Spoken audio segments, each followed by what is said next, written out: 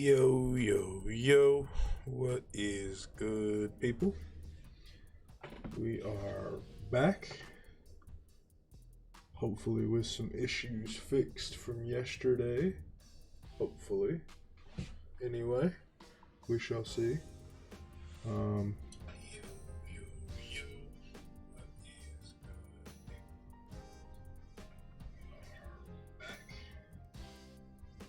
And yes, we sound much better over the music today than we did yesterday. We could even turn it up just a little bit more. Have that music going in the background.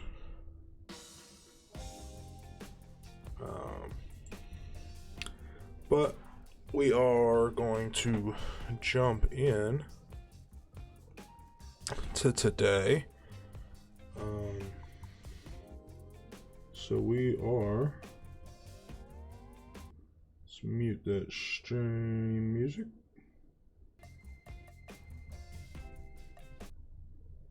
Let's get that muted. Let's jump over to the live screen. So, as you can tell in the title, we are going through the creation of a man today. The creation of arguably what could possibly be the hungriest man in college football. We are going to see him today. We are going to see his creation. We're going to set some goals for him. And we're going to see how he proceeds with the worst team in college football. Who is this coach, you ask? Well, of course, it's the one, the only, and the infamously hungry Jimmy McBuffet. Now, Jimmy, he's an interesting man. He really is. Okay? Jimmy's not your normal kid, okay?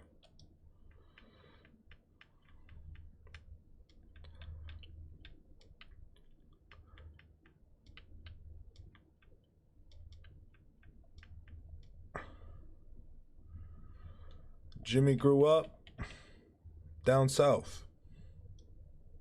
Okay?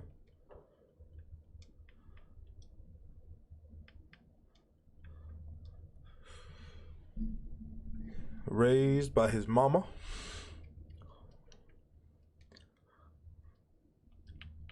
and his grandmama.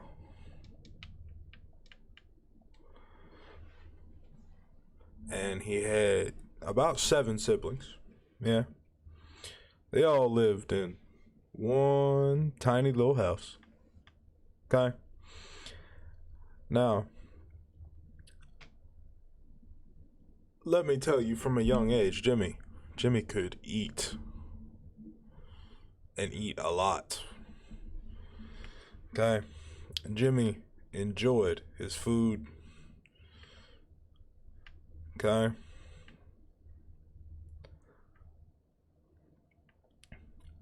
So Jimmy just kept on eating. And he ate so much as a child that by the time he hit 7th grade, Jimmy was 6'2" with 405 pounds.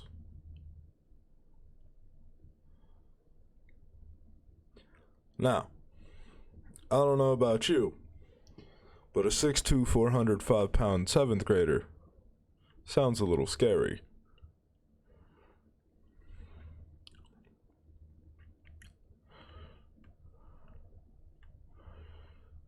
Raised in the deep south, Jimmy was a fan of football from the time he was little. And as he sat on the couch, he watched those football games. Anything and everything he could find. Till one day, as he walked the hallways of his middle school. Someone realized that Jimmy didn't play sports, and that he certainly should be. So they marched Jimmy down to the football coach's office and set this very oversized 7th grader on the coach's couch and said, "Coach, you got to do something with this boy." And so they did. They turned Jimmy into one of the best two-way offensive, defensive linemen that the state of Florida had ever seen, making him a force to be reckoned with through middle school and high school. Now, Jimmy wasn't much for school itself. While he enjoyed the football and enjoyed eating, he didn't much enjoy getting his grades. So, when it was about time for Jimmy to graduate, let's just say his football potential was dwindling because of academic pressure.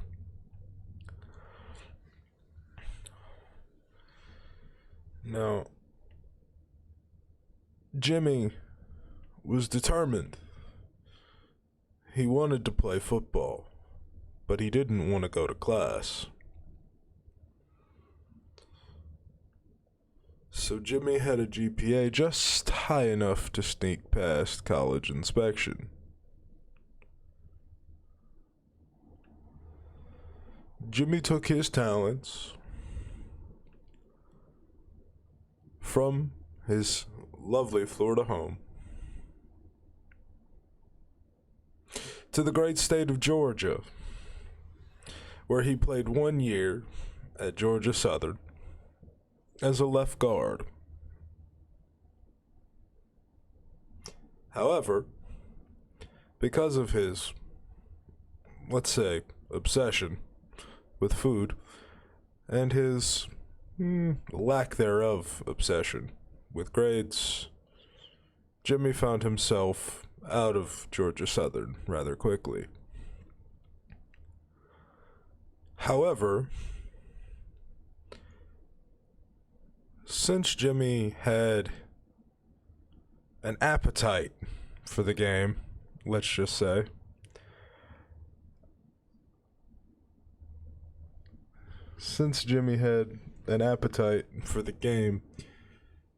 he found himself missing football after he left Georgia Southern his freshman year.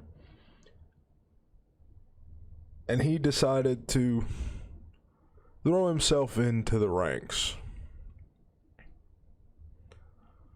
At 20 years old, he became a high school assistant coach down in his home state of Florida, where he worked for a few years, gaining some skill and ability as a coach. At 22 years old, he took on the head coaching responsibilities of his high school alma mater and led them for 4 years, in which they saw no real major victories of note. But however, Jimmy continued to fail upwards. After Jimmy had successfully coached his high school alma mater for 4 years, or rather, unsuccessfully for 4 years, he was approached by one of the assistant coaches from Georgia Southern, who managed to get him a role with the team as a offensive line coordinator, working with the offensive linemen for a few years. By this point, Jimmy was 26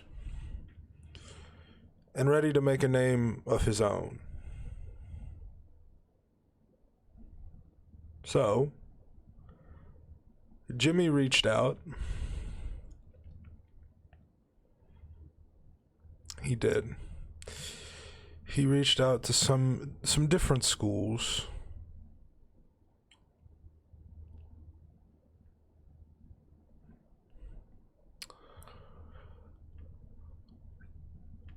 None in particular responded.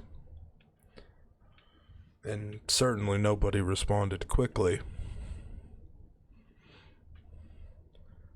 But there was one. Yeah, there was one.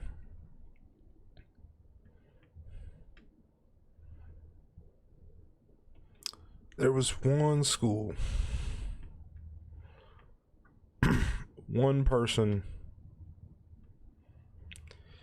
interested enough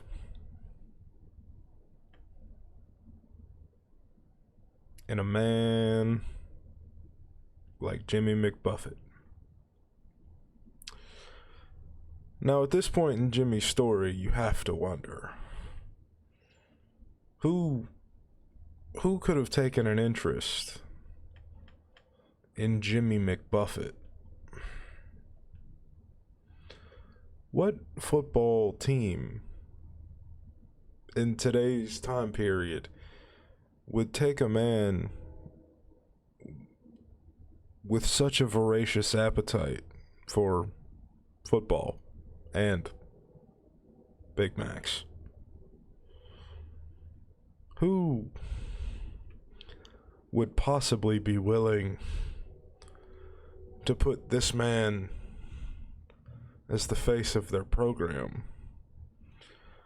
Well, we can tell you with certainty that it isn't anyone from his home state. You certainly won't be seeing Jimmy McBuffet at Florida, an FIU. Probably not even his alma mater of Georgia Southern.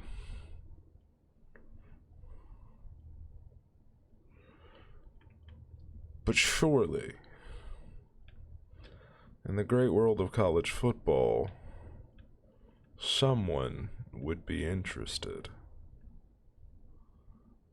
And there was interest, but certainly not to give him the head coaching position. Certainly not. I mean, who would be wild and willing to give the 425-pound Jimmy McBuffet, the man of minimal offensive line fame, a head coaching job? Who was the school that stepped out of the comfort zone? Who was the school that said, here you go, have the reins to our program? Out of the 120-something schools on the table, who was it going to be? Of course, Georgia Southern attempted to convince him to stay. They even offered him an offensive coordinating job to do so. But Jimmy said no, that he was on his own mission and ready to prove himself as a coach.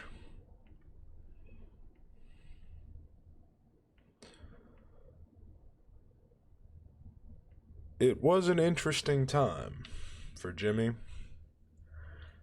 and when it came down to it, there was only one place to go. Jimmy packed up his apartment,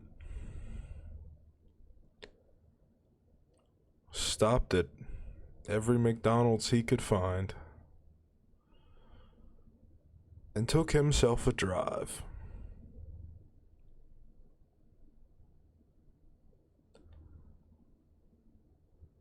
After about 4,000 Big Macs, Jimmy found himself in the great state of New Mexico. looking for an opportunity.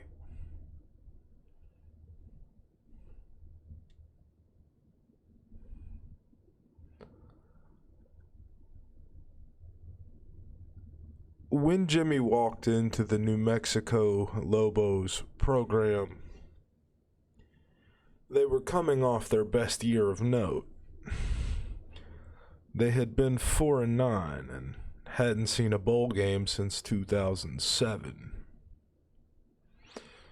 Prior to that, they had had about 3 years over 500. Jimmy thought to himself,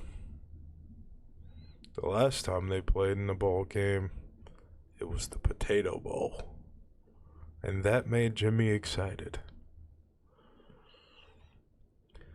Jimmy took an interview with the New Mexico Lobos and agreed to a deal. He'd worked there for 5 years, taking no money,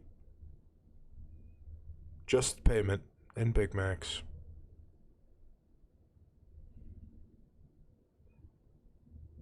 Of course, New Mexico said, "Sir, we can't do that." And Jimmy replied with, "Oh, but of course you can." On that day, Jimmy signed a contract for the New Mexico Lobos to become their head coach. In the process, Jimmy brought in 2 of his childhood friends to be coordinators alongside him.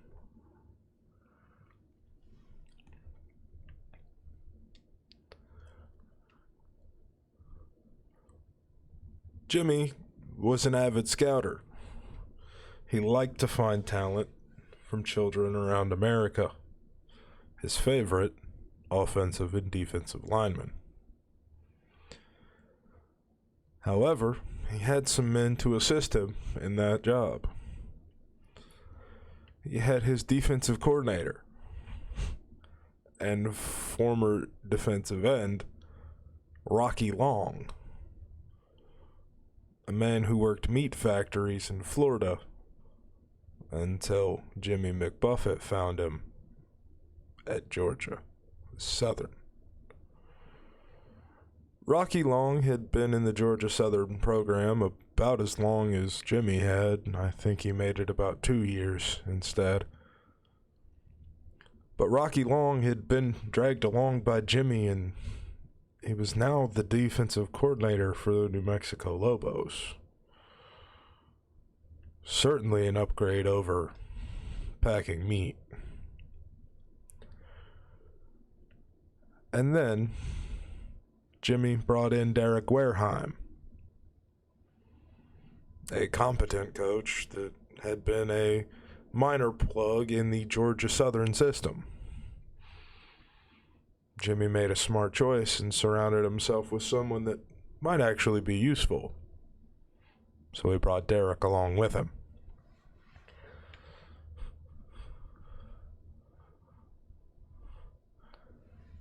That lays the foundation and sets the scene. These 3 men were out to change the history of the New Mexico program. Maybe turn them around. Maybe even make them one of the better teams in the country. But who knows? There's only one place they can start. And that is the bottom.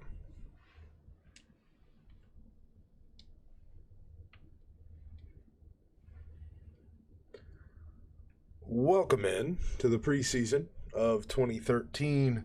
We are here with the New Mexico Lobos and the abysmal program that they have at this point in time. As you can see, the coaches are as followed. Head coach Jimmy McBuffet, the man we are following the story of today. The man who is eating as many Big Macs as he has days lived. He's an impressive man in size, and that's about it. Not a whole lot else. Maybe football acumen, but hardly. And boy, does he have a challenge today. Certainly does have a challenge today. Jimmy has quite a few goals that he'd like to achieve whilst he's here at New Mexico, and hopefully without him being fired. Jimmy would like to, in his tenure at New Mexico, long term, of course, remember, long term, turn them into a 6-star program. He would like to win them a national title. Jimmy would also like to have a Heisman winner and a Coach of the Year award. Those are Jimmy's 4 long-term goals for here at New Mexico. He also has some short-term goals for why he is here as well. The first of those goals is to develop the air raid offense. Jimmy plans on passing the ball and doing not much else. We've heard from an interview with Jimmy that he wants to go into the air raid offense because his favorite thing to do was pass. Block, that is. Jimmy couldn't throw a ball to save his life, but he could block fairly well as a left guard. So, this offense will not be running at all. Every play will be a pass play. Every single one. Another goal that Jimmy has is to never punt. Jimmy says that he doesn't believe in punting. He thinks it makes him look weak. So, during games, as the head coach of New Mexico, not only will he only throw the ball, he won't punt. Well, this has made some things interesting for Jimmy. The next question that he was asked based on his no punting rule was, would you be kicking field goals? And Jimmy's reply was, of course, we'll kick field goals because points are points. Jimmy is a strange man. Always has been. So you have a head coach who is only going to throw, won't punt, but will kick field goals.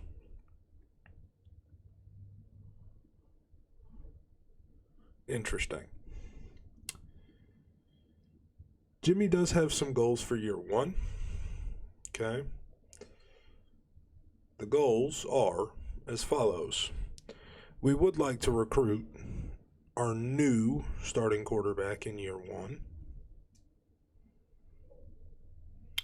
Additionally, next goal we have for year 1 is to win 3 games. We would like to win 3 games in year 1.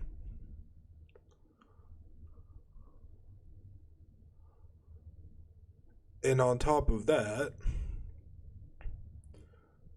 we would like to play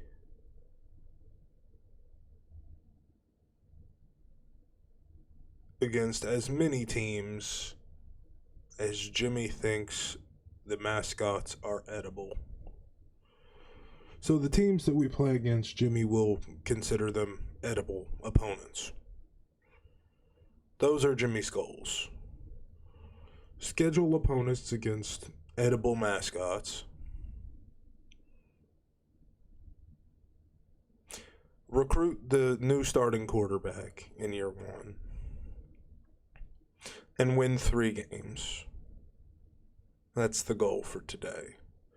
Long term, of course, we'd like to have a Heisman winner, have a Coach of the Year award, make New Mexico a 6-star school, and win them a national title. However, there are some stipulations to get there.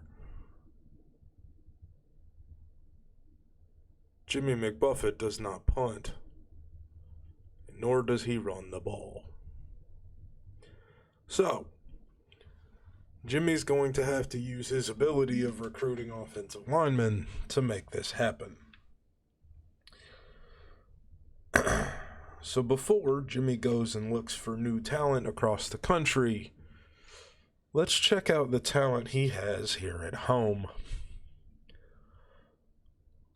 It looks as, starting at quarterback, Jimmy will have senior quarterback Miles Kendrick, along with sophomore CJ Montez, sophomore Justin Holiday, and the sophomore redshirt Isaiah Chavez.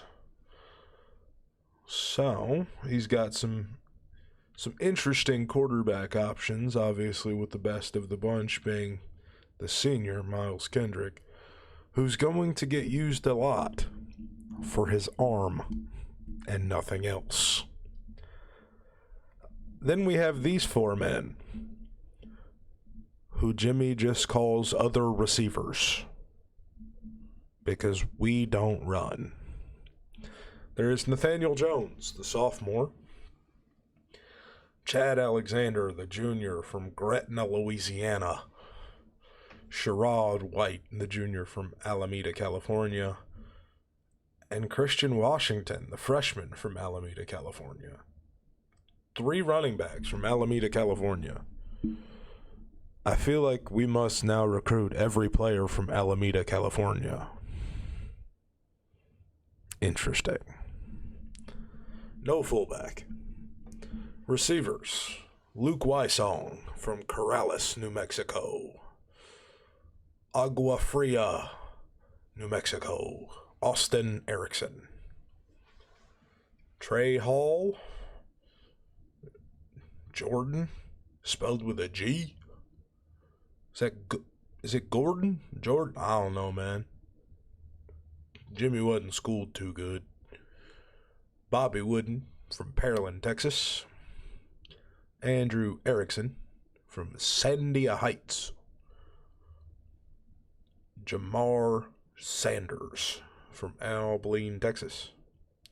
And Jace Taylor from Lake Havasu, Arizona. Tight end, Trace Bruckler. What a name.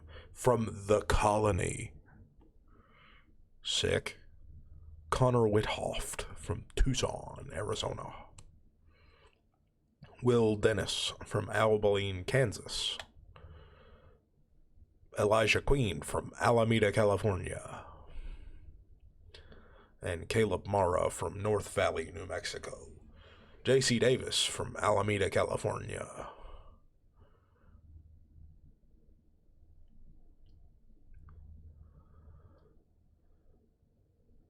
If I had to guess, New Mexico is close to Alameda, California. So, to add some additional goals, Jimmy wanted to challenge himself as a recruiter.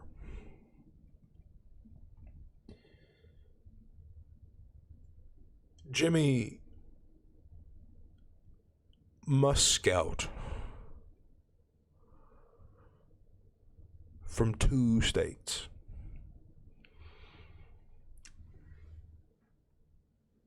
Until he gains star rating. So Jimmy gets to start out with 2 states. And of course, Jimmy didn't want to limit himself entirely. So Jimmy gave himself 2 places that he could recruit from. Jimmy can scout from the great state that is New Mexico, and his other is California.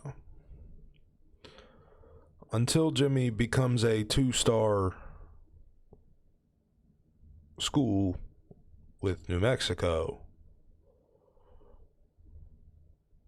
Jimmy can only scout from New Mexico and California. Specifically, Alameda, California.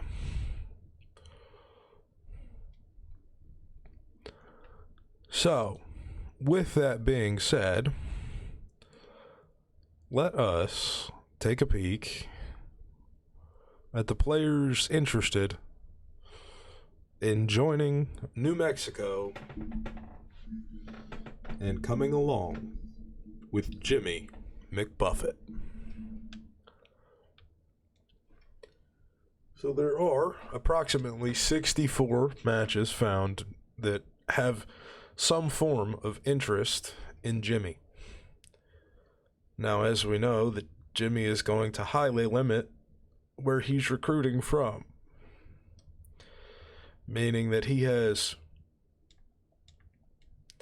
3 slightly average players from New Mexico interested.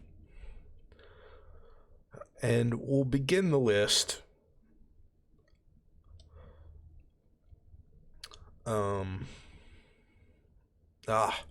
no one from Alameda, California. But Jimmy will take the 5 athletes from California to see what he could potentially do. And of course, those are just the players interested in Jimmy. Jimmy is also willing to go after them.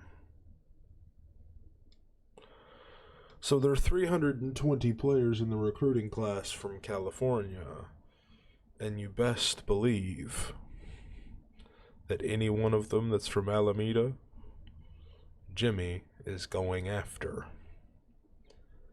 So, Jimmy began sorting through the entire list of 320 athletes coming out of California. So far, with limited success.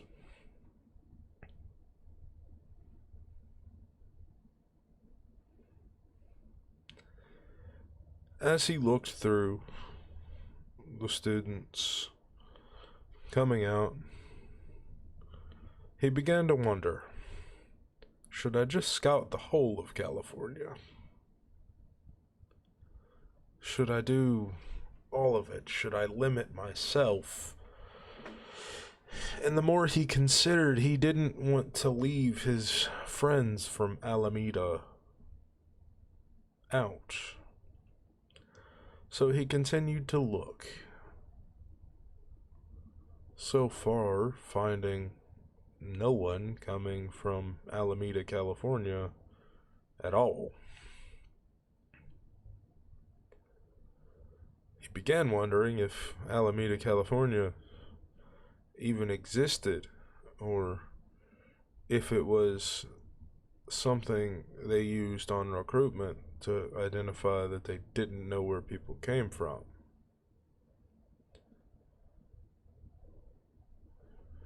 It began to look more and more like that.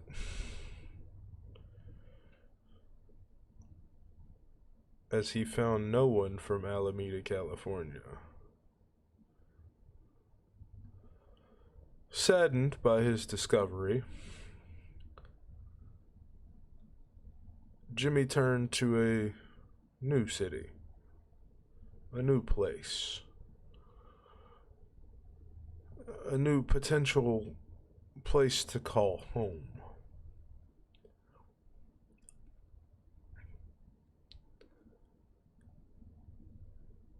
He gave up on Alameda rather quickly, but he had also found no one.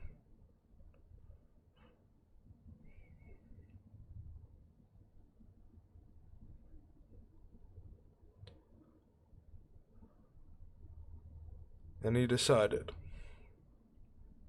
if Alameda doesn't want me, if they won't respect me, then I'll take my talents to the Redlands.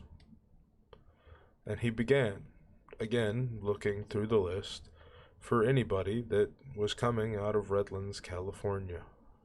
Not Redwood City, to be specific. He wanted players from Redland, and only Redland. Why this man, Jimmy, was so specific, we may never know. But he had a plan, and he stuck to it.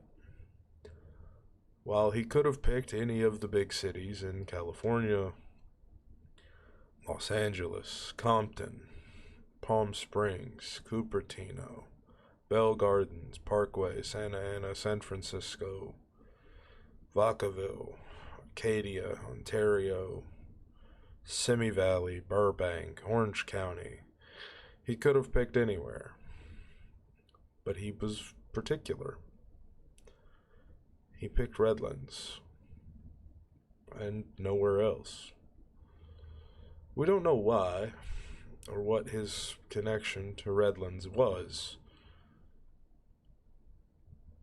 but here we are, sorting through a list that had been piled on my desk, looking for the best children from Redlands, California. It's an interesting role we play in the world of Jimmy McBuffet, but it's a job that pays.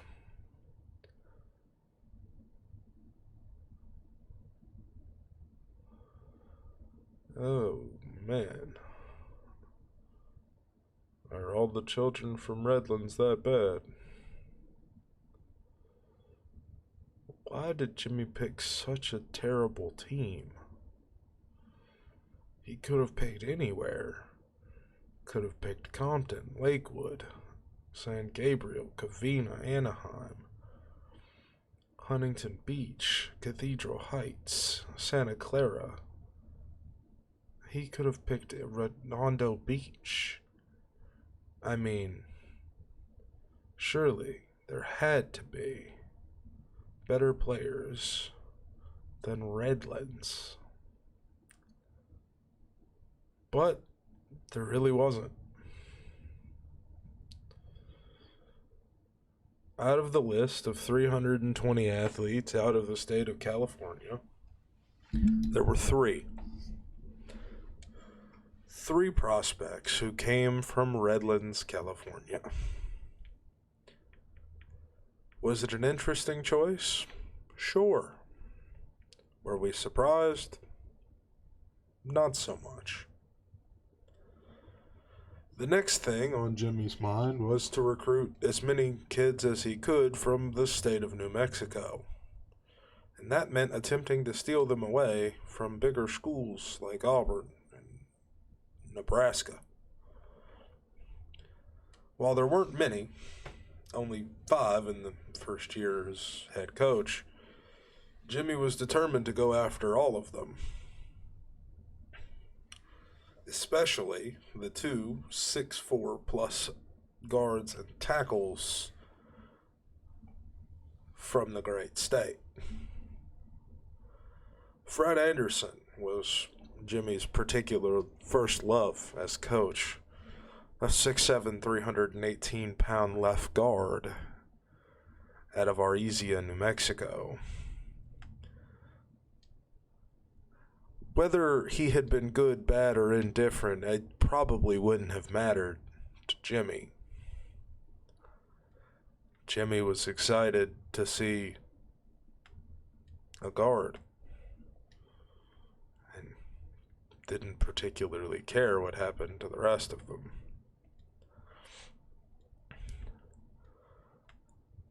As he began scouting, he found some interesting prospects, to say the least, including a man named Bruce Fisher, who could potentially fill the role of becoming the starter next year. While Bruce Fisher was a JUCO junior from Vacaville, California, he was potentially the best player available to the New Mexico Lobos. So, Jimmy had a list of 14 names that he aimed to bring in to his program, seemingly whether they were good for him or not. Whilst Jimmy knew that he couldn't just scout these 14 kids, he knew in the middle of the year he would have to add some more players to his list. And he decided at that moment in the preseason that he would only take students who were unwanted from the state of Florida, as a nod to his homeland, per se. With that, Jimmy sat down, looked through his list of potential incoming talent, and ate a Big Mac, debating if players should stay on the list or if they should go somewhere else. In the end, he decided all 14 should stay. Jimmy was then introduced to his team and the plethora of players that came with that.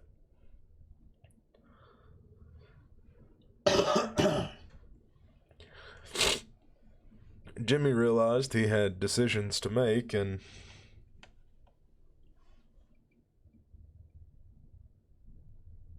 I was the man to tell these students what to do. I was Jimmy's speaker.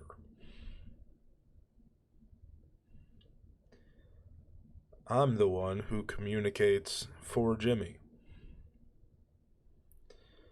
Apparently, I'm one of the few men on the planet that can understand what he's saying through bites of Big Mac. So, as we ran down the roster, Jimmy and I made some decisions. Well, Jimmy made some decisions whilst putting more special sauce on his burger. The quarterback, Justin Holiday, would have to be redshirted, along with the freshman Christian Washington and the junior Sherrod White. He also didn't want Jamar Sanders or Jace Taylor or even Bobby Wooden to play football this year. Neither would Will Dennis or Elijah Queen, and particularly Zacchaeus Williams would not see the field. Tavian Ford wouldn't either, and neither would sophomore center, who is arguably the best center on roster, Colin James. Isaiah Saliman would also find a red shirt, and so would freshman David Royway. Destin Gaynor from Ebeville, Louisiana, would also find a red shirt as well. Marquise Jones, Alec Marinko, Zach Morris, Christian Ellis, Adari Halsey would all find red shirts on their doors from Jimmy. with those decisions having been made, Jimmy now knew that it was time. Time for him to pick his schedule. And Jimmy knows that he has to pick things that he can eat. Obviously, the Mountain West schedule, he has no say in. He's locked to that. But Jimmy only wants to play mascots he can eat. So we have an open week in week 9, Jimmy. We have to. And then we'll have an open week 4. Jimmy said okay. And then Jimmy began the hunt for things that he could eat.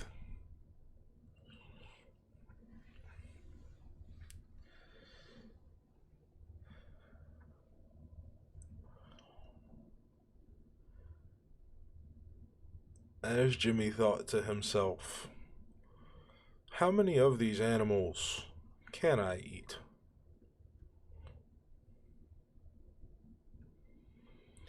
How many of these things are worth eating? And he thought about his home state. And he thought about his mama. And the things his mama cooked for dinner. And he realized, maybe there's more that we can eat than you think. The first team that Jimmy wanted to play was the University of Colorado. He said that Buffalo made the best burgers. He declined the rivalry game against UTEP and instead said that he would rather face someone a little tastier. In his eyes, there was only one school that was that good, and that's Gator, 'cause Mama made some good Gator. And he would replace Pittsburgh with something more interesting, something he'd never tried before, something more exotic.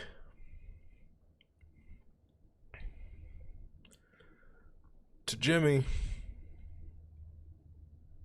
it would have to be the exoticness of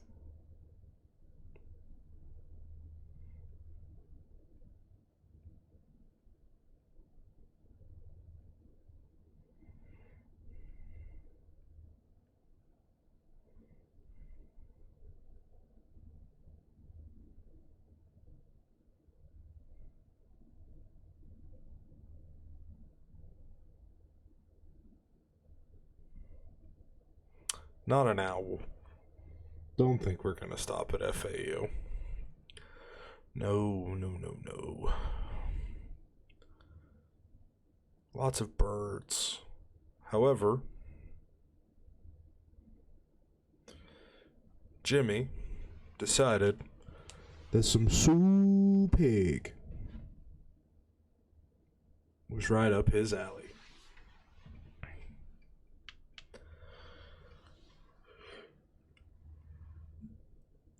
So Jimmy decided on the edible teams of Colorado, Florida, Arkansas, Coastal Carolina, because why not?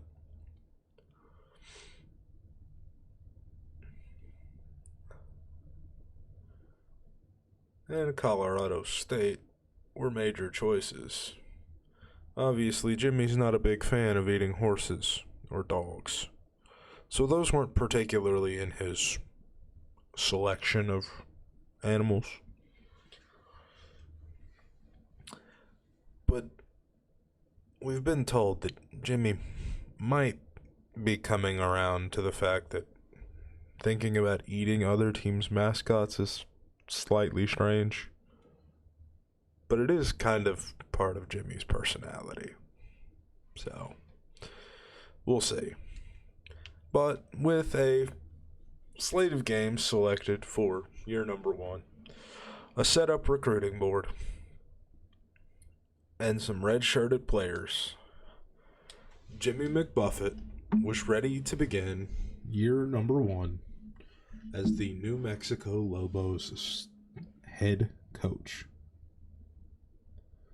Would it be a success? Would it be an utter failure? Who could tell? Certainly not the administration in New Mexico.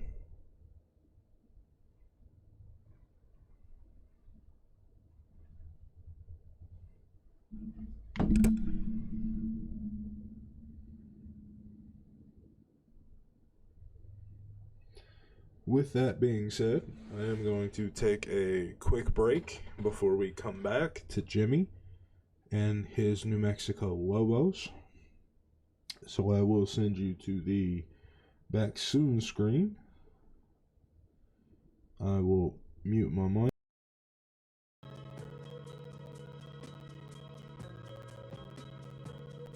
And I will be back shortly.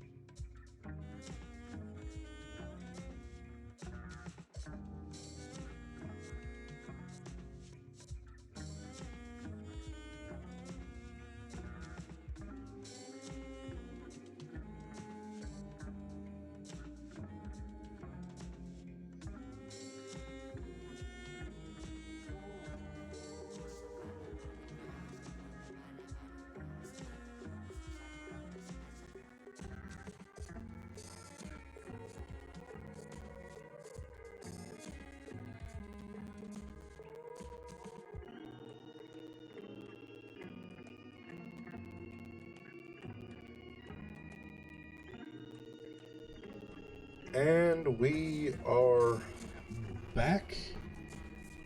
So let's get us switched back over here. Having just a grand old time. Make sure everything is running smoothly.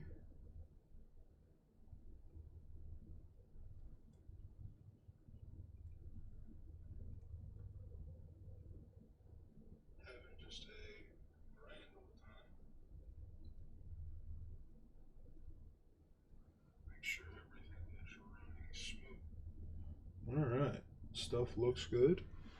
Alright, so we are back. I hope you've enjoyed a few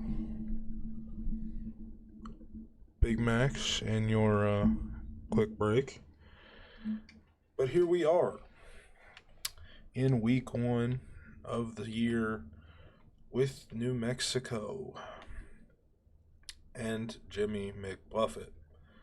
Now, as we know, Jimmy McBuffet is not the sanest of coaches in the slightest, but he is looking to run an offense and run it well. We'll be running the air raid with the multiple defense.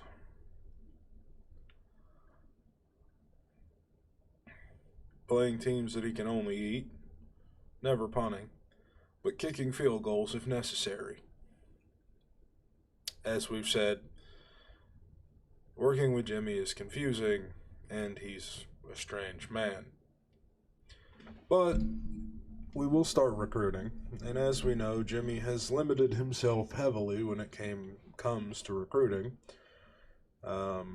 He said that he can only take players from New Mexico and the city of Redlands, California, unless they were interested in coming to New Mexico previously. And once he hits the mid-year, so around that week 3 time, he would begin taking players that were being left alone, people who were uninterested. But he would only take them from the state of Florida as an ode to home.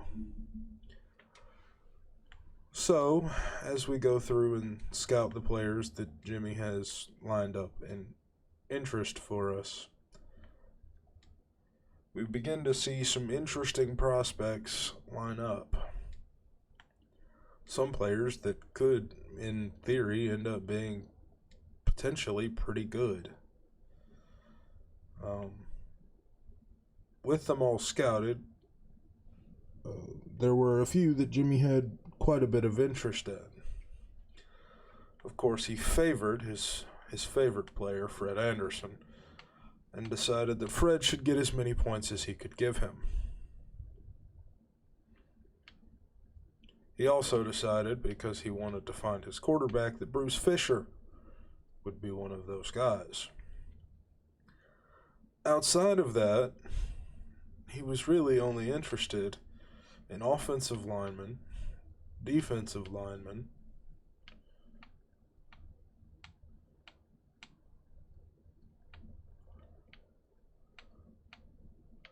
and of course, just a little old fullback.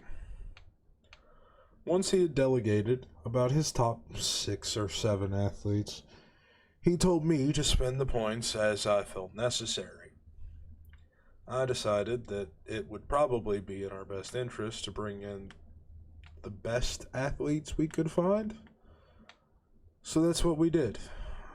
We played our points into the best possible athletes, leaving our recruiting board looking a little like this.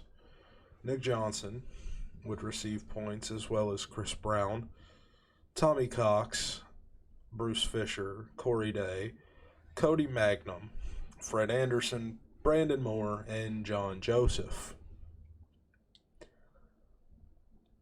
An interesting collection based on Jimmy's ruling, but it's there.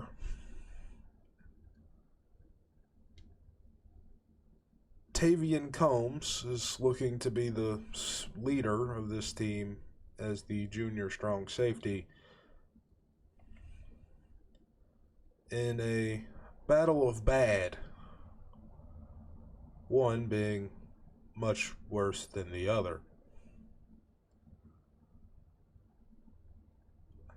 New Mexico is home to the Mountain West and has been conference champions 4 times. The last of them in 1964.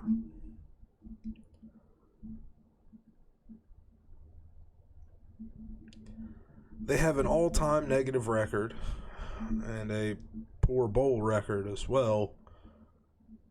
However, Jimmy McBuffet is looking to turn that around. They start the year against the one-time national champions of Colorado. However, their long ago faded program hasn't been successful since the early 90s, and again, they were semi-successful in the early 2000s.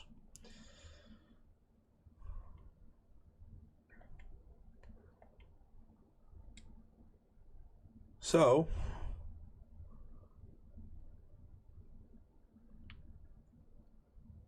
New Mexico, as the home team, was ready. They had practiced. They had done their two-a-days in the summer. And watched as Coach Jimmy McBuffet ate Big Macs whilst coaching.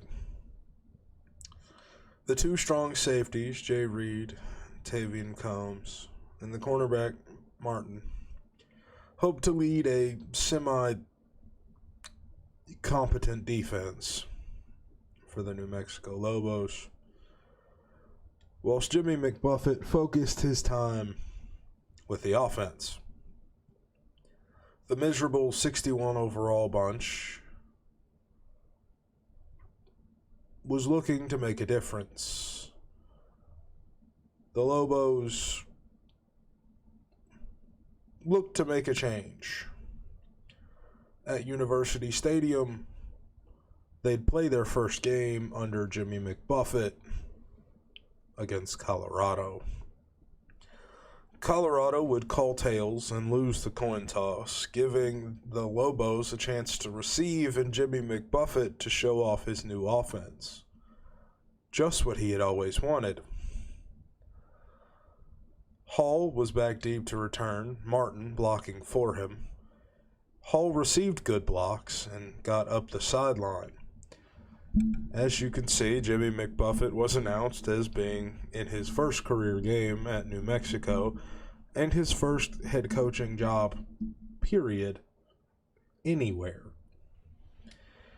As we know, Jimmy McBuffet is not allowed to run the ball, so be prepared. There will be only passes for Miles Kendrick. Sometimes, even if they're against the best effort for the team. Miles Kendrick's first pass out throws his receiver by a mile, even though he was open and there was a chance.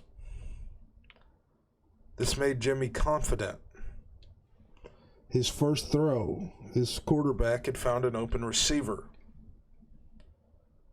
He thought he needed to take a deep shot immediately. So he did. He had Miles Kendrick throw the ball deep, incomplete to a receiver. Jimmy was still unwavered by this.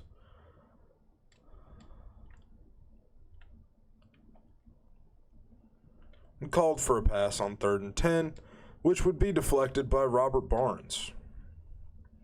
But of course, Jimmy is a man of particular tastes, as we know, and he does not punt. On 4th and 10, with no yards gained, Jimmy looked to throw. It would be picked off by Moore, who would then proceed to break a tackle and return it to the house. Kalen Moore had started the scoring in a game that could potentially get very ugly very quickly. Jimmy McBuffet, down 7-0, hurried to a tent on the sideline, asking a member of the medical staff to retrieve him a Big Mac. Trey Hall, with another majorly unsuccessful return, brought the ball out to the 17, setting up Miles Kendrick and the air raid offense of New Mexico.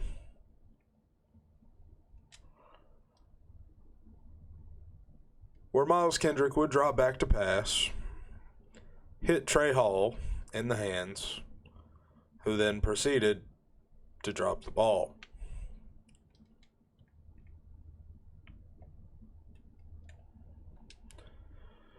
Miles Kendrick would then throw another pass, which would again be picked off, marking their second interception of the game.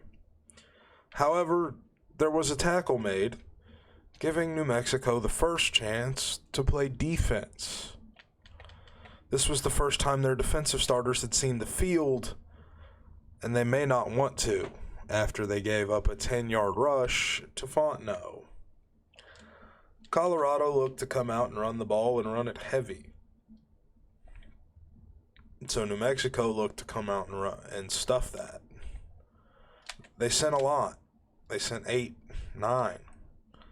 But Alex Fontenot didn't seem to care. He ran through it. Second run going for just as many yards. 7. They'd hand it off again, and he'd get hit hard by the safety. But again, Fontenot picks up another 8 yards. Saltonstall and Harris, the two big men in the middle, attempted to make life difficult for the quarterback, Lewis, but couldn't. While he was hit by Lutulele, he shredded the tackle fairly easily and was hit again. However, this affected nothing, as Fontenot would get the next carry and go in for a 1-yard touchdown run. The passing-only air raid offense was beginning to look like a potential downfall for Jimmy McBuffet and his New Mexico Lobos, as Colorado took a very quick 14-0 lead with 5 minutes remaining in the first quarter. Trey Hall, with his best return of the day, returned at 32 yards, back to around the 28-yard line. Jimmy was going to have to find something that worked in his passing game, and he needed that something quickly. So, the New Mexico Lobos came out again, of course looking to do nothing but pass. Miles Kendrick would snap the ball. They would see a pressure blitz. Jimmy would watch his quarterback get off a pass and throw his third interception of the game. Miles Kendrick had thrown more picks than completions.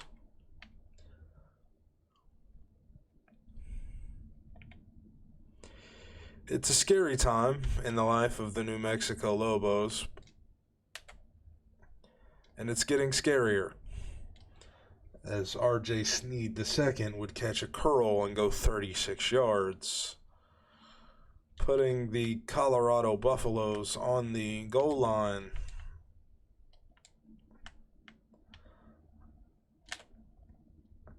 Where Alex Fontenot would score his second touchdown of the first quarter. It's 21-0 New Mexico, 21-0 Colorado, and Jimmy's quarterback hasn't completed a pass.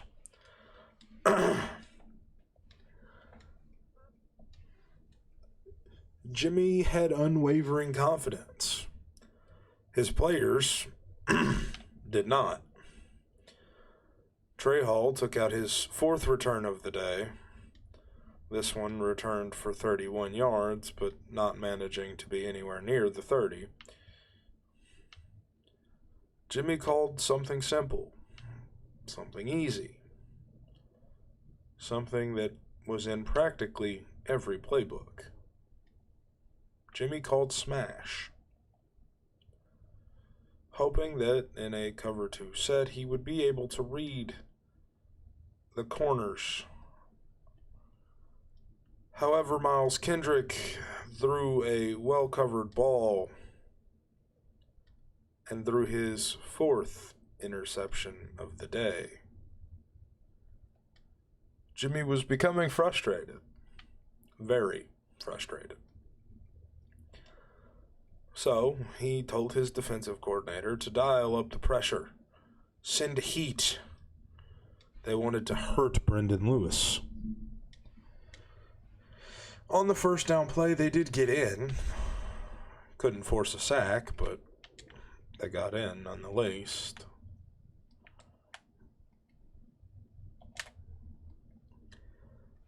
On the second down play, they did bring heat again and would get a 2-yard loss on the play. Probably their best play of the day so far, defensively. They would send pressure again on 3rd and 11.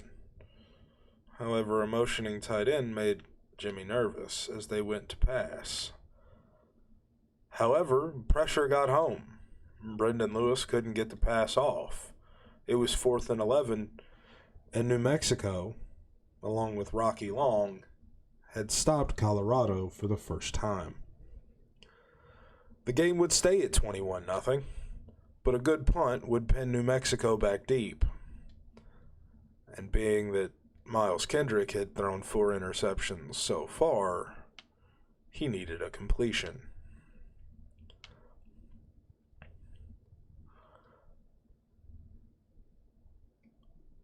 The head coach, Jimmy McBuffet, called one of his favorite plays, using his legged quarterback and decent running back as a receiving option. With that, Chad Alexander had the first catch of the day, making Miles Kendrick 1 for 9 with 41 yards and 4 interceptions. This excited Jimmy. Ooh, potential. How excited he was. How short it would last. Jimmy would call slot corner, and that pass would be knocked down as well. Miles Kendrick was 1 for 10. Could Jimmy find any play that worked successfully for his team? At this point, no. They would come out, trips right, with a tight end, and run play action, as if the team expected them to do anything else. Miles Kendrick, though, did find his second completion of the day to Andrew Erickson for 15 yards. The slow, white receiver made his way and eventually made a catch. They would come back out to pass again. Pressure sent by Colorado caused the sack. However, they had exposed themselves. Colorado had shown their aptitude to use a cover 2, and if Miles Kendrick could get time, Porter would be wide open. Jimmy McBuffet went back to the same play, unsuccessfully, and that brought up 3rd and 21. With Jimmy McBuffet, he now had a decision to make. On a long 3rd down, he needed anything and got nothing. Miles Kendrick, of course, couldn't get a pass off. But we know Jimmy McBuffet at this point. He doesn't punt. And he wouldn't be punting here either. He would throw the ball, but it would be turned over. And somebody from this New Mexico team has basically died on the field. This made Jimmy angry. His response? Send the heat. Regardless of if it was a pass or not, Jimmy's only interest was getting into the backfield and maiming one of the Colorado players. Which one, he didn't particularly care, as long as it was one. So, with pressure on 1st down, caused the quarterback Brandon Lewis to throw the ball away. So more pressure would be sent.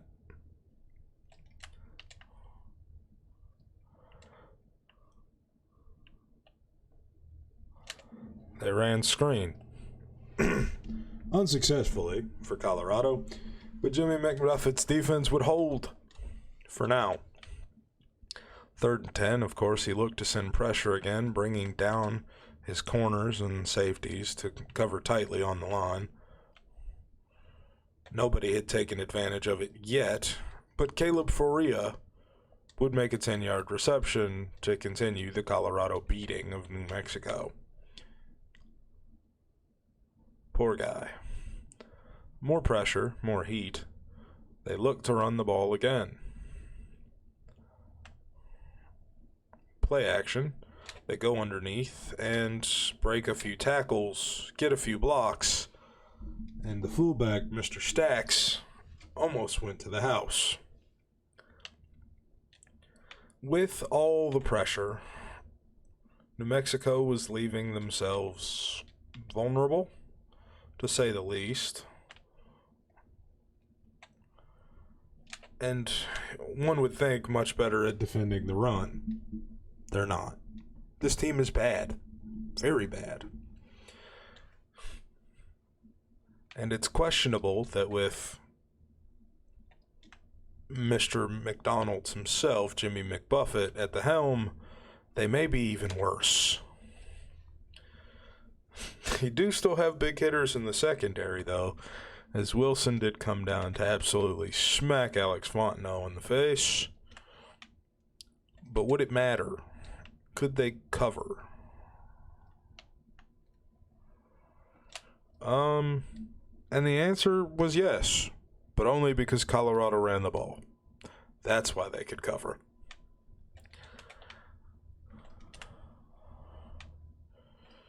Two tight end set. Hankerson would go nowhere, meaning that the end of the miserable first quarter that they had suffered was nearly over. Nearly. But not entirely. The first quarter drew to an end, and Colorado had put a absolute whooping on New Mexico. They were up 21-0, and it didn't look like they had any intention of stopping. New Mexico, on the other hand, had a goal. Survive. But they couldn't even do that.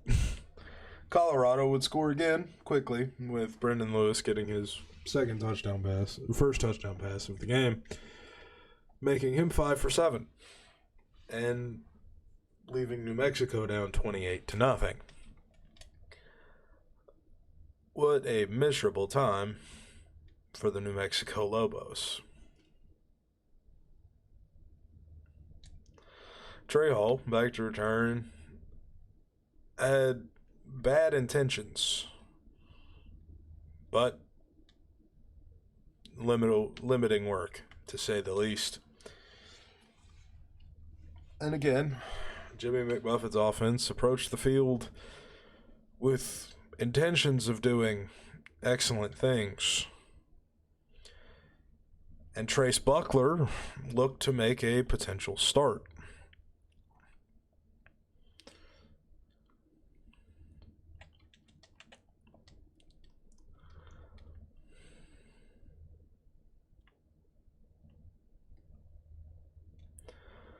However, the quarterback, Miles Kendrick, appeared to be attempting to throw as many picks as possible. However, he wasn't.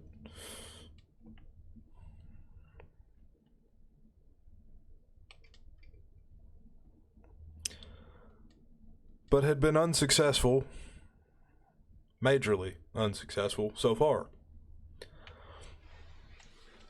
Miles Kendrick attempted to get tricky on a 3rd and 10, calling a screen pass, which was mildly successful, making it a 4th and 5.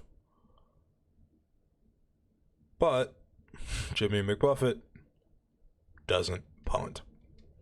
He calls his first timeout with 6 minutes to go, thinks about the formation that he'd like, and comes out in deuce left. He watched a safety walk down to show pressure, and then proceeded to watch his quarterback throw the 5th pick of the game for New Mexico. The offense was stale, uneventful, unuseful.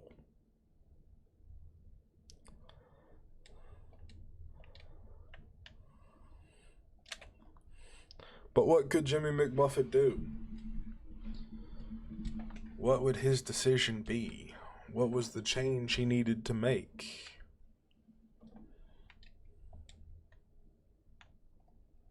Certainly it couldn't be his offensive game plan. What could ever be wrong with the air raid?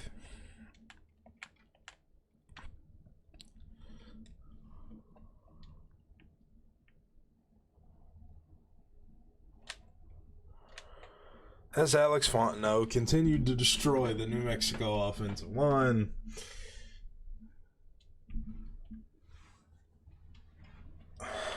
New Mexico's defensive coordinator sat in fear. However, he did get pressure and a tackle for loss from Justin Harris to make the play not so bad. But Colorado was up 28-0, and it had been ugly so far.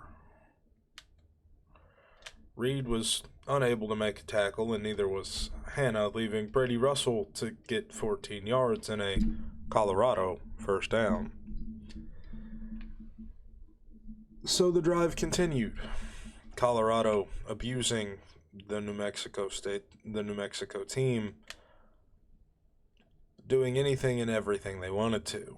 Alex Fontenot would rush for another 3 yards, whilst already having 2 touchdowns on the day.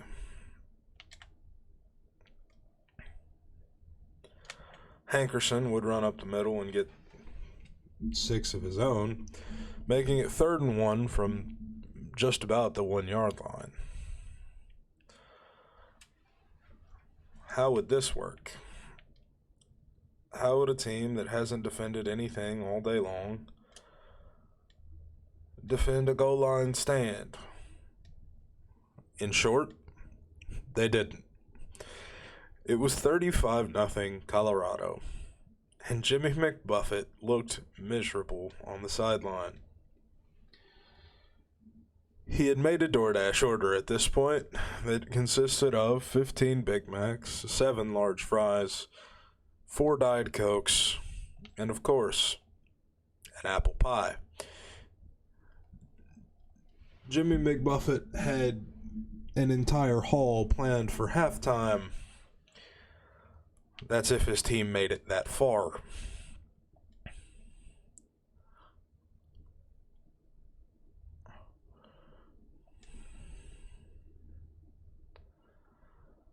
This time they came out with more of an attack and intentional game plan. Jimmy thought the air raid meant only deep passes, but as he was told by his offensive coordinator, you can throw the ball underneath. So Jimmy tried. The first play he called was successful, a 6-yard catch from Erickson, and Jimmy looked to continue the progress, potentially getting one of his few first downs of the game.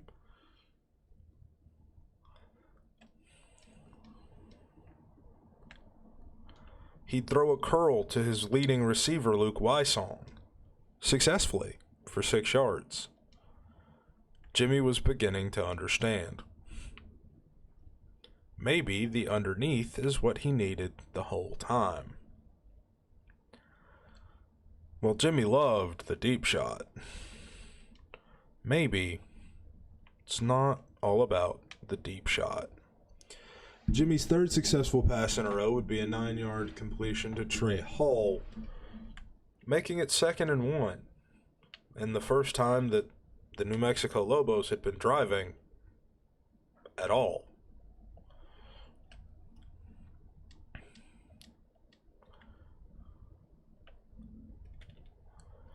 A short pass underneath to the other receivers, Chad Alexander, would give him his 3rd reception and 49th yard of the game. They would come out and double flex and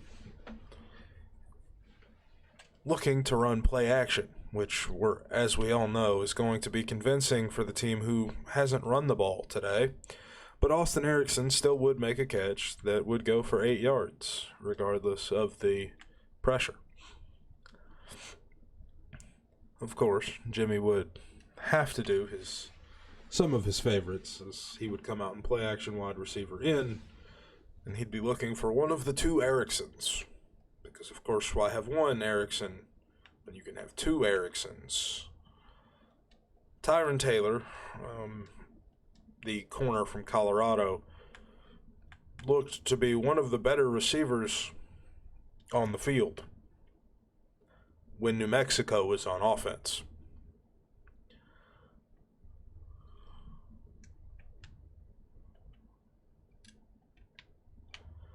Jimmy would come back out, find himself a new target, and would hit Trey Hall for 7 yards after Miles Kendrick ran around for 15 minutes in the backfield. Jimmy would come out and empty base, trying out all of the passing formations he could find in his playbook. Interestingly, most of them didn't work.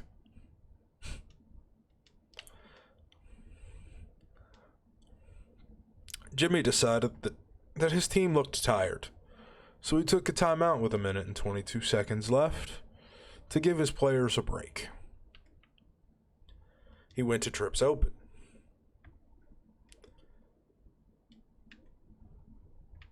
He found one of what he thought might become his favorite plays, called play action boot over. Miles would get out of the pocket, throw the ball on the run, unsuccessfully, to the sideline. While he had an intended receiver, it did him little to no good.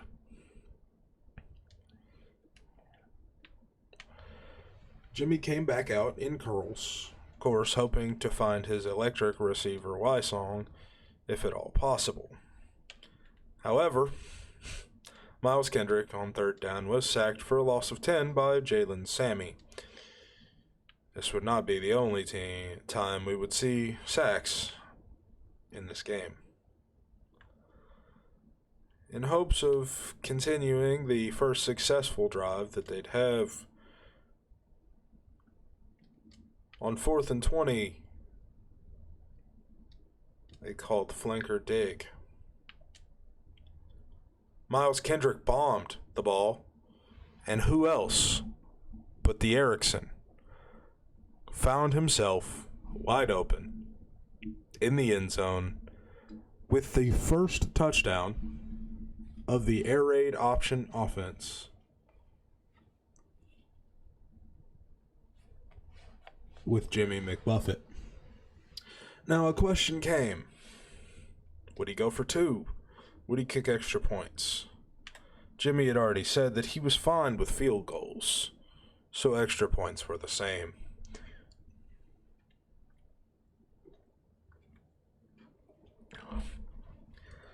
Halftime was approaching, and Jimmy was more and more excited about his haul of Big Macs that were coming from McDonald's.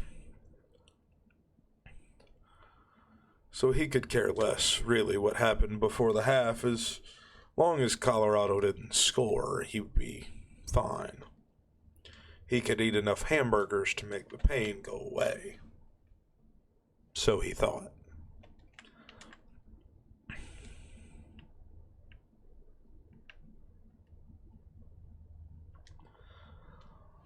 Saltonstall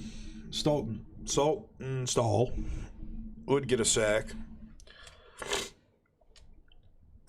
to bring the time before halftime to a minimum, and with continued pressure, Colorado didn't have to call a play before halftime, and it didn't look like they would.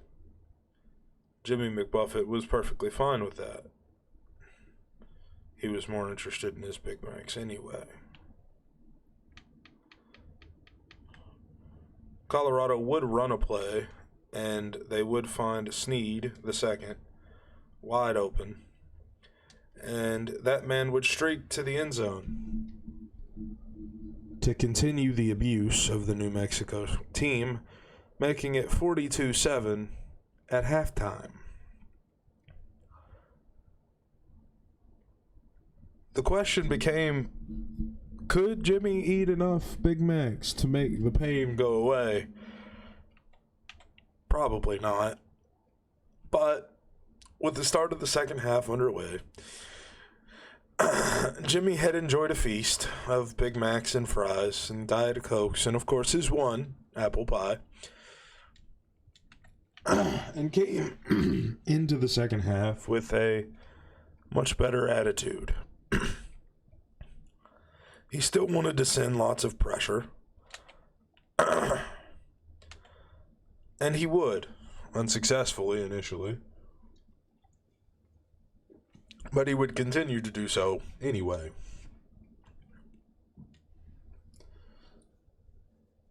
With the large lead, he expected Colorado to kind of concede and run the football. However, they didn't. They ran screen after screen, attempting to get as many yards as possible on the New Mexico side.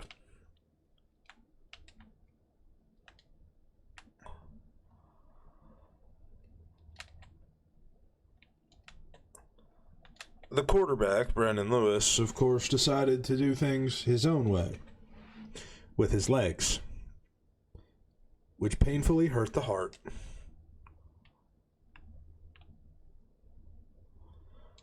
of Jimmy McBuffet, as if the Big Macs didn't hurt his heart enough on their own.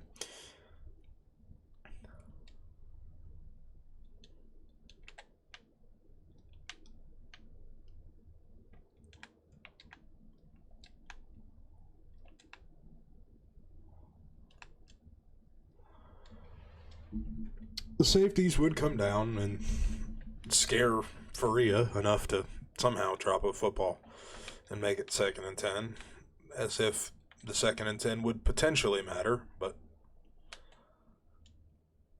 Brady Russell, Colorado tight end, would find himself wide open on a corner route, completely uncovered, to make it 49-7, Colorado.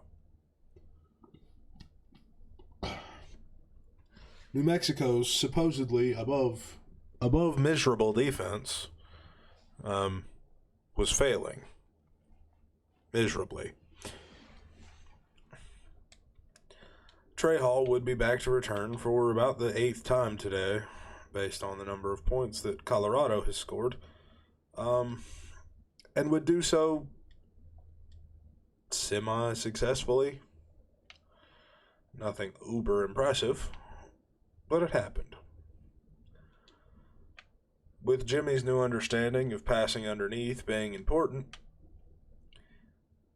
he came out looking to pass almost exclusively underneath. However, it's still important that quarterback Miles Kendrick makes the throws. In his first attempt, he was, entirely unsuccessful.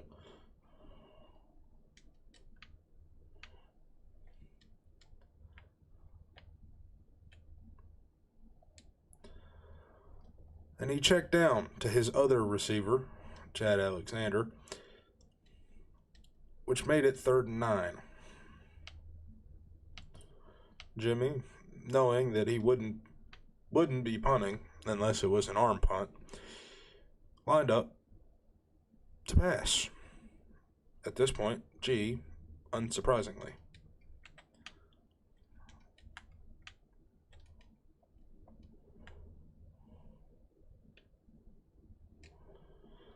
And what he found was that his quarterback, while a decent thrower of the football, had limited IQ, to say the least, as well does the controller of said quarterback. Colorado would pick him off for the 6th time. And Colorado would bring pressure. Brandon Lewis would scramble and do whatever he pleased. It's 56-7 Colorado.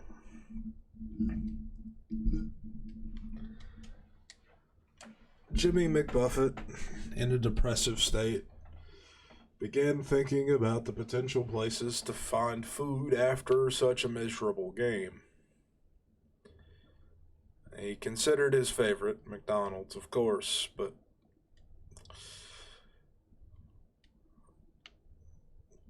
McDonald's, he thought, wouldn't give him enough pain. So he considered other options. Pancakes, a Waffle House, even Taco Bell. And after New Mexico's quarterback Miles Kendrick fumbled and allowed a scoop and score touchdown,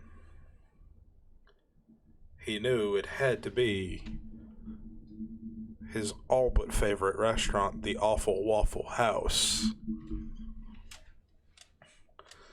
With a 63-game scoreline and still over 4 minutes to go in the third quarter,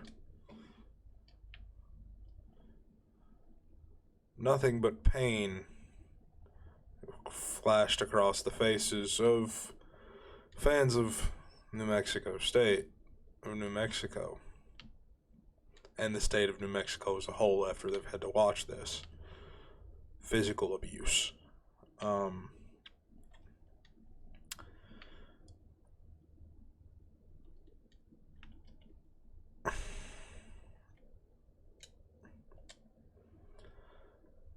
He would manage to find Austin Erickson, the man who has the only receiving touchdown of the game, and the only really positive for the New Mexico team, found another reception. Would they be able to find anything else in this game? Probably not. As Kalen Moore, the corner, knocked down the play immediately following their 6-yard gain, leading to Flats Cross. A supposed play with potential to help. It led to Miles Kendrick's 5th sack of the game, at least, we think. And 4th and 14. With hopes and dreams, he lined up Wysong far on the outside and hoped that he could scramble away. But instead, Kendrick just threw the ball at the closest defender and prayed. What he prayed for, we don't know. But he prayed for something. Maybe to no longer play for New Mexico. Maybe to reconsider his college career. Which one of those things is unclear, but it would certainly be one. Brandon Lewis manages to avoid 3 sacks and still gain a positive yard, making it 3rd and 12, and Colorado's physical abuse of this New Mexico team continues.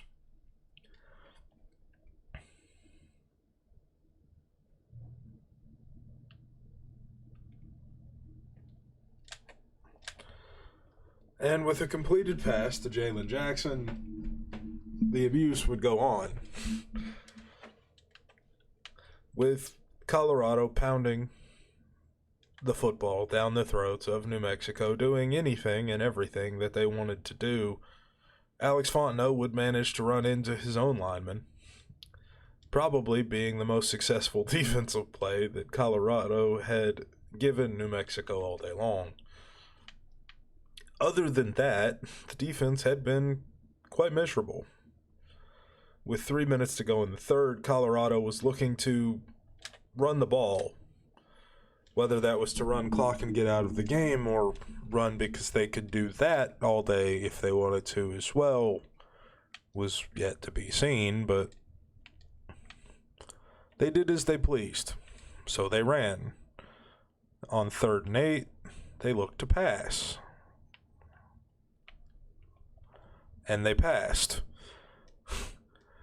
And it was now officially Colorado with a score 10 times of that of their opponent in New Mexico. The scoreline was 70-7. Who had given Jimmy McBuffet the reins? Who thought this was a good idea? It had been nothing but abuse. Colorado doing practically whatever they pleased and not thinking about it.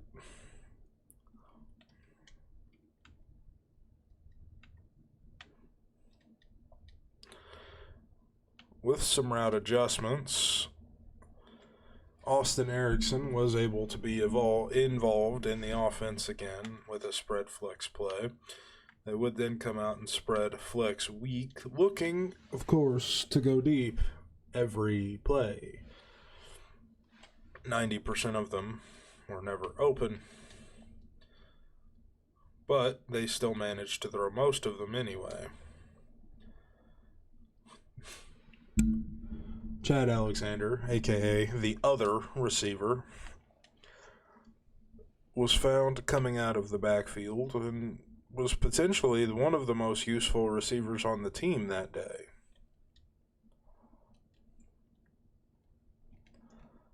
Until he wasn't, giving up a straight sack and a loss of 7 yards, making it 2nd and 17 for the abysmal New Mexico offense. Again, they lined up as if prepared to do something. And Miles Kendrick would throw the ball deep. However, deflected by Nigel Bethel, who made it look pretty easy as to how you play defense. But of course, 3rd and 17 would roll around. Miles Kendrick would have the ball, and he would be throwing it again. However, as is per usual with this team, there was another sack.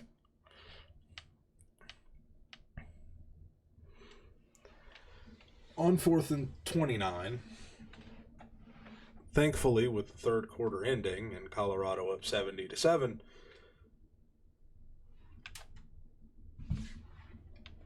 Jimmy McBuffet considered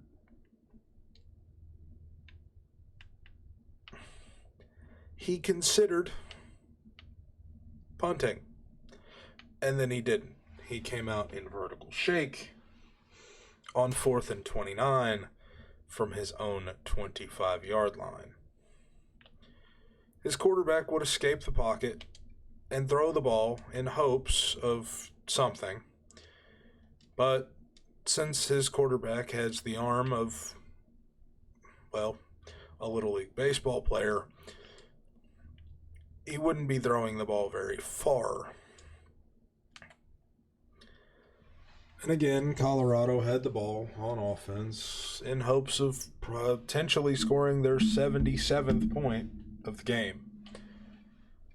As mentally scarring as it could have been, this was very near on the verge of happening. On 3rd and 16, they were back deep, and it looked like there might be pass coverage. However, useless. Jalen Jackson would catch a ball, making it first down for Colorado. And the mental beatdown of the game continued. Another screen. This one to Daniel Arias. And at this point, how are your second stringers not in if you're Colorado? But they're not, and they wouldn't be, and it doesn't look like they will be at all. Big tackle made by the corner, Dante Martin. being one of the most useful players on the New Mexico team today, for sure.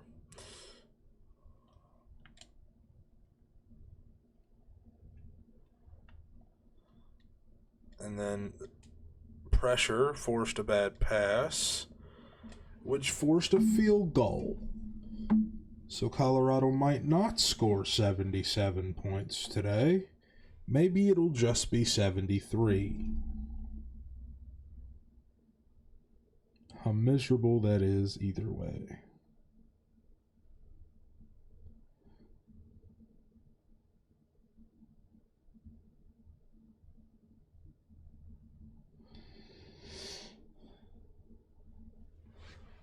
All right. Kick return with 5 minutes to go. It's a 73-7 ball game. The Buggerman is losing interest quickly and gaining interest in IHOP. So, we need to do something. Shotgunned, 4 wide receivers, double post. Jimmy McBuffet is looking for anything at this point.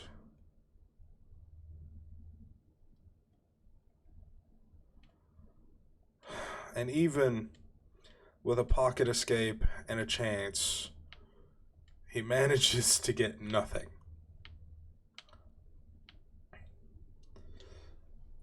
He still somehow manages to get nothing.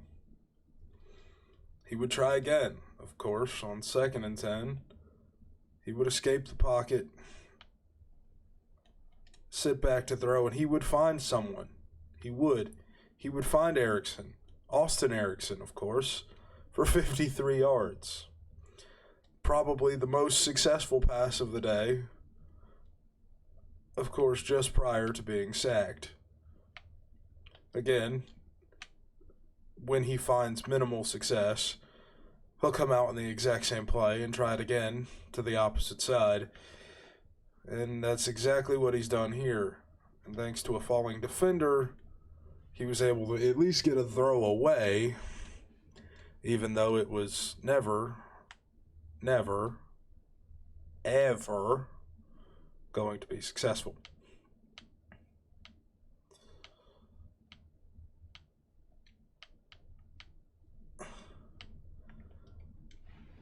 He goes back to his trip option playbook. His trip's open. He finds his favorite play. Play action boot over. Miles Kendrick scrambles, throws the ball on the run, and gets picked off. The 8th turnover of the game, and his 7th interception. Were the lights too bright for Jimmy McBuffet? Were they not bright enough? What could he do to fix this team? He knew it was a challenge. He knew there had to be something. Surely we can do something with Jimmy McBuffet here to fix this program. But at the rate we're going, we might dig ourselves a deeper hole than we do anything else.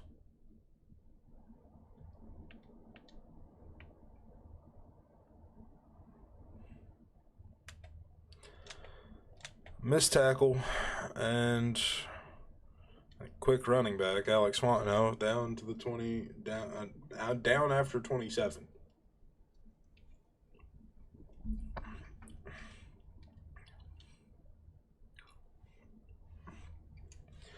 The 73-7 beatdown is weighing on the brain, to say the least. As Fontenot runs again for another 12, gets out of bounds, stops the clock. There's still 3.5 minutes to go in the 4th, and they're up by 70 almost. It's painful.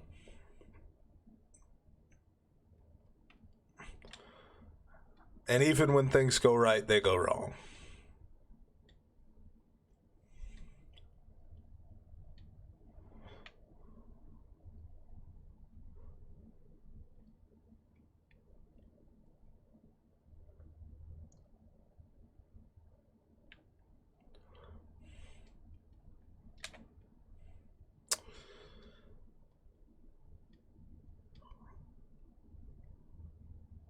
Colorado's put up an 80 piece on us.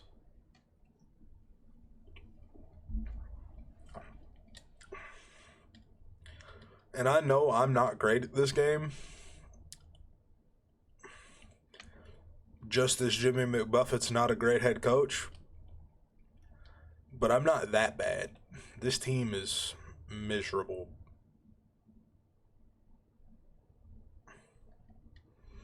Yeah.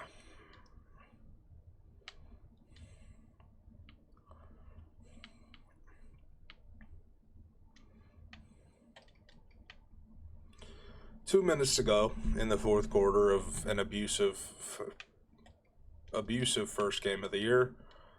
And the New Mexico players are just ready to leave. Andrew Erickson continues the work as the two brothers tend to be the only thing that this New Mexico team has. And for now, continue and probably will be the only thing they have for a while. A deep bomb over the top would go to Erickson again, as Austin Erickson would find his second touchdown of the game. So Austin Erickson and his brother do have some potential, as New Mexico would find the 14th point of the game, but at this point, 80-14, it doesn't particularly matter. And of course, with that happening, we do have to give Colorado the ball back, which means they could score again. Yay.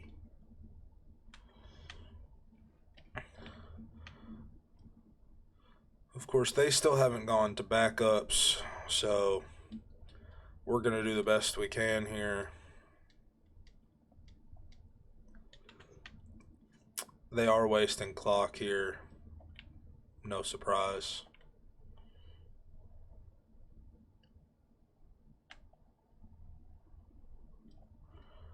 We're going to call timeouts, Jimmy McBuffet, to try to get in the end zone here. We might like 20 piece, like I like my McNuggets. 20 of them. And they're passing. They're up by 60 points, and they're passing on third down, by the way. Wild. We want a 20 piece, like I like my nuggets.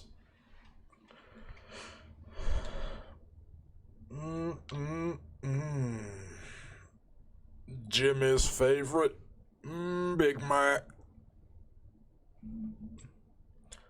Let's go. Come back and play action dig again. It worked last time. I think Jimmy just hopes it's going to work again.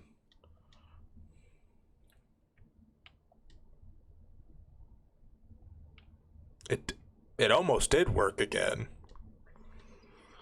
I think Jimmy found something. Jimmy, did you find something out of double flex here with play action dig? He's going to try it again with Hall. He thinks he's got it. Let's see. Well, not if you don't get time to throw the ball, you won't. Yeah, he didn't get time to go deep. So he tried to roll out and find something. That didn't work neither. Hey, boy, Jimmy. What you gonna do? What you gonna do, Jimmy? Well, hell, damn it. We're gonna run the same play. And we're gonna get sacked. Tasty. They sent a blitz, and everybody got home. We'll call a timeout. Get some fresh legs in there for Jimmy. And, of course, there is no good time for your quarterback to get hurt. But the decent quarterback that we had is now injured, leaving the backup, who hit our best receiver in the hands with a ball, who then proceeded to drop it. So in theory, this should be the end of the game. We should lose here 80-14 in the biggest man's debut.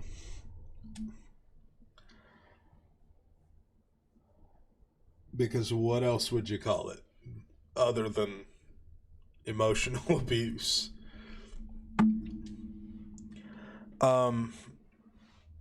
As comments to his listeners on the New Mexico Lobo radio show, the only thing Jimmy has to say is, I'm hungry. With that, I'm going to take a quick break. And like Jimmy, I'm going to grab a bit of lunch. And then we will be back.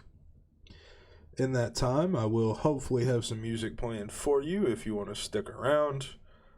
I'm going to eat lunch quickly, and then we'll be back to see what Jimmy can do to turn around his offense after the 80-14 blowout by Colorado. Until then, you have a good one, and I'll be back.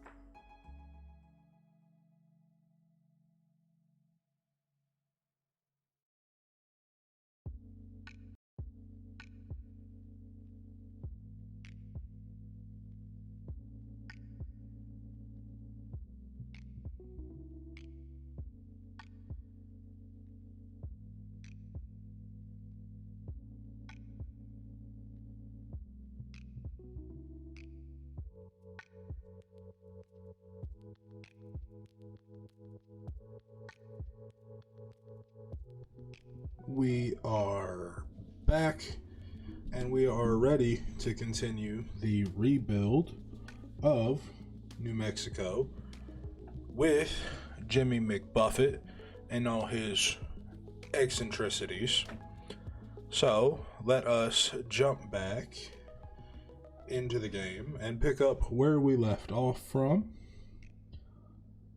and get this ball rolling. Let's get that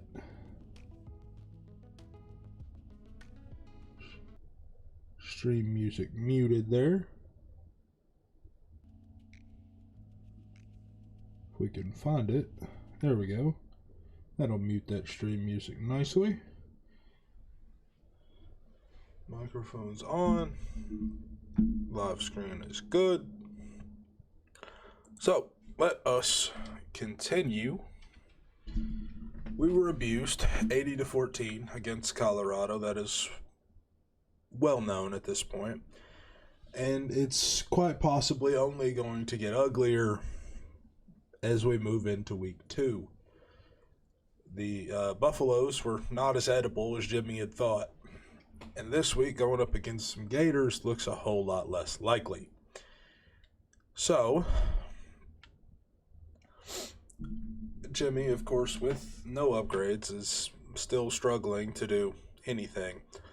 So, we'll begin by going over the recruits that Jimmy has asked us to look at.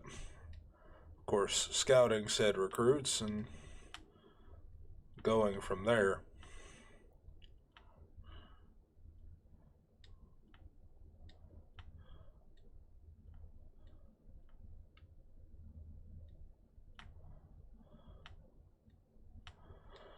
And of course,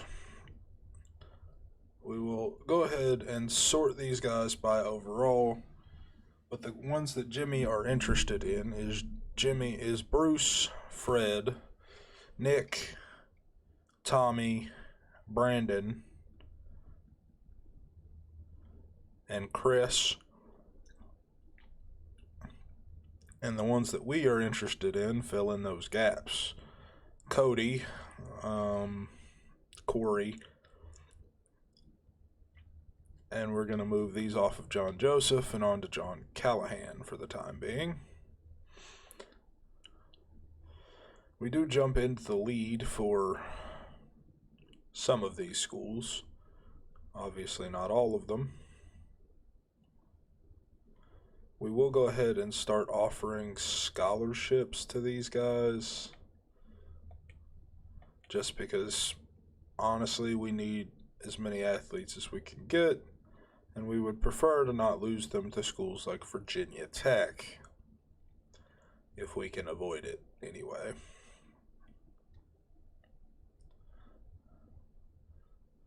So we will go through and offer the top guys all scholarships to come play for New Mexico.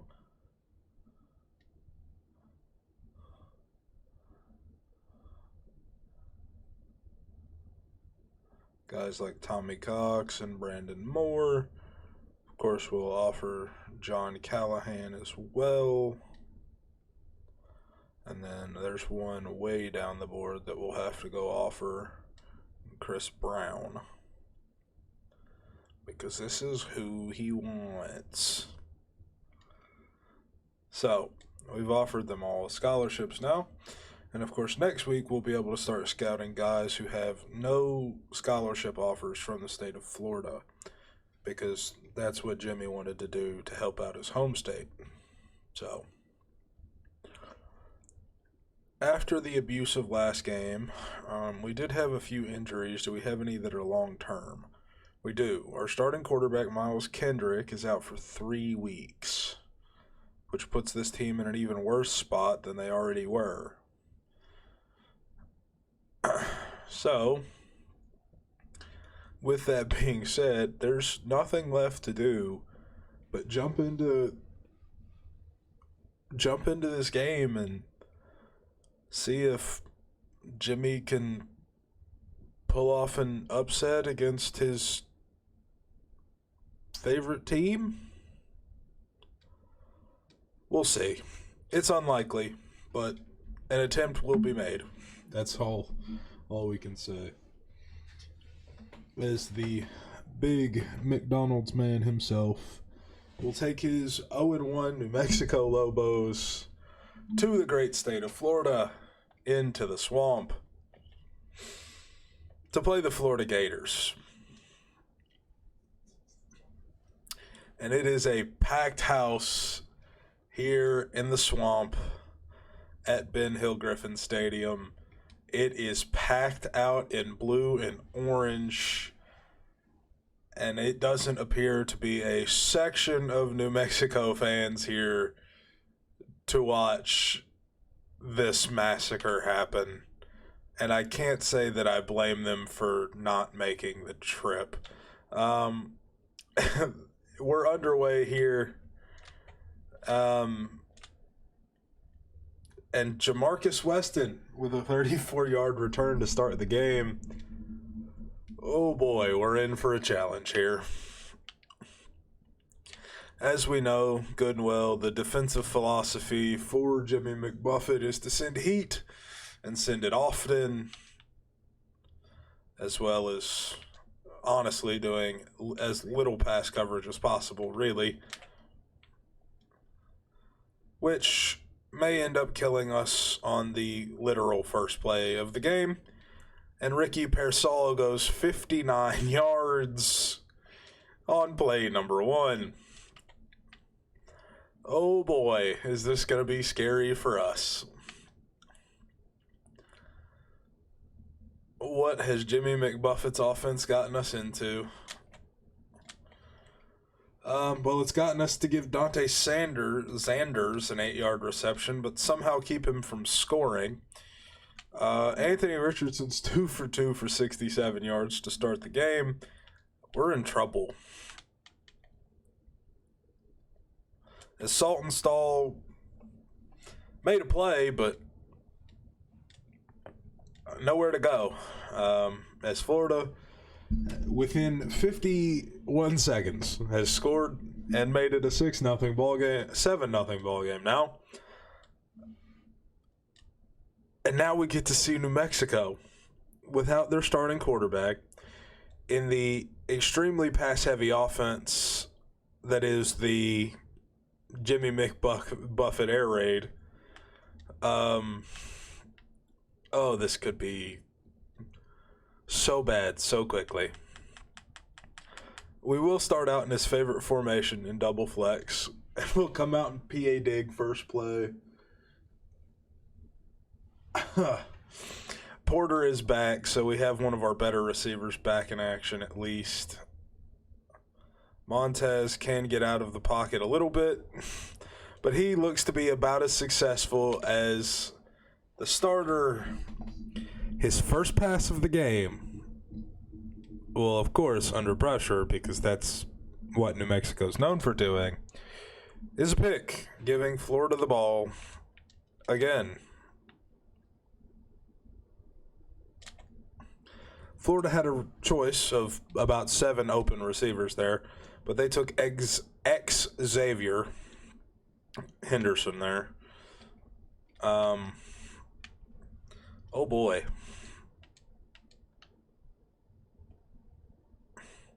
What a game this is shaping up to be.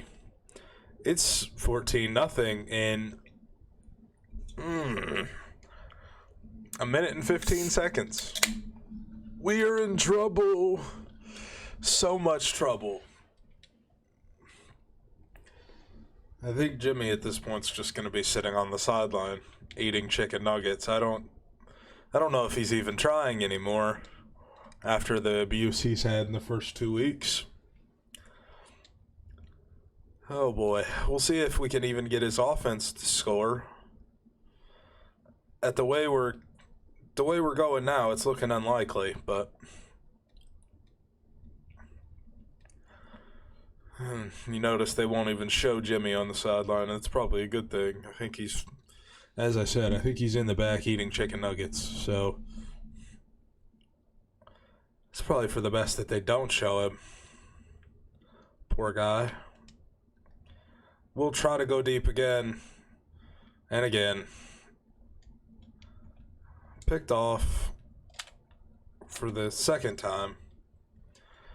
Here we go again. It's the same story from last week so far, except Florida might do it even faster. Oh, not pretty, not pretty.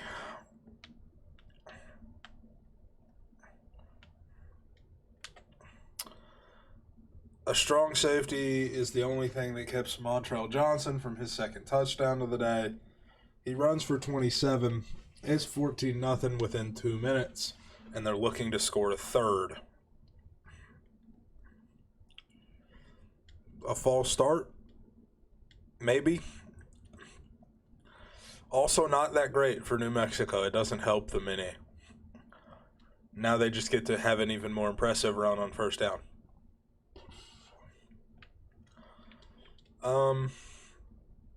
So, 1st and 15 for Florida. They snap the ball. They go speed option. Shovel option, actually. New Mexico holds them to 2 yards. It's the best of the game so far. Looks like a potential option play again here. And it was exactly that. And with two broken tackles, Montrell Johnson goes into the end zone for his second of the day to continue the abuse of New Mexico. We're down 21-0. Now, were we expecting ease of access here? No, because they gave a former high school head coach a college coaching job, and this is what happened to his team so far. Yeah. Now we know he's still going to refuse to do anything but throw the ball. Well, for whatever reason, we don't know, but... And somehow it's going to kind of get open as Jordan Porter goes for 44 yards. I don't think they covered him at all. So it was open. I don't think he's going to be so lucky as to get that again. But he's going to try. Montez is going to run. He's going to lob the ball. And honestly, it wasn't the worst throw. It was probably like the second or third best throw of the day, to be quite honest. Somehow. We're going to go trips open. We're going to run Jimmy's favorite play, which isn't open. Try to throw the ball away and manage to run into a sack. And there's nothing else about it.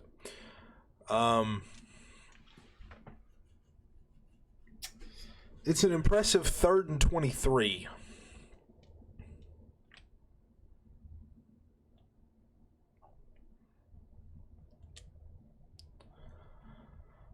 CJ Montez lobs it downfield. It's 4th down.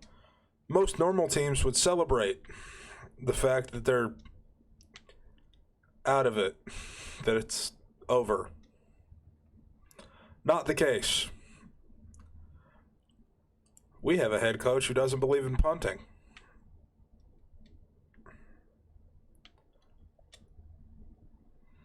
And CJ Montez gets sacked, so it's not even an arm punt, which we would have preferred, honestly. They get the ball at the 45-yard line, at the 40-yard line, not even the 45. Can't even be so nice. And they're looking to go score again. Best stop of the day there with a tackle for loss of 5 yards by Deion Hunter. Makes it 2nd and 15. And it looks like the defense might be settling in. Do you even want to call it that, really? No. Because one of our best players, the safety, just let a tight end destroy him for 21 yards on a corner route. Because apparently corner routes are completely uncoverable when run by the CPU.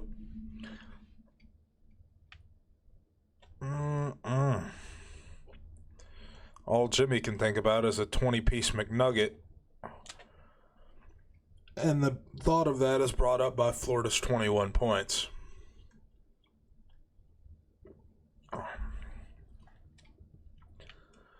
All Jimmy wants is a win for the New Mexico Lobos and a Big Mac.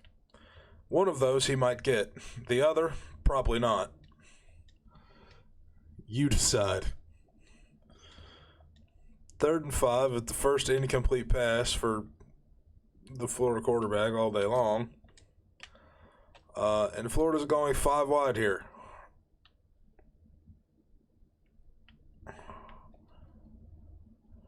And somehow, with 2 men in coverage in the area, Keon Zipperer still manages to catch the ball, making Anthony Richardson 5 for 6 for over 117 yards. And Montez, the starting quarterback's out. Oh, this is miserable.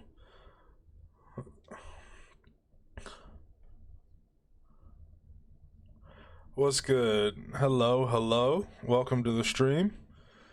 We're having a blast, as you can see, getting physically abused.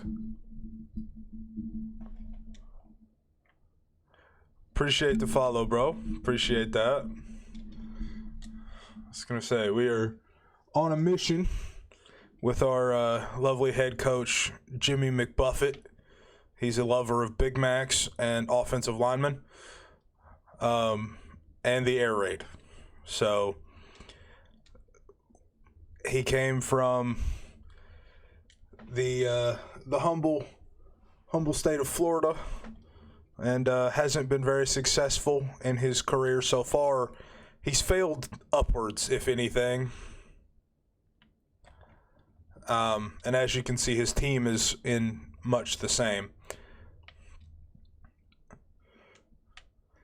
We run an air raid offense, and our head coach, Jimmy McBuffet, refuses to punt.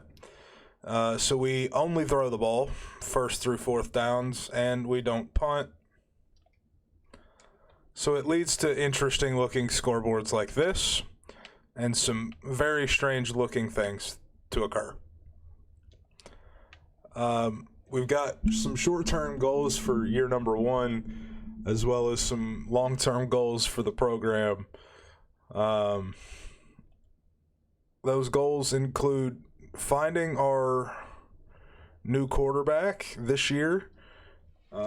Ideally, we'd also like 3 wins is the goal. We'd like to get 3 wins in year 1. That's Jimmy McBuffet's goal. There's also some weird recruiting stipulations that he's made. It's making the series a whole mess, but fun all at the same time. So if you'd like to stick around and watch the absolute chaos that will ensue, do feel free. As of now, we're just trying to survive the beatings. We lost week 1 to Colorado 80-14, and now Florida's looking to do much the same, as we're on our 3rd string quarterback. So if you're here for gameplay, you've probably come to the wrong spot. But if you're here for, well, let's downright bad gameplay and the mental acuity of a 5-year-old, then you're in the right spot. But appreciate you stopping by.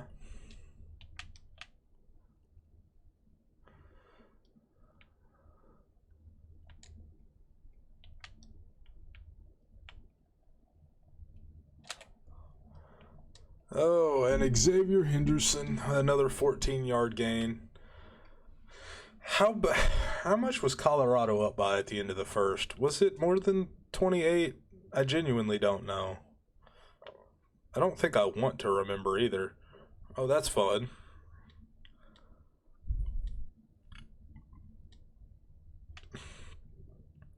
Anthony Henderson continues his absolute just assault on us. Nice. Gotta love that. They're going option. And Henderson does, Montrell Johnson does whatever he feels like. This team is bad. Real bad. and the recruiting's going to make that harder, but it should lead to some fun stuff. So let's see if we can cover this guy with a... Oh, they went... What? Huh? Okay. Anyway, he managed to hurdle a man who was down, and we don't know why he was down in the first place, but okay. Whenever this team gets their first win, I might just lose it and actually buy a New Mexico jersey for some reason. Ooh, yes. Nice tackle for loss on Montreal Reed. Jarek Reed. Let's go, bro. That's the guy.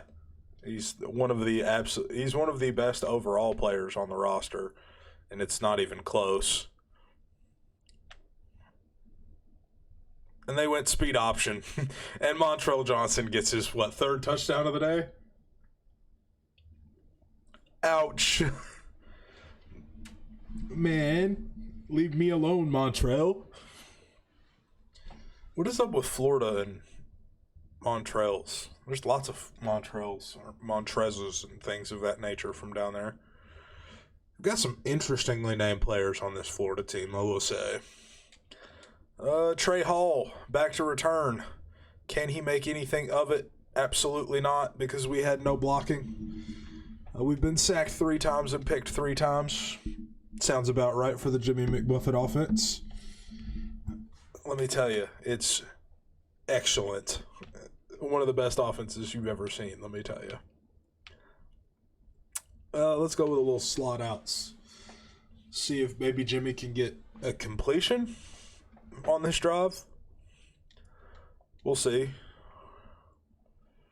Oh, no.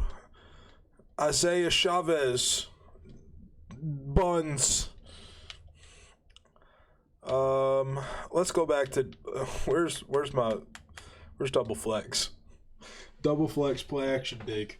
This is Jimmy's favorite play. It's worked twice, and he's now in love with it because of it. Did it work a third time? No. And it wouldn't have been a catch if I would have not clicked on. How is that man still on his feet? Eric Chavez has the arm of a spaghetti noodle.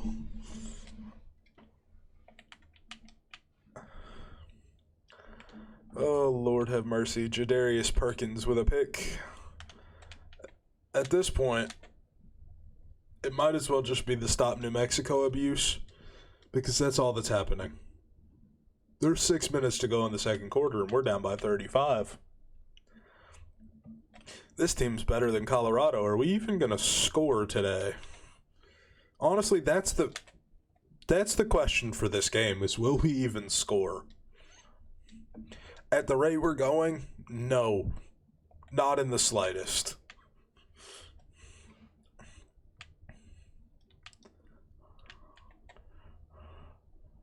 They're going to score again.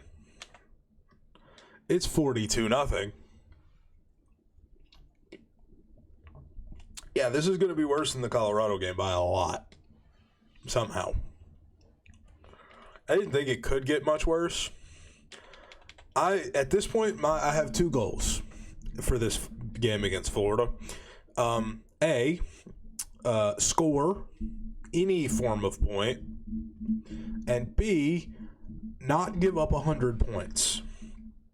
Which, considering we've given up 42 with 5 minutes before halftime, I'm not confident.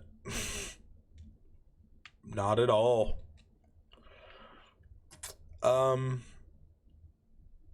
We kind of need to just get some yardage, but I don't know if that's going to happen. So we shall see. How is that how do we complete a pass and go backwards? That's talent. You want to see talent? That's talent. Throw a ball, get a completion, and go backwards. Talent. Also talent, clicking the wrong play like I just did right here.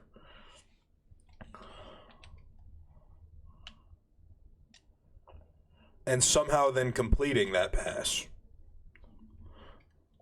That is sick. And completely accidental. Isaiah Chavez with his first completed pass for positive yardage.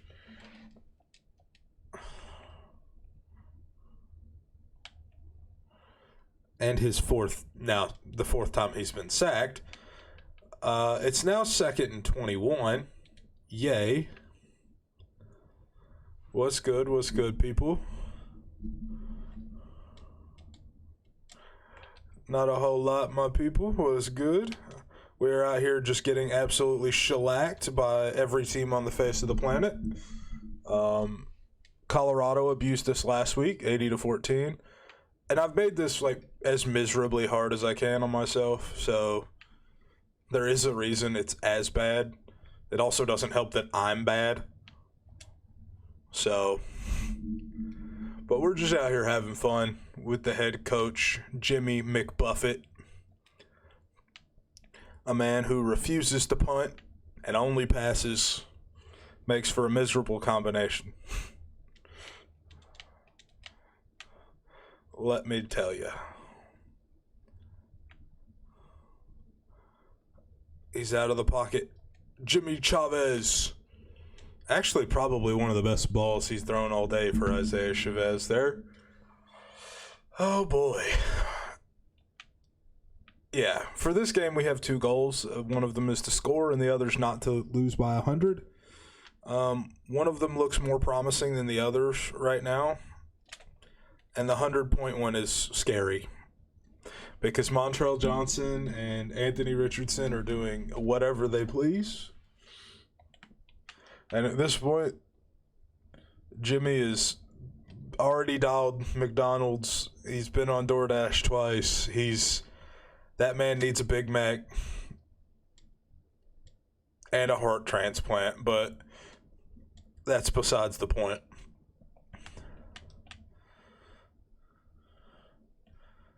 Oh, let's see. Can we get our first stop? Probably not. That's what we give. That's the catch we give up. I have no shot, bro. What have I done here? Who gave Jimmy McBuffet a job in the first place? Who said that man could come coach at the college level? And then who let him pick mascots based on the things he'd eaten before? Why do we have to play Florida, man? Why'd he do this to us? I mean, I know he's from Florida, but like, Jesus. He didn't have to do us like this. This is just insanity. Literally, by definition. Doing the same thing over and over again and expecting a different result. Going insane. Isaiah Chavez almost made it out of the backfield. It would have been probably one of our most positive plays of the game, in all honesty.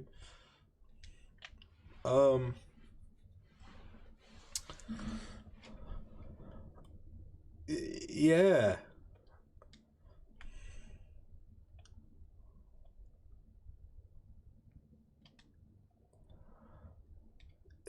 Believe it or not, he tried to throw that to a receiver.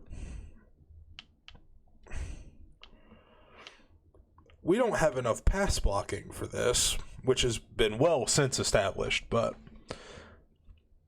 this makes this miserable. Technically, he can still do this, because this is a pass to what he calls his other receivers. That's what he calls running backs, by the way. He calls them other receivers. Chad Alexander might just be the best other receiver that we've got. And somehow, by the graces of something holy, I think, managed to get a first down. Yeah, it's going to be a long day. You know we're passing the ball. We've done nothing else all game. And somehow the most open receiver on the field was all of a sudden not open. But our offensive lineman managed to track down a corner. What is this game? What is happening here? They're going to have 60 points before halftime. I don't have the mental capabilities to handle this.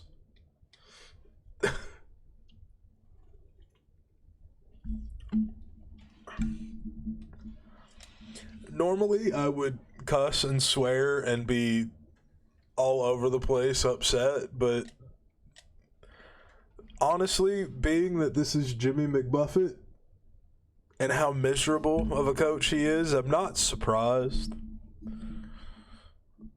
Obviously, the person controlling the sticks don't help either, but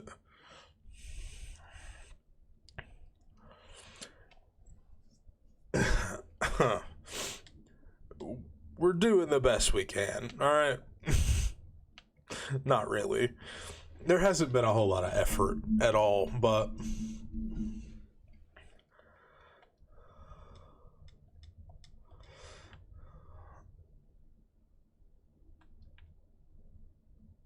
somehow that's a throw.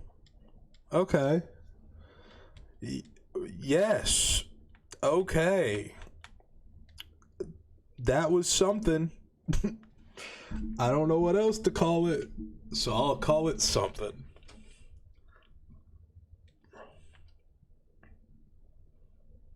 We're sacked. Throw it away. Oh, God. The abuse that we're suffering currently is impeccable, let me tell you. Let's call the favorite play. Play action dig.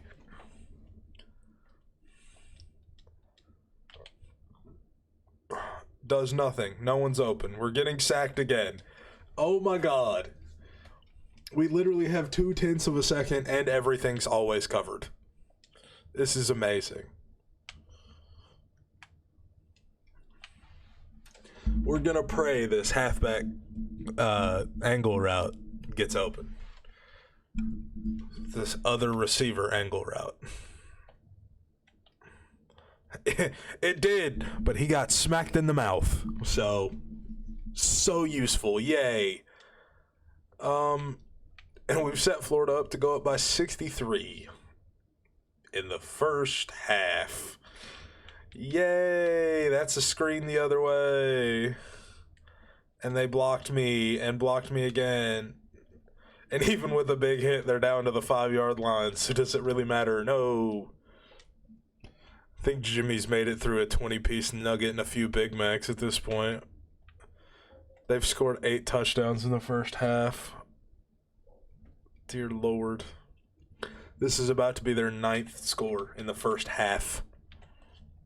Oh my God, a stop. Anthony Richardson got sacked. Oh my God. It was by accident. Complete and utter accident. The fact that we're only down by 56 is a miracle. If we lose by less than 100, it'll be a miracle. If we somehow force a field goal here, it would be a miracle. This is historically and impressively bad, is what it is.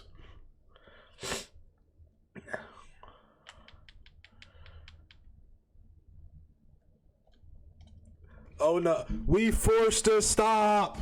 Let's go. Jimmy McBuffet forced a stop. There's a chance. They're still going to have almost 60 points or more at halftime. Oh my Lord. That's our first, like, I guess what you could call a stop, technically, of this game. Kind of. I don't know if you want to call it a stop, forcing a field goal, but it's something. It's nothing impressive, but it's something.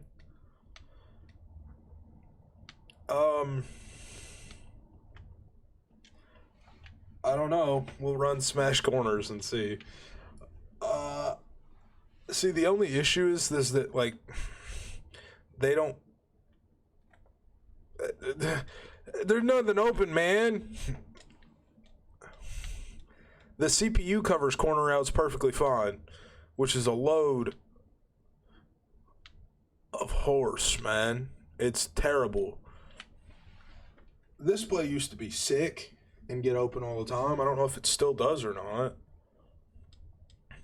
Like, if I run the play action, scramble, out left, stop, and throw the ball deep, does this still work? Maybe if I personally wasn't terrible at this game, that might still work. And I'm going to run it again.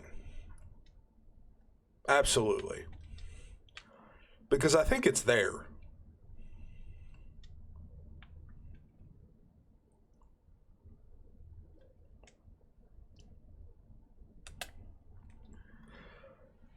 You know what? Why not take a timeout with 3 seconds left to try the same thing that you've done unsuccessfully 4 times in a row? Why not?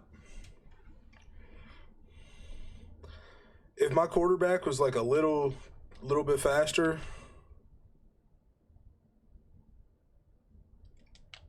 oh, cool. We got out of the pocket. We're sick. Isaiah Chavez, 13-yard run, and he's hurt. That's our third string quarterback, by the way. If he is hurt, like actually hurt, we don't have a quarterback to replace him. I don't know who's going to play quarterback if he's hurt. I'm serious, by the way. Completely 100% serious. If Isaiah Chavez is not in, whoever is playing is not a quarterback. Who is this? Isaiah Chavez is still in, somehow. Okay.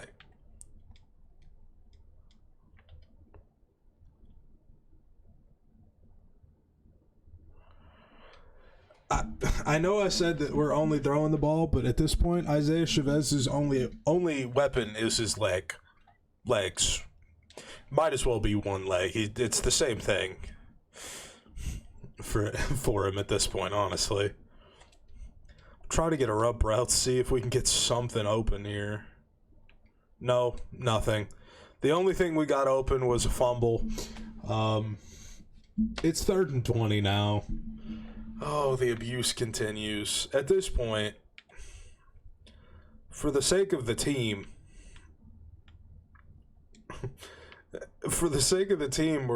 it doesn't matter. If we don't have completions, we can't shoot clock anyway, so who cares? What's it matter?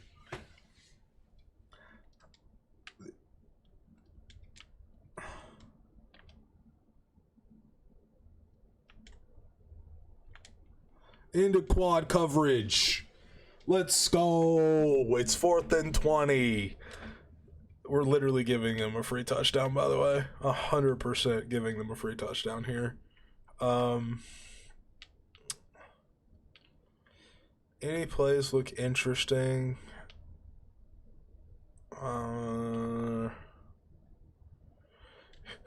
We always end up back here. Always. We always end up back at play action dig.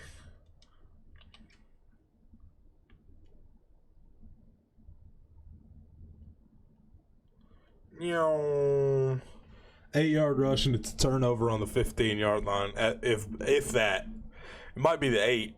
That's the 15 somehow. It doesn't matter. They're gonna score here anyway. So, oh wow, look at that, a tackle for loss. How nice. Appreciate that, Josh. You keep doing your thing, man. Montrell Johnson has 72 rushing yards and 3 touchdowns already in this game. Like, it matters what he does at this point. Oh, yeah. Let go. Omar Darame. Let's go, baby. Look at this defense. Coming out of their minds to play defense right now. Let's go. Darame. Can we get a stop? Another stop. Let's go. It's 4th and 3 and we forced a field goal. Let's go. Let's go, terrible New Mexico defense. Let's go, Lobos. They're only up 62-0.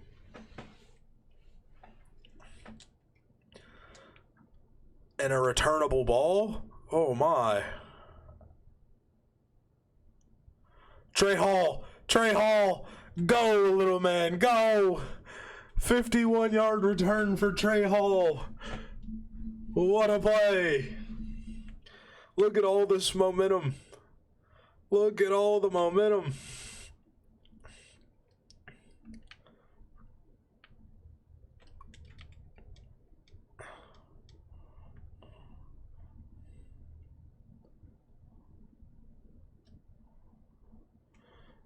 Immediately killed by Chavez and his complete inability to throw the ball on the run. But for a 68 overall quarterback, what do you really expect? Let's be honest here. Honestly, it would be... It's better than if I was out there, so...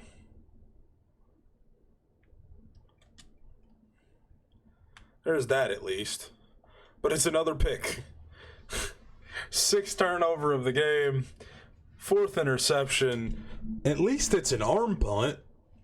Like, we put them down on their 15 instead of our own 15. That's nice.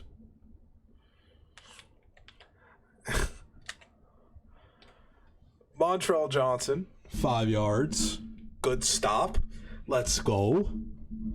Can we force a punt? Oh, no. Could that be a thing? Could that happen? Could New Mexico force a punt? Currently, highly unlikely. Oh, Martin! Dante! Use your hands, my man. Bro. That man has 2 legs. Obviously, he has 2 legs. 2 arms. Well, 2 arms with no hands on the end? Somehow, Omar Darame has his 2nd sack, and we just forced a Florida punt with their starters in the game. This might be the most success the New Mexico defense has had all year long. And it might be the most success the team's had all year long. Quickly followed by a penalty flag, which I'm sure will be clipping on us. Of course it is. Let's go. Back us up even further. Let's get it. Yeah, he's like, come on, man. Look at that big old man. Jimmy McBuffet. Look at that boy.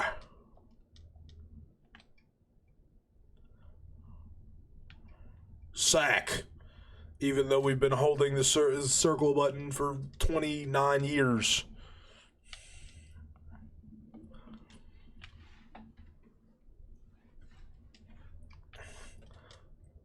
Can something go positively? I mean, the short answer is no, but... What is this offense that we're running currently? This is a joke. Holy cow. Oh, yeah, that's the God that he prays to, too. A holy cow. Immediately sacked. Just nothing. No shot.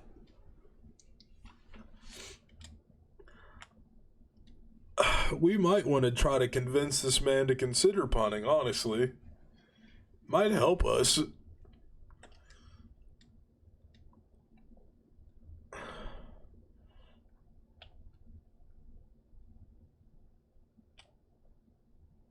Oh no, instead he'd rather just throw it directly to a defender.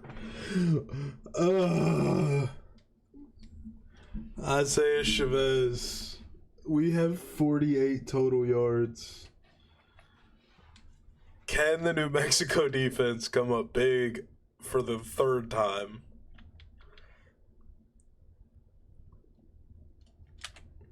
No. Short answer, currently. No. They have almost 400 yards of offense in this game.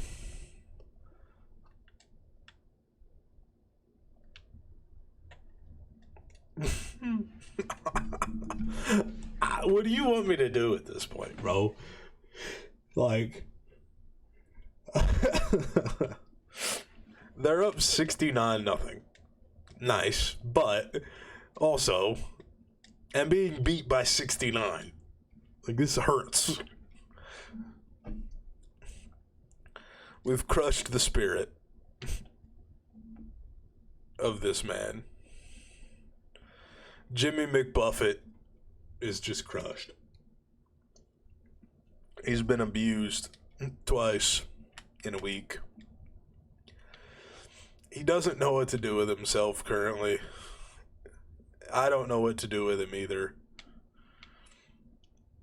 He's crying uncontrollably on the sideline as he mashes a Big Mac into his face. The Florida staff is going to find nothing but lettuce and cheese at the end of this game. Oh my God, Isaiah Chavez, you are miserable.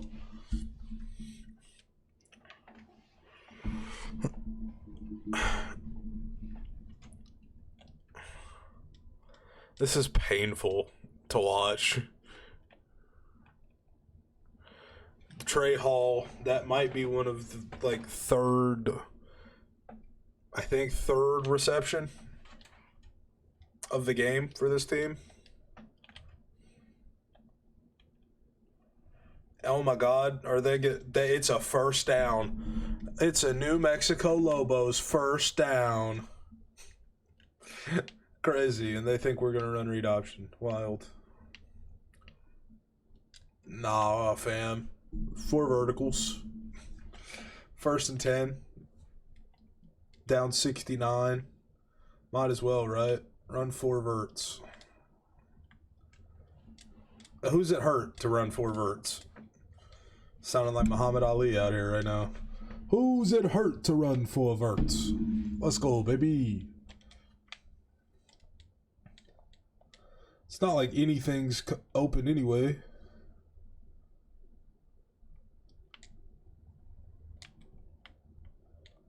Hey, at least they're fighting each other, so it's not a pick.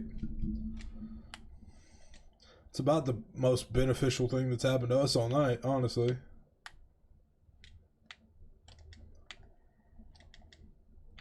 Third and 10. They come with a blitz, and we fumble the ball, and they have it again. That's our 8th turnover. I think we have 16 turnovers on the year as a team so far between 3 different quarterbacks.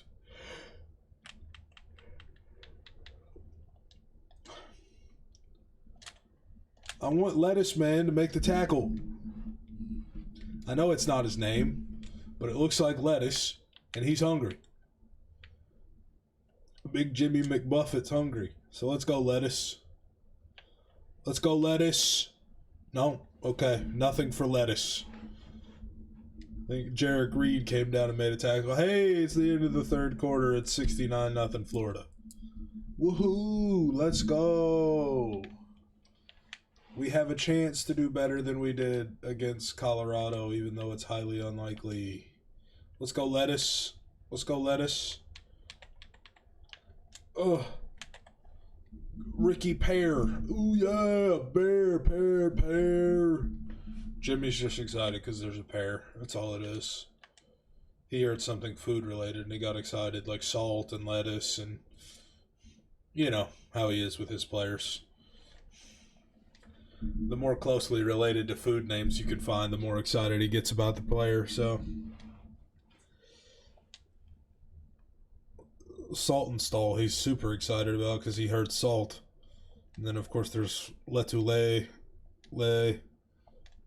which he misread as lettuce, and that is now just the linebacker's name is Lettuce. There's nothing else. He is just nothing else. That is just his name now. We've been sacked 12 times, intercepted 7, and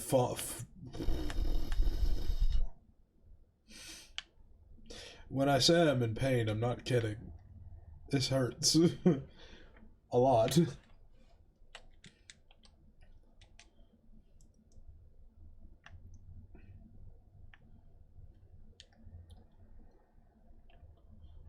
Woohoo! Andrew, one of the Erickson brothers, makes a catch somehow. And it wasn't picked. Oh, dear God.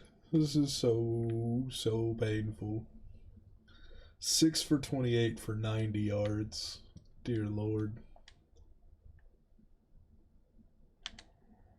Well, if he hadn't been sacked, he was going to X over the top. We honestly don't know if Eric... That's the 13th sack of the game? Yes. You heard me correctly. That is the 13th sack of the game for Florida. Physical abuse, we'll just say.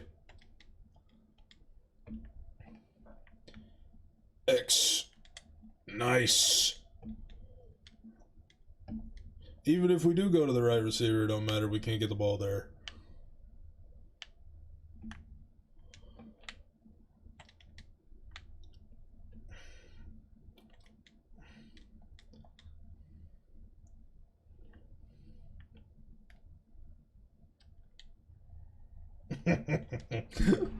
It's so painful. God bless you if you're still there watching this. This is atrocious.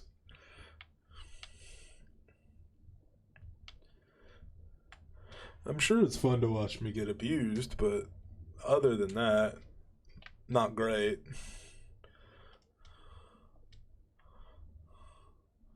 Let's go! Is that our 9th turnover of the game somehow? Yeah.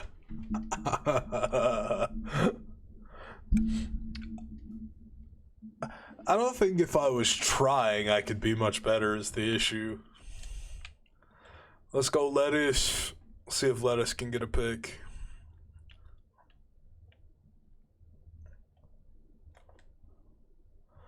My issue is like I'm genuinely not trying. So like I kind of am trying, but I'm also kind of just doing whatever. But like this team is so bad that it's hard to pass.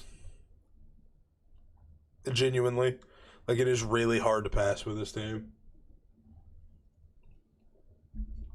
because we have absolutely no time in the pocket, which in turn makes it then hard to throw from outside the pocket because they know that they can just chase you down. So it makes it so difficult. But we're still here. We're chugging along, trying to not let them score 80 points today. Lettuce. No, Lettuce. The Lettuce, man. That's all on Lettuce. Lettuce makes that tackle. We force a punt. That's all I'm saying. Shame on you, Lettuce. Be better.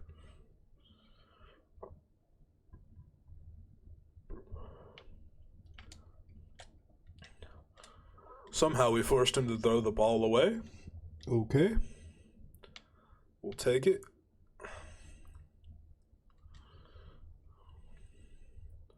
Lutele. I don't know how you actually say that, but we're just going to continue to call him Lettuce because Jimmy is hungry. And a corner out destroys me to the pair man. Of course. First down, yeah, we're well aware that it's good for another Florida first down. At this point, I'm beginning to think that I have to run the ball, but I don't know. Would it even help? That's a catch? Okay, well, we've given up more than 80.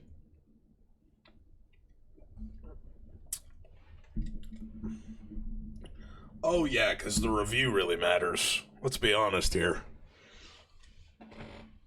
Just give him the catch, man. It is a catch, anyway, I think. Unless they're not considering his feet down. I don't know. I'm pretty sure it's a catch. Yeah. Well, it's getting ready to be 83-0. I think Jimmy might be reconsidering his ways. He might be okay with running the ball sometimes. Maybe. We'll have to see. We'll talk to him, of course, after the game. We'll see what he thinks.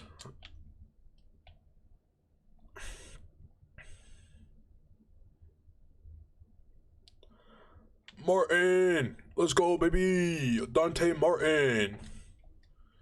The man who should have had an interception earlier and just let the ball smack him in the face instead. I guess if he's into that kind of thing, it's all him. But for the time being, we're going to just continue to pass only. Because we haven't heard from Jimmy to do otherwise. So we're going to keep at it. Well, Isaiah Chavez is going to run.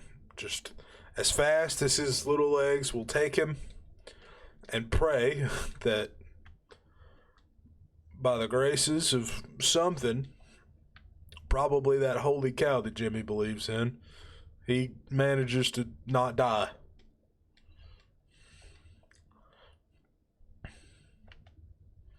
Oh, there's a pick. Woohoo! That's our 10th turnover of the game, baby. Let's go. I don't think we could try and be worse than how I'm playing right now, honestly. But we've made Florida look like the best team in the country. To be fair, we are the worst team in the country. And it's not even close. What's good, Isaiah?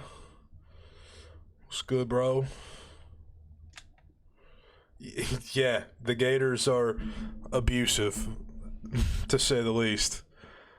I've also made this as difficult as possible on myself, but, you know, also they're better than me. Let's be real honest here. Gotta love some abuse from Florida, so. Are they even gonna, we're not, okay, are we not, they're not, alright, we're just not snapping the ball. Could you at least put shoe clock on next time? Somehow that's a 13-yard gain. Let's go. I think we are going to manage to keep this under a 100-point loss. I think. Let's knock on wood. Not speak too soon, hopefully. Lettuce. Nope, Lettuce missed the tackle. All right. And I'm well aware that his name is not Lettuce, but I'm going to continue to call him Lettuce anyway. That is the nickname that he acquired from the head coach, Jimmy McBuffet. Basically just Jimmy McBuffet, but his favorite thing is to eat, and he loves a good Big Mac. Oh, I think it's over. The abuse of the Florida Gators is over, I think. Maybe. Yes. It's finally over. We're no longer being abused by Florida. How nice. How nice, how nice. We are surviving? Kind of? I don't know. I don't even know that I'd call it survival, really. It was more of a just don't lose by 140 points. And we've done that. And now that we've played Florida and Colorado, we also,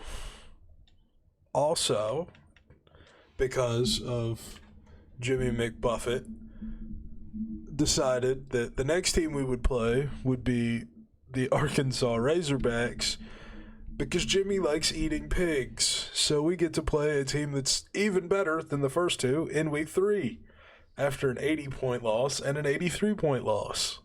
This is great. My head coaching decisions have physically abused me. For anybody watching,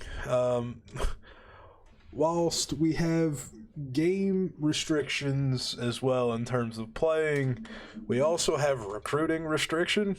So we're currently only recruiting from one city in California, the state of New Mexico, and after week 3 we can recruit anyone from Florida who doesn't have scholarship offers. These are the specific rules that Jimmy gave me. This is what we're rolling with here. So we've got some guys interested in coming in and visits. we're going to bring them in as early as humanly possible in hopes that we can just sign them and get this pain over with. Now, we are going to save the points that we have currently because we've given everybody with points a scholarship.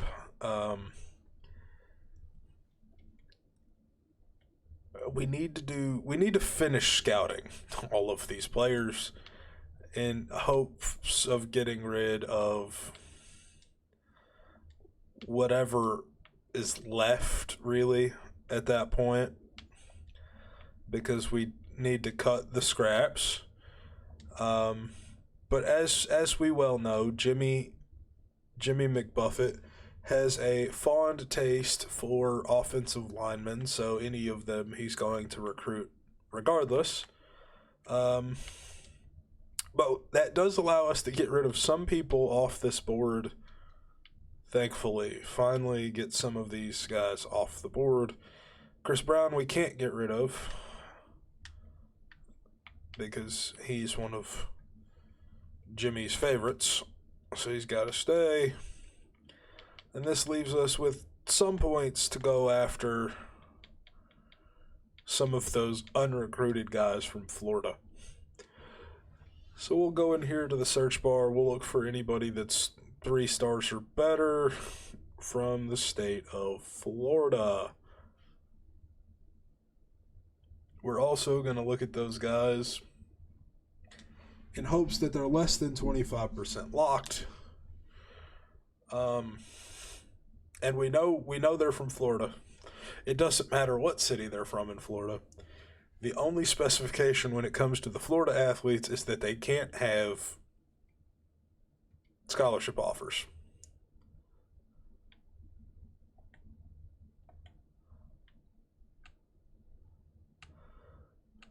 So,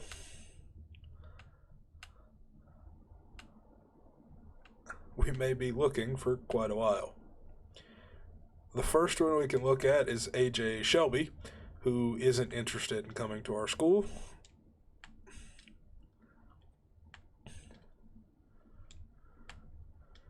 We might be here for a while. Derek Hamilton. Okay. He won't consider us. James Harris. We have 2 receivers so far. Lovely. Okay. Sean Warren, a defensive tackle.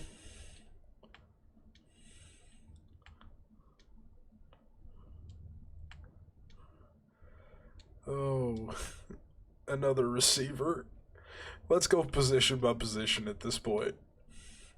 Terry Randolph has a offer. The punter has an offer. Okay, J.B. Coleman. No free safeties. I'm pretty sure all of the corners have offers. Oh, there's E.J. Pitts, Daniel Lewis, and Chris Wheeler.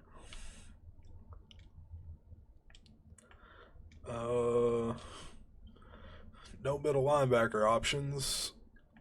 No outside line. Oh, there are. B.J. Morris and Alfonso Davis.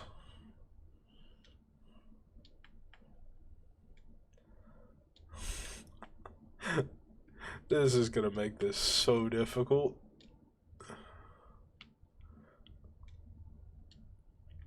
Do we find any defensive ends that we can even look at? Greg McCoy.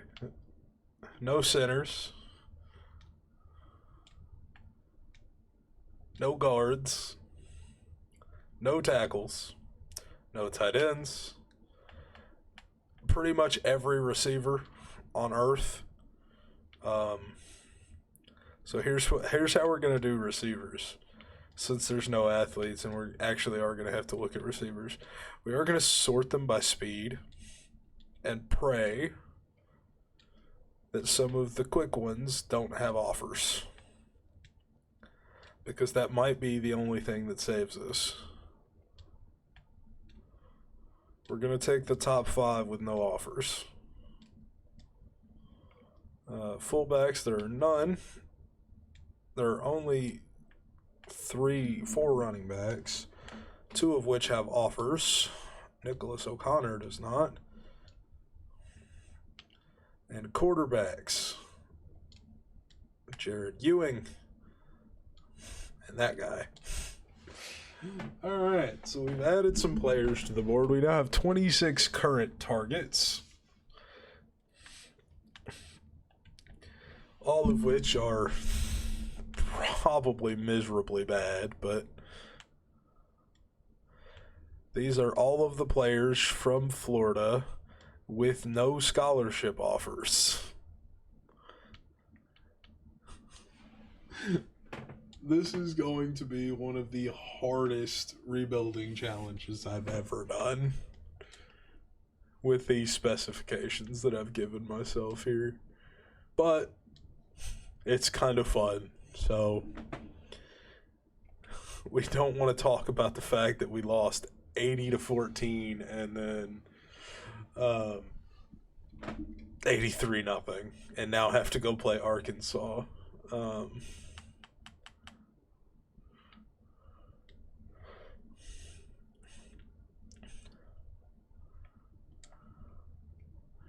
I don't think we don't want spread option. We want spread in general, but yeah, we're going to go into the spread because I think it has some better passing plays. There's just no way we don't get abused here. And like, we have cool helmets, like we have white, silver, and anthracite. I think we're gonna go. We have cherry pants. That's kind of fire, actually. Yeah, with just the cherry. Let's see what they're wearing. They're wearing the reversal, so that should be fine. Let's go into our third game with this miserable offense and see if we can survive it a little better. We have negative 60 rush yards a game. It's so bad. We know we're bad, but like, how are we this bad? That is the question. Oh, look at the big man. Look at Jimmy. Okay, New Mexico versus Arkansas at D.W. Reynolds Razorback Stadium. Oh, New Mexico will call heads and win the toss, and they're going to elect to receive. Jimmy and his offense first approach. Here goes nothing as we play our second game in an SEC stadium in as many weeks.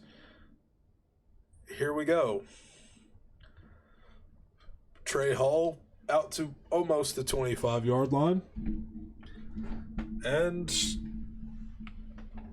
let the pain begin, I guess.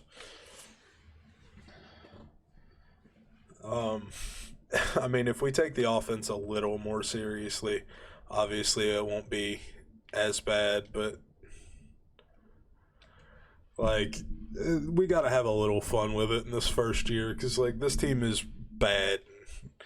We do want to make them look a little worse than they are, in all honesty, but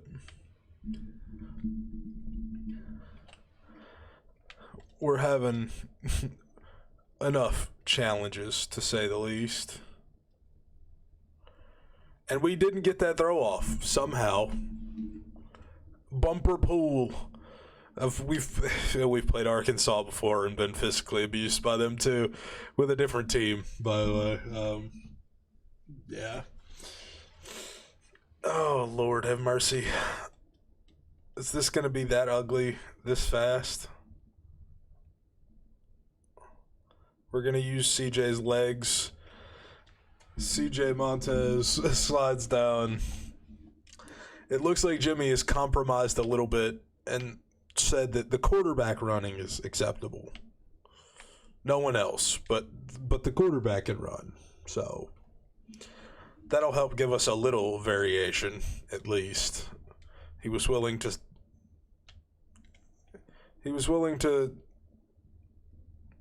subdue there. Oh, his other receiver, Alexander.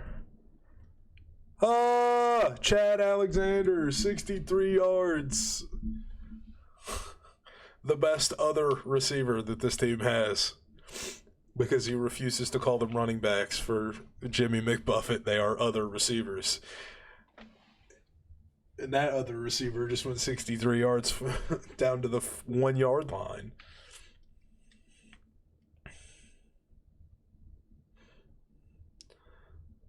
The quarterback running's okay. CJ Montez into the end zone. And New Mexico scores first. Would you look at that? The New Mexico Lobos are on the board and leading the game? Question mark? Is there an actual offense here in New Mexico? Has Jimmy McBuffet found something? Well, he still hasn't found a defense. That's clear, but will we be able to deal with KJ Jefferson any better than we were Anthony Richardson? In short, probably not. But it's worth a shot, right? We'll get on here with Lettuce. See if Lettuce can do anything. Speed option already. Hey, we'll take it. It's a 3-yard loss. Omar Darame. Omar might be one of the better defenders on this team, honestly. Let's go, Lettuce, man. Oh, Lettuce got stuck on a tackle. Reed came down, make the tackle on Raheem Sanders. I don't remember Raheem Sanders being the starting running back here. Is what's-his-face hurt? Yeah. Their starting running back must be hurt, right? I think you can see it. Strategy? Is that where the injury report is? Yeah.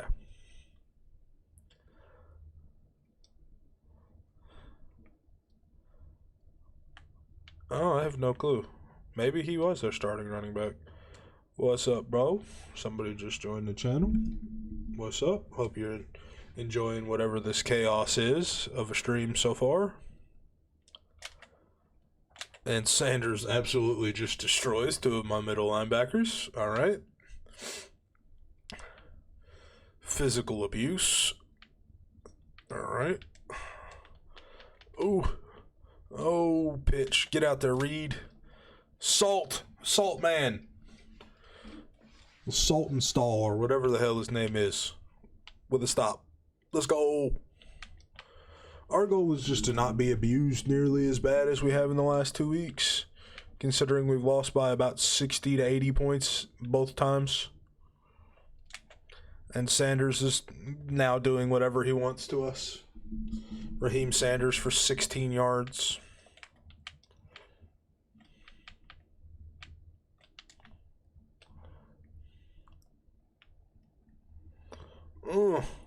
More speed option. Hannah with a kind of ish tackle. I don't know. I don't know who they give that tackle to. Somebody. At least we made a tackle. We'll take it. Lettuce man.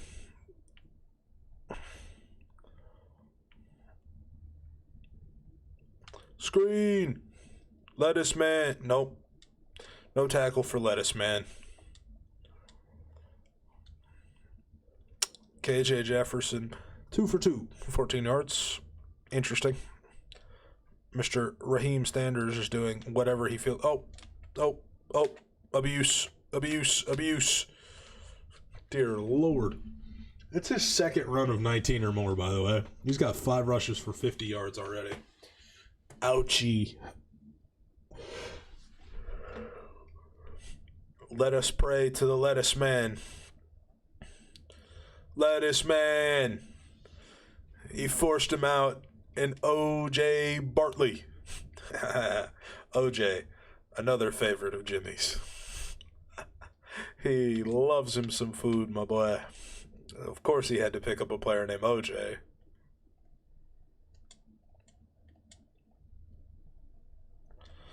Let's go. Dominique Johnson. This is who I was used to. Is Dominique Johnson not actually the starter? This is who tore me up last time, was Dominique Johnson. Apparently, Dominique Johnson's not even the starter.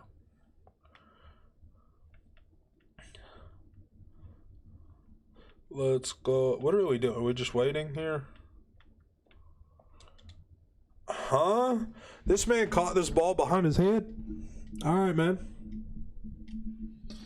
Hey, you know, this is the most competitive game New Mexico's been all year. So, we'll take it. That's what we'll do. Arkansas's coach is trying to copy Jimmy with his swag.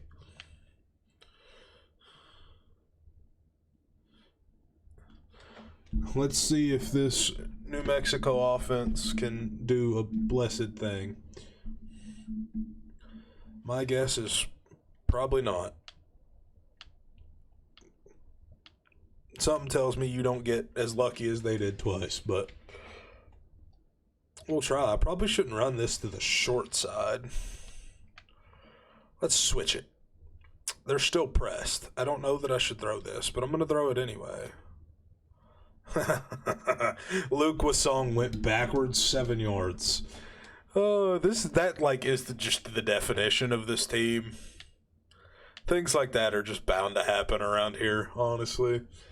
CJ Montez has actually completed all 3 of his passes so far, which is a miracle.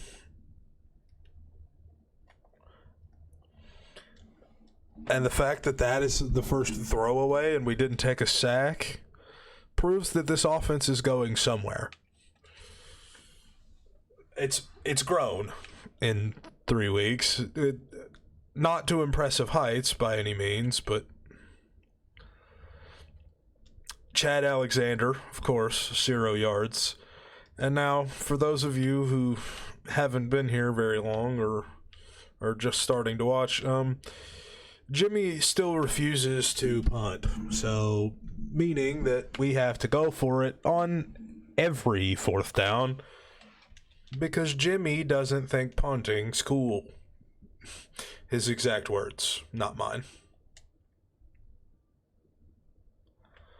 Arm punt, hopefully. Nope, not even an arm punt. At this point, it looks like it's close it's going to be a return. Oh my God. What is this game? This game hates me with a passion, I swear. There's no way that this game likes me in any way, shape, or form.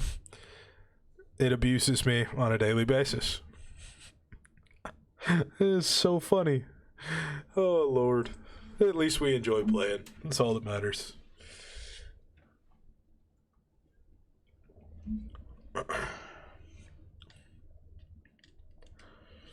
Studio update. Notre Dame's losing. Oh, no. Not Notre Dame. You should be watching the New Mexico-Arkansas game anyway. Let's go. Another big return. Trey Hall with a 55-yard return. Let's go. Look at him being good somehow. Look at us not being out of this game somehow.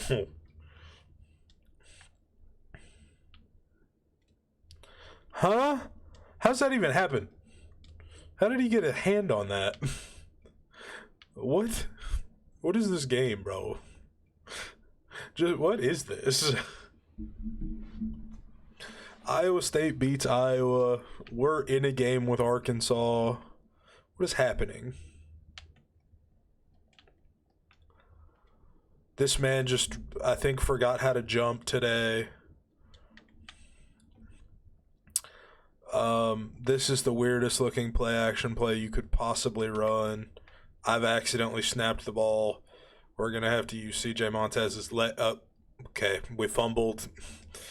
Great. So much for using CJ Montez's legs. It's going downhill fast. Run.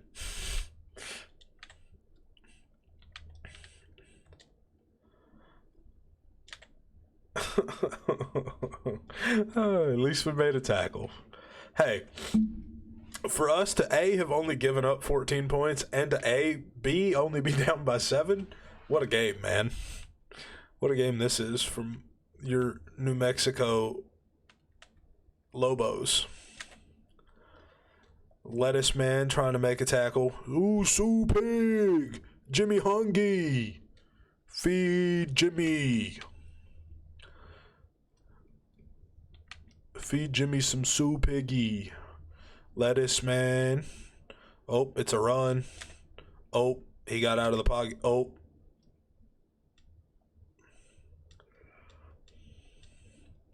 Well, this might go from bad to worse. Maybe. They're still running the ball. Raheem Sanders is still doing whatever he pleases. Okay, he has 84 rushing yards in the first half. That's petrifying. Saltonstall. Nothing. Warren Thompson, the man who made the weirdest touchdown catch I've ever seen earlier by spinning around in the air and catching the ball that was 40 feet behind him. Ooh, big tackle. Let's go. 2nd and goal. No yards for Raheem Sanders. Let's go. Tackle by Jarek Reed.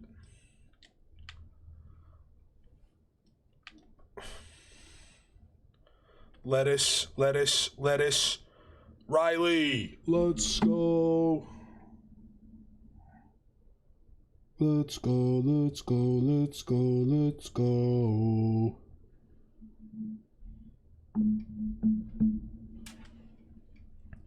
Let's see if we can get a stop. Can the lettuce man hold them to a field goal? Come on, lettuce man. No. Lettuce man was in fact the furthest man away from making a play. Congratulations, lettuce man. You're a bun. Your buns, cheeks, chicken. Barbecue chicken.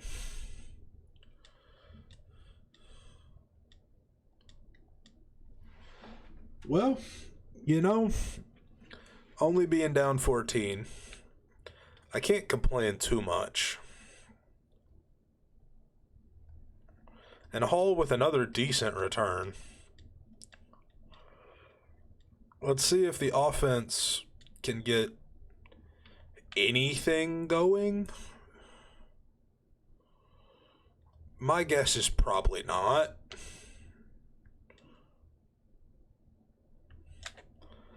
The fact that Bumper Pool wasn't even there when I threw this ball, like how, bro? He levitated. Now you're seeing how miserable my offense is.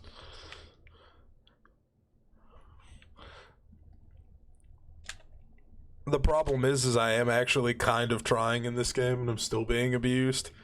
It's, we're doing our thing, all right? We're loving life. Playing with the lettuce man and OJ. Where's OJ? There's OJ and Salt. Got OJ and Salt on the defensive line. Lettuce plays linebacker.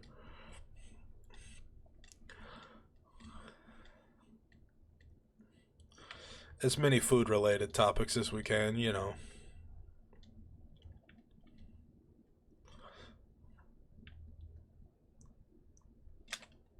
Oh, okay. It probably should have been a touchdown, but Raheem Sanders, I think, forgot to run, honestly. Let's go, lettuce, man. Hype up the crowd, bro. Big lettuce. Let's go. Big lettuce tried. It just didn't happen.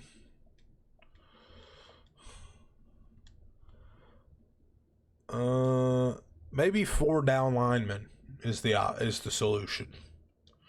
Something tells me probably not, but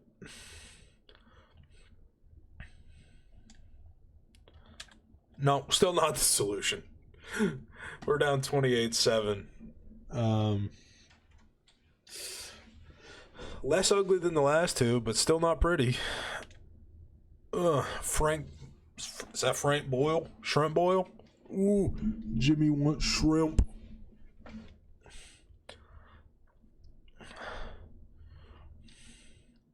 Jimmy wants shrimp.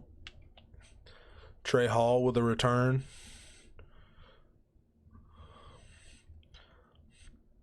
Nickname Mess. Mess Hall. That's where you eat food. Jimmy excited.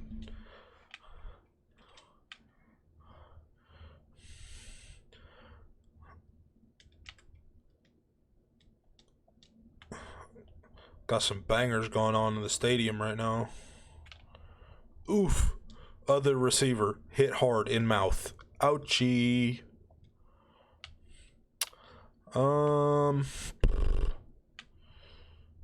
Sure. This, whatever this is. Yeah. Because any of that's open. Slide. Thank the Lord we decided and we convinced that man to let the quarterback run. I don't know where we would be if not.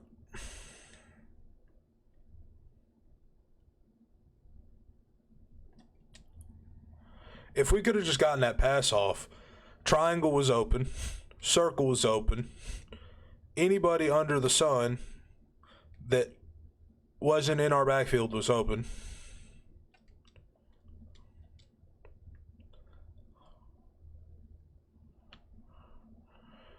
And whoever that man is just allowed me to be abused from the outside. Cool. Love that. Thanks, man.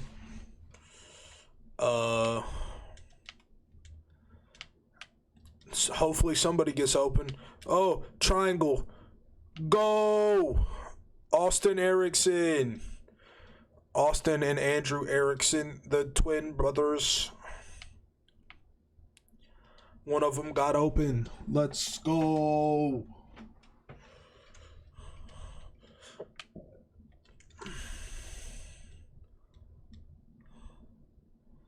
Will it happen again? No, lightning cannot strike twice. 2nd and 10. Let's do something crazy. 5 wide, 4 verts. My assumption, immediately negative. Oh, didn't go who it was supposed to. Latavius Brini. It's a heck of a name, honestly. Sound like Linguini. Jimmy Hungy. Didn't mean to go hurry up at all. But here we are. Triple coverage. Again, Latavius Brini. Sound like Linguini. Jimmy Hungy. As you well know, we can't punt on 4th down, so we got to go for this. We're going to try to make this corner over the top decide. He could, oh my God, it was wide open. CJ, all you had to do, man, was stop, bro. He forgot how to quit moving his feet.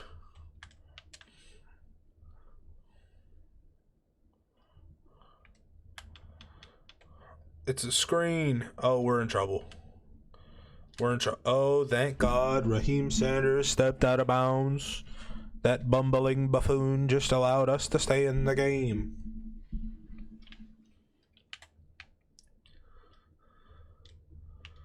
OJ. Let's go, OJ.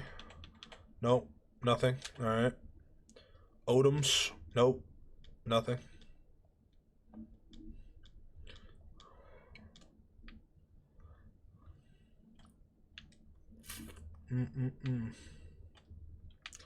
Arkansas is going 5 wide. The Salt Man. Odoms. Okay. Somehow they slide down there. I guess you take it if you're them. Oh, cool. With timeouts, they get light of fire because they have a coach that's decent. Yeah, we're not that, so. Screen. Oh, how is that not a pick? Brother, I read that like a demon. That should have been a pick.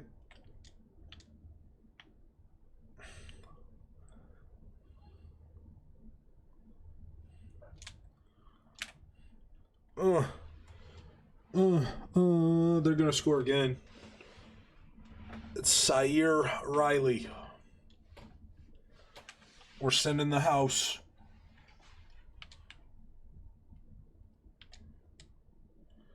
Lettuce and all. Go lettuce. Nope. Lettuce missed the hit stick. It's 35-7 Arkansas. Well, it looks better at the start of the game, I'll be honest. It don't look so pretty now.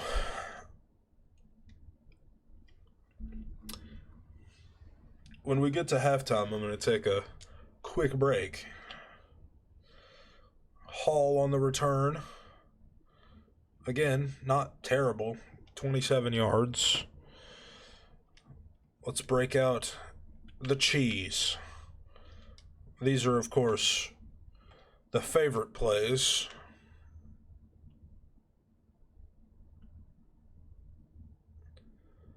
Of head coach Jimmy McBuffet. They're a little cheesy, a little silly, but they work.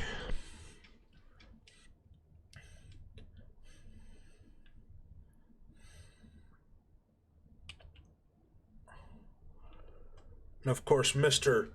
McBuffet needs as much help as he can get right now, so he throws to his other receiver, Chad Alexander. Now, if they would stop doing QB contain, the play could be more effective. Oh, it's other receiver, Chad Alexander, down to the 5. As we said, these plays are a little cheesy. We're well aware. We continue with our food pun evaluation.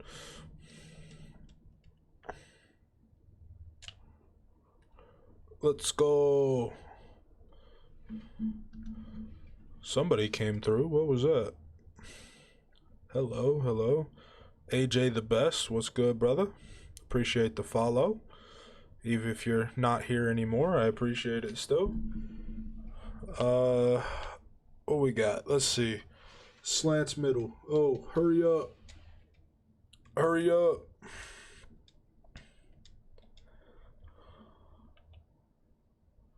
CJ. Oh, my Lord. CJ just got destroyed. We're cool with field goals. We're just not cool with punts. Let's take points. We take it to halftime. Down 35-10, but it's by far our best game of the year so far. If you haven't been here for the first two, we lost 80-14 to Colorado and then 83-0 to Florida. So this is like pretty decent so far, all things considered. I'm going to take a quick break, and I'll be right back to finish the second half. Let's see. Let me get some music on here for y'all. See if the music's still playing. No, the music's not playing anymore. So let me get y'all some music pulled up, and I will be right back.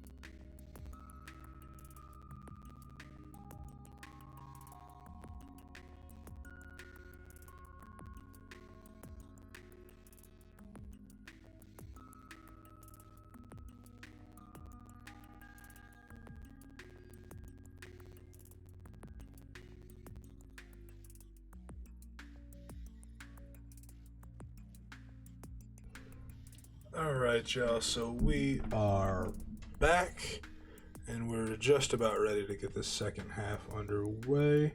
Let's get that music muted. Let's get back over to the live screen. All right, let's get this second half underway against the Arkansas Razorbacks. We did manage to get points before halftime.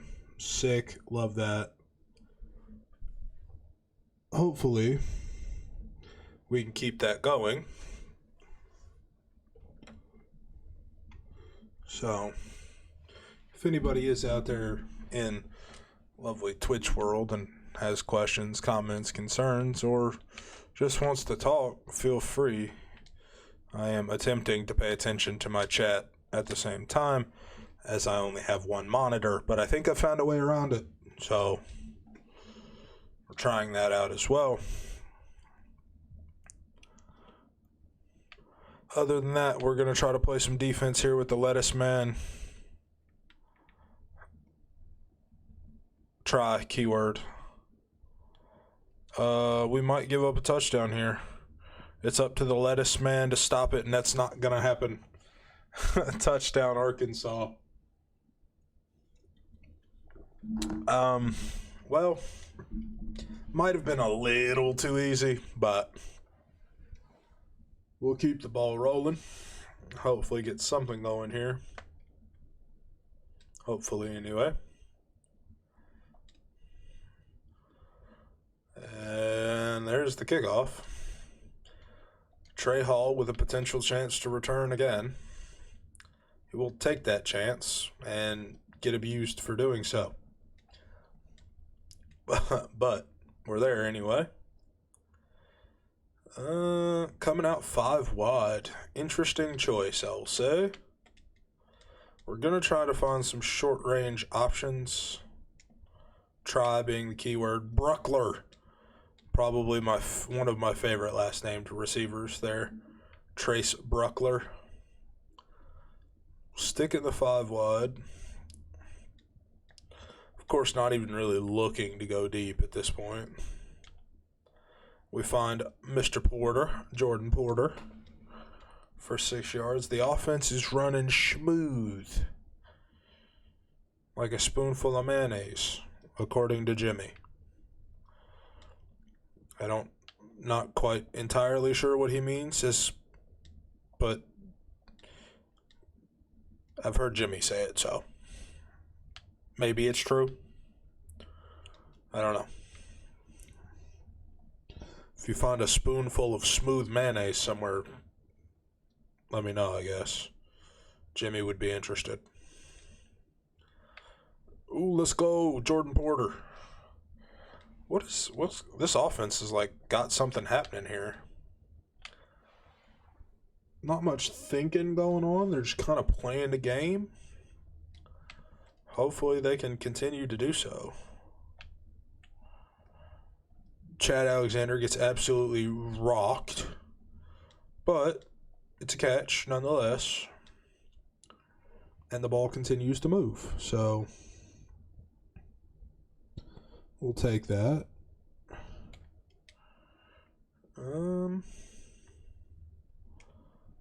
Oh, Trey Hall with a drop. Would have been cool, but didn't happen. So, let's look at this one. Maybe. Could be. They're playing off. There's a chance. He got 3, which, I mean, we're not punting anyway. So, there's a chance.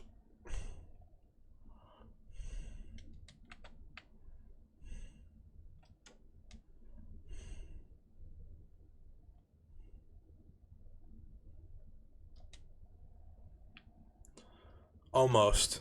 All we can say. Almost. Couldn't be much closer than that, really. But you know what? It's a solid drive. So, see if Lettuce Man, Salt, and OJ can get a stop here on defense, hopefully. Make things a little easier. Lettuce. Hey, Lettuce gets a tackle. Let's go, Lettuce. As you'll notice, because of Jimmy's love of food, mostly, and no, I'm not talking about myself in the third person. My name's not Jimmy. Jimmy is Jimmy McBuffet, the head coach of this team here in New Mexico. Jimmy has a severe love for food. I'm just Jimmy's eye in the sky. And Jimmy's love for food is transcended onto his players, where he nicknames them with the names of food. For instance, like our man here, Letele, whose name has now become Lettuce. We have Salt on Stall, whose nickname is Salt, and Bartley, whose nickname is OJ, because it's quite literally his first name. His first name is OJ Bartley, so his nickname is OJ. Trey Hall has the nickname Mess, because Mess Hall is where you go eat.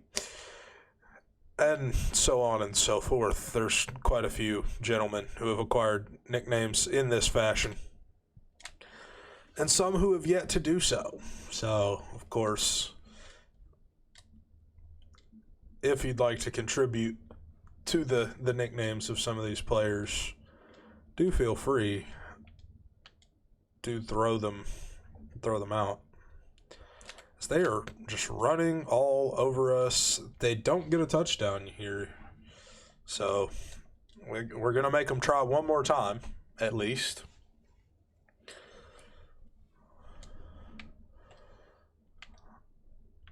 Let's go, Lettuce Man. If it hadn't been a read option, we'd been fine. But KJ Jefferson, I think that's his name, walks into the end zone, makes it 49-10, which it's still mid-ish third quarter, so it's still got time to get ugly, as Mess Hall back to return.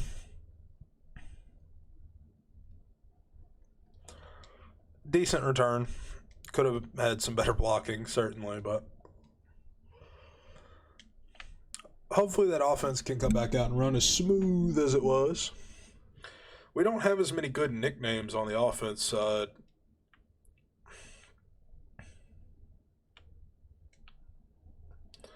I mean, we've got Jordan Porter. I mean, he could be Porterhouse, I guess. Yeah, he's, I mean, the steak, Porterhouse, so guess we'll call him the steak, honestly. I mean, the guy we were passing to, his name is Chad Alexander, and he acquired a nickname just because of Jimmy and what Jimmy calls running backs. Jimmy doesn't believe in running backs. He calls them other receivers. So Chad Alexander is just other receiver currently. And then we have the Erickson twins, Andrew and what's the other one's name? It also starts with an A, but I forget that one because Andrew's the one I throw to all the time. Austin. Austin's the other one. So Austin and Andrew Erickson. Poor parents, why they did that to themselves, I'll never know. And then we have Y Song, who's probably going to become Wagyu or something. It's Mess Hall. Let's go. Love that from Mess Hall. Let's see. Ooh, it's 2 o'clock. I got my lovely calm break. They're telling me to chill out. But we're juiced. It's fine.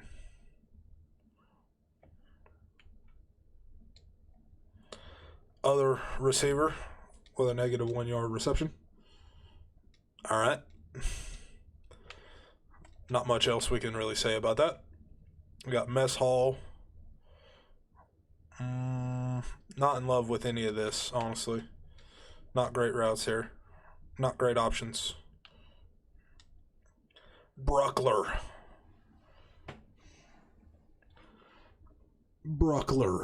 Let's go, baby. Makes it third and manageable. At least. Who we got out here? Martin, Erickson, Bruckler, Porterhouse.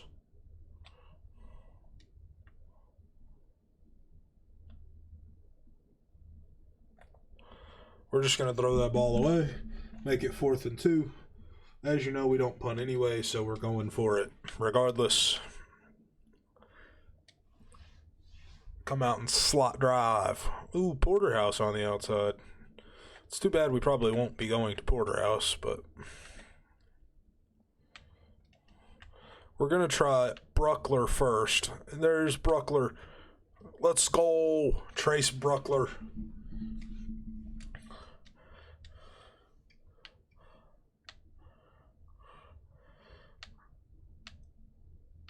Like, I feel like an easy food one would be broccoli, but that's like such a terrible nickname.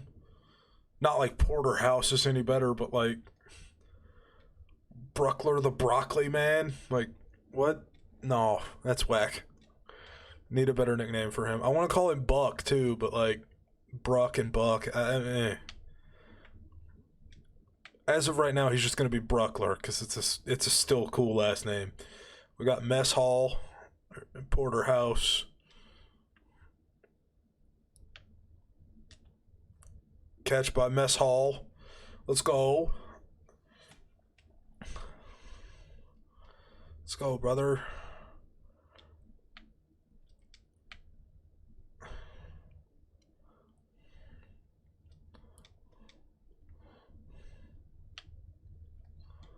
Oof. Bumper Pool is trying to ruin my day. Bumper Pool already has one pick today. He doesn't need a second, man. Leave me alone. Quit it. Bumper.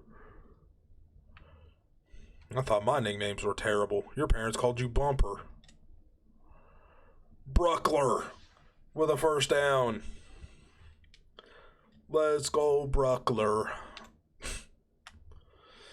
By the way, we have decided and we have convinced head coach Jimmy McBuffet that scrambling with your quarterback is allowed. And he said, fine. Porterhouse. Terrible throw.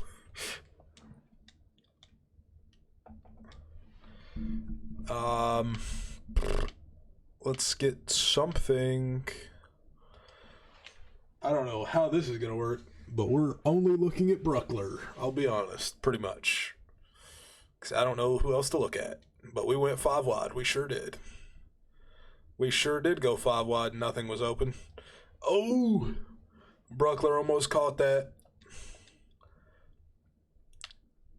See, it would make my life so much easier if I could just run the ball here, but no. Jimmy said no, so I'm not running the ball. Unless it's with Montez and I get out of the pocket. Which might happen right here. It did, in fact, not happen.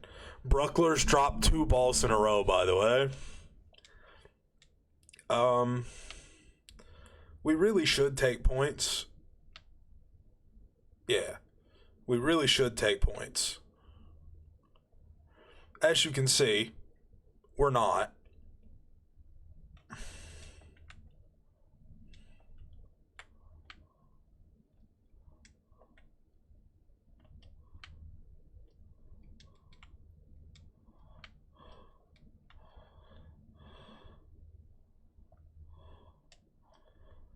Okay.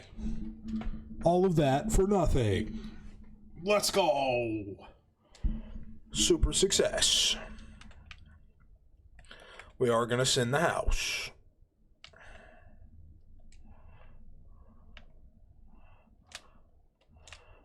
Okay.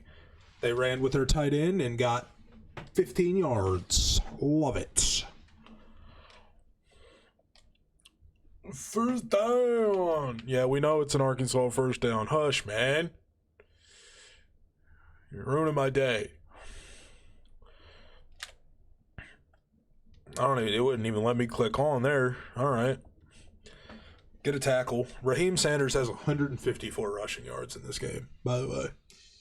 Wow. Talk about miserable. Talk about doing whatever you want. Here they go again. Oh my God, he's gone. Thank God. Okay.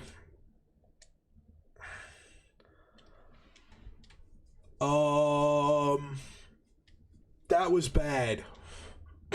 There's no way around that. That was bad. Ugh. Let's go, OJ. Lettuce with a tackle. Let's go. I wish Lettuce would have hit him harder, but is OJ and Salt back in? No, where's Salt, man? Salt should be starting, bro. Oh, I don't know how. I don't know how it's not a touchdown. I'm not gonna complain, but like it probably should have been.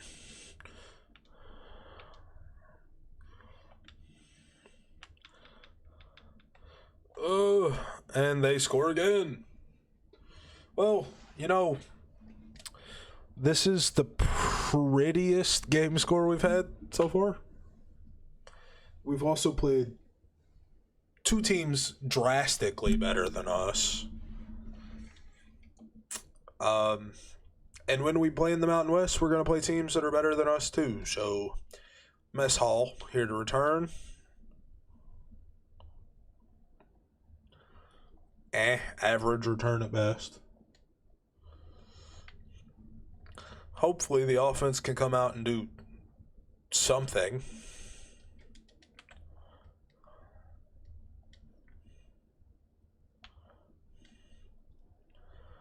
I mean, it's not entirely unlikely that we can't move the ball, but like, and at least do something.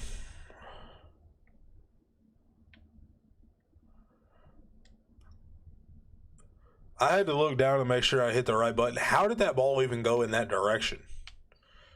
It was DeBruckler over the middle, who was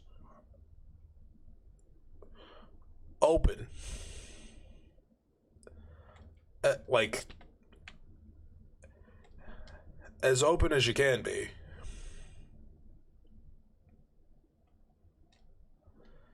That was just bad. We don't punt. Can we audible from here? Nope. Cool. So we'll call a timeout then.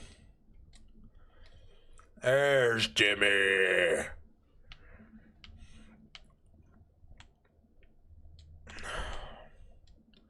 By formation.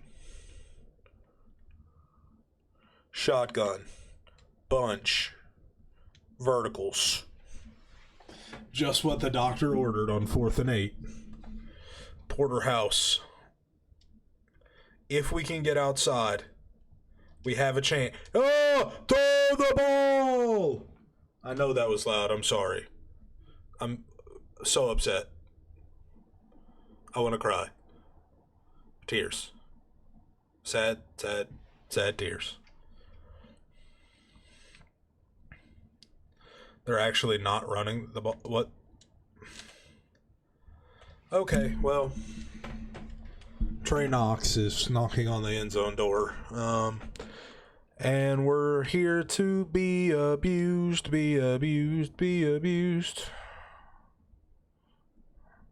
Okay, we've officially given up 60. How far in the wrong direction can we go? Let's go.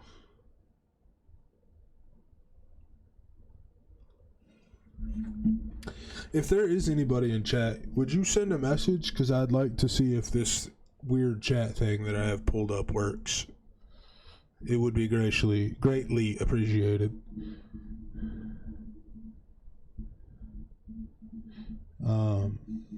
If not, oh well, whatever. We're going to keep rolling.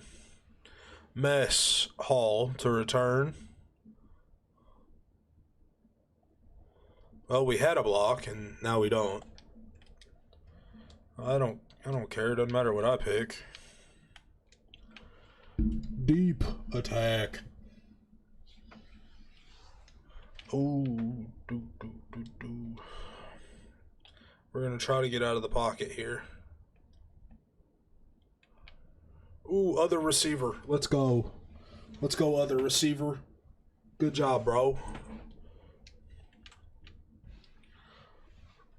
This game hasn't been as bad.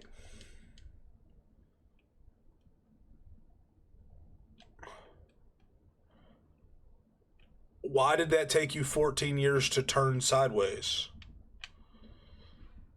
What is wrong with you, man?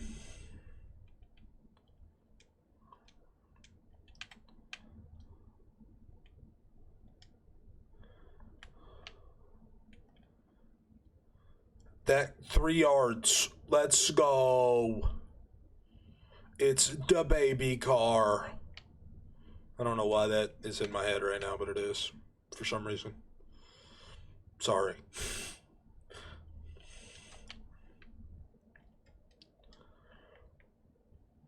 Okay, free sack. Love that. Gotta call a timeout.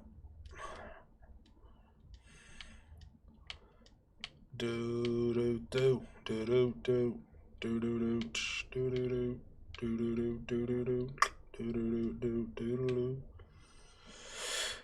Getting abused by Arkansas. Gonna try to throw a slant to mess hall.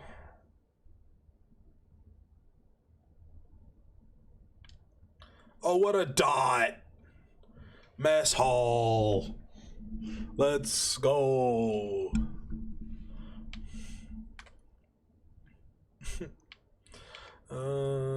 Cool. Yeah, let's run cross.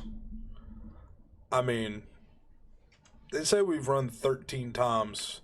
It's all been quarterback scrambles. We'll just throw that away. There wasn't a soul open at all. Not even close. X ISO Poco. What does this even mean? Is that what that route's called? Or something weird? No, man! He did not get hit as he threw either. What is the excuse for this?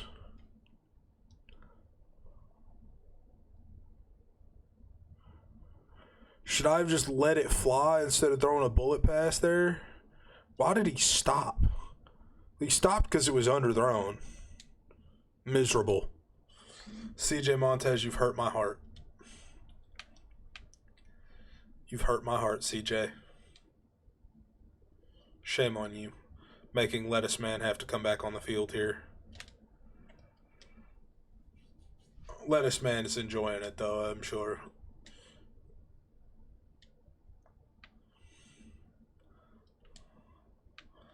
Let's go, Lettuce. Let's go.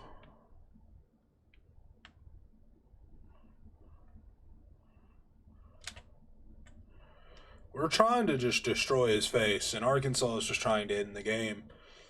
And this is the best game we've played so far. We only gave up 63 points.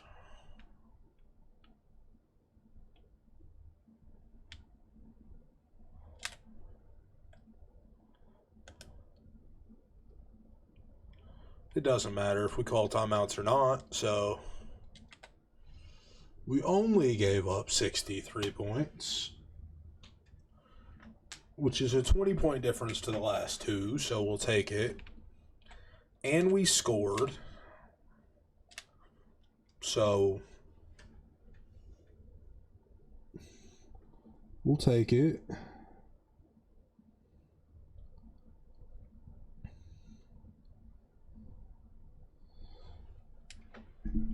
That's the ball game at 63-10.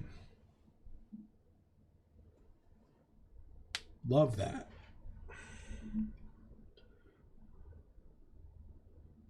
I don't know what I just did. Oops. Click the button. My bad, homies. What is that? Let me find out what that does. Ah, I see. I understand. I figured out what it does. Okay, let's go back to the game. As Jimmy McBuffet, I don't think he's even earned enough XP to get his first level. Which is scary, because we've played the first 3 games of the season, and we haven't done well enough to do anything.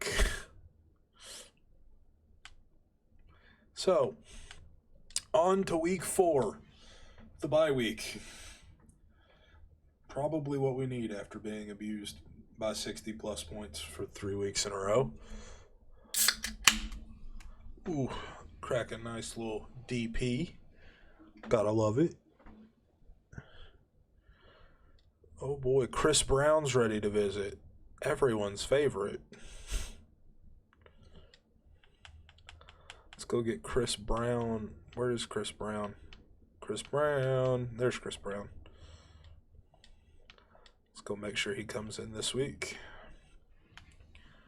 We lead on a majority of these athletes somehow.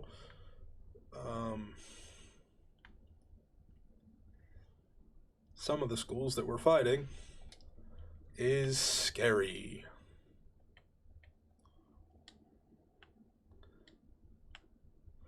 But we now need to scout all of these men from Florida. Some for the first time. Others not for the first time.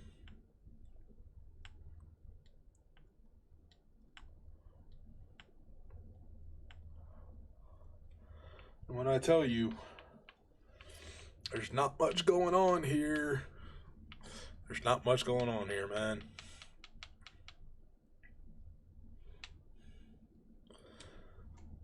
So we've done all of the recruiting we can for this week. We still don't have our first level as a head coach. Dear Lord. And we're moving to week 5 where we play our first Mountain West game. I think we play our first game in the Mountain West. That's terrifying. It's a team we have to see every year. Great. Don't like that.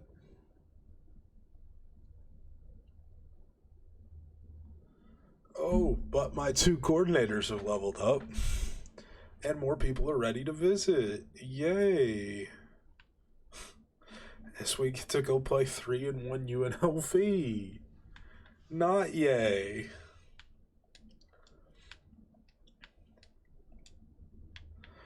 Oh, jeez. We're gonna get fired. There's no way we keep our job, is there? How is our... No, go back. How is Jimmy's job security at 100% right now? You're kidding, bro. Some of these guys are probably close to signing. Yeah, like Nick Johnson's about to sign. Chris Brown's about to sign. Tommy Cox is about to sign. We're losing points on Cody Magnum. BYU's fighting us for Fred Anderson, Brandon Moore, John Joseph.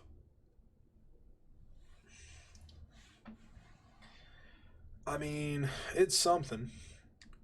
Let's go schedule all these cats that are ready to visit.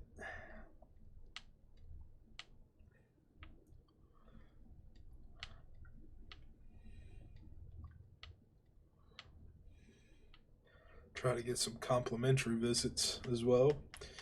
We've got about 900 points. Let's go do some more scouting.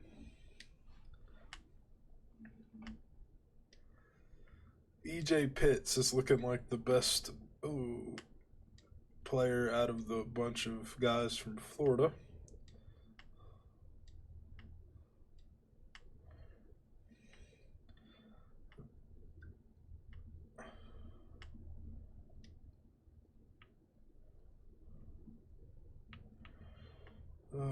I guess we'll give these to Chris Brown and hope that he signs next week so we don't have to feed him more points. This is the semester's first test. No, it's not. We've been tested since day one. Lee Corso, of course, picks UNLV. If we can limit turnovers, we might be okay.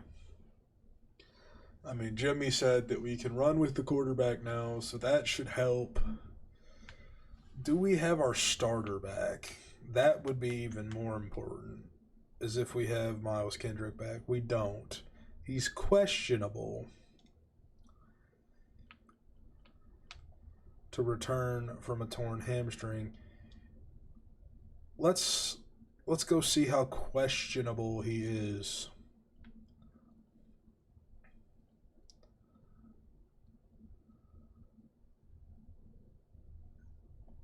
Yeah, we'll look through some stat leaders here. Negative 19 rushing yards.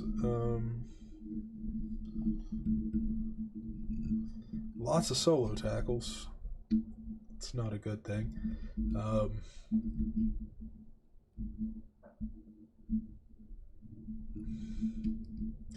There's a man from UNLV with 3 picks already.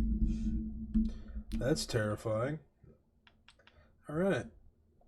Well, it's a home game. There's about 8 different alternates here. We're going to go custom. I want anthracite. Ooh, we only have silver, cherry, or white. We'll go cherry. White socks. I guess we'll go white helmet. Let me just pick one of the customs instead of playing. Anthracite throwback. Alternate 1. Alternate 2.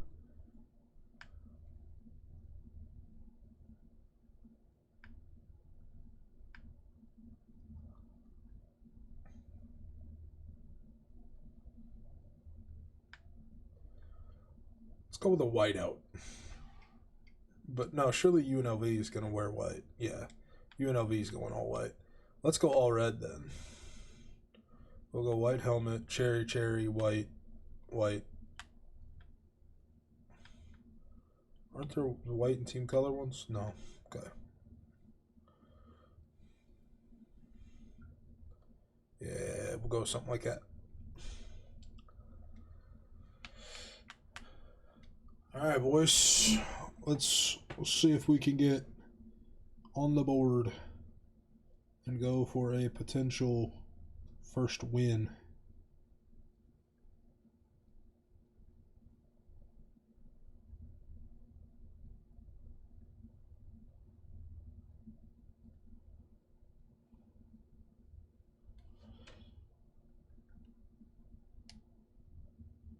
Here we go.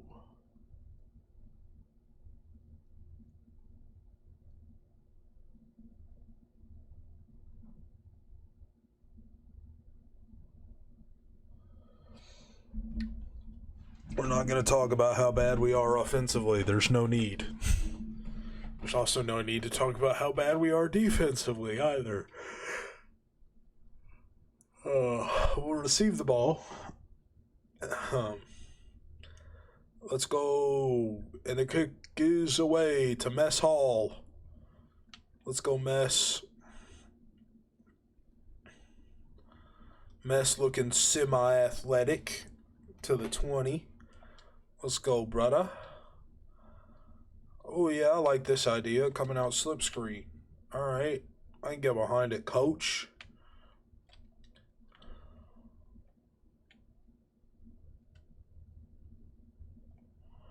Other receiver for 15. Let's go, baby.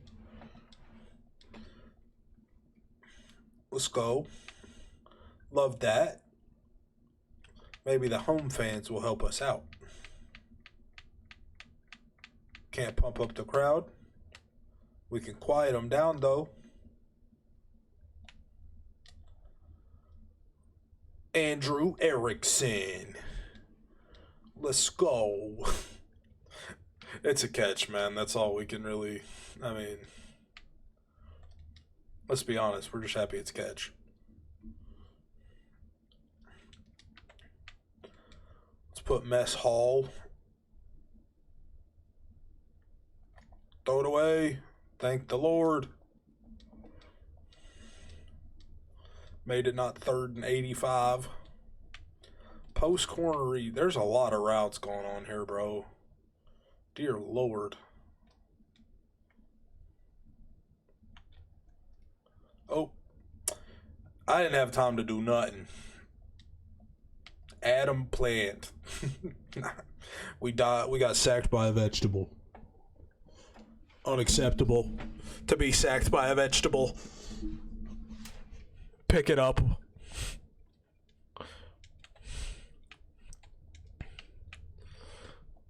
Do better.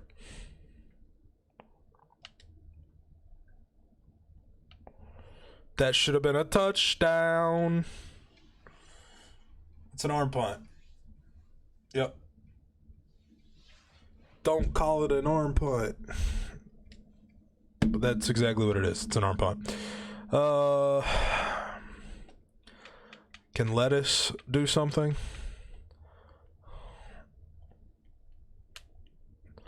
Lettuce can try. Oh my God. Okay. Let's go Salt. Let's go Salt with a tackle. Should have been tackled in the backfield about 40 yards ago, but they've got a man named Weimer. I was really if it would have been the guy that I was covering, yicked it for sure. It would have been an absolute yick. Would have been sick. Would have yicked it.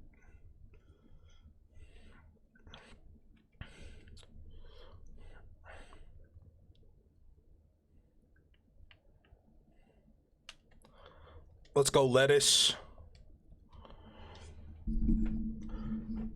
Lettuce got by the Hunter. Dion, the Hunter. It's a pretty decent name for a food team, the Hunter.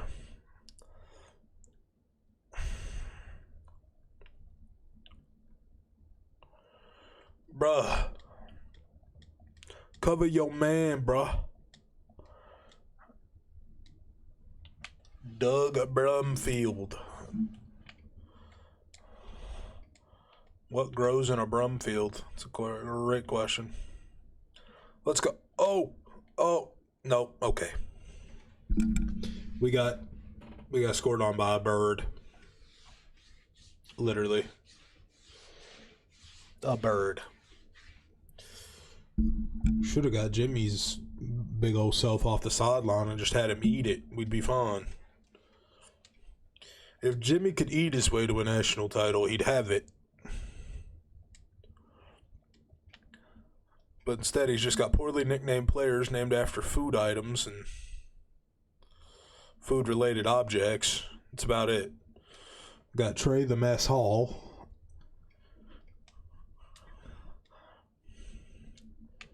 Got Porterhouse.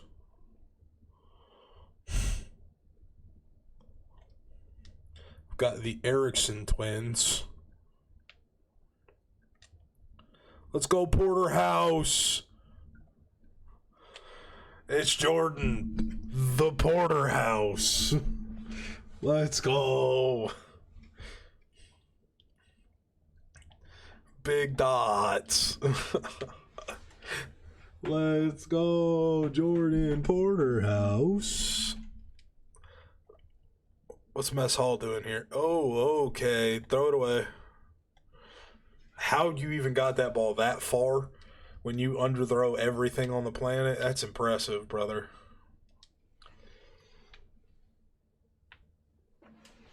Ooh, baby. We got the Erickson twins lined up side by side. Let me put Bruckler and one of the Ericksons on streaks and see what he decides. Oh, if CJ Montez could just throw a football. CJ! You frustrate me to no end. I don't know that Miles would have made a better... Kendrick would have made a better throw, honestly, but... One of the Erickson twins makes a catch. Austin. We're going hurry up. We're running stick and nod. We could probably do the exact same thing again, but we're not. We're going to mess hall. Let's go. It's a first down.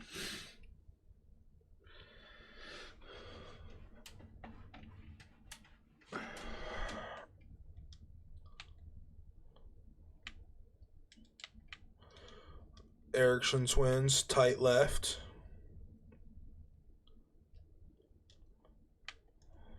We chose to pass. We probably should have just run the ball. Probably would have gotten more yards. We're going to flip this to the wide side. They're pressed. We're not running that.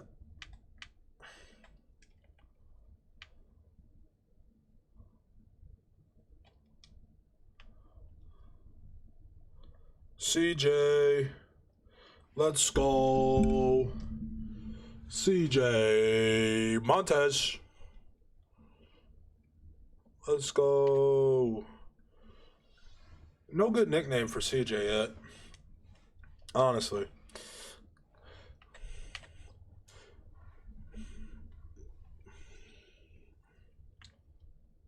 Let's go, boys. Let's go. Anybody? No? Okay. Chad Magyar. It's an interesting last name. Magyar.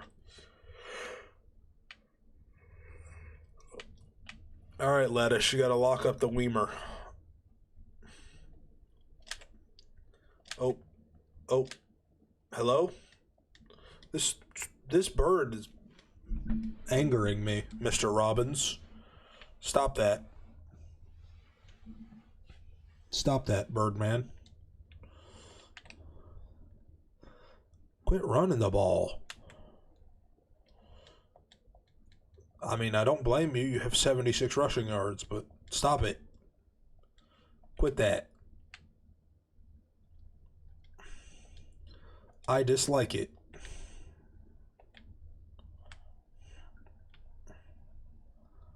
Well, we forced a throwaway anyway. That's nice. It's the first time we've done that.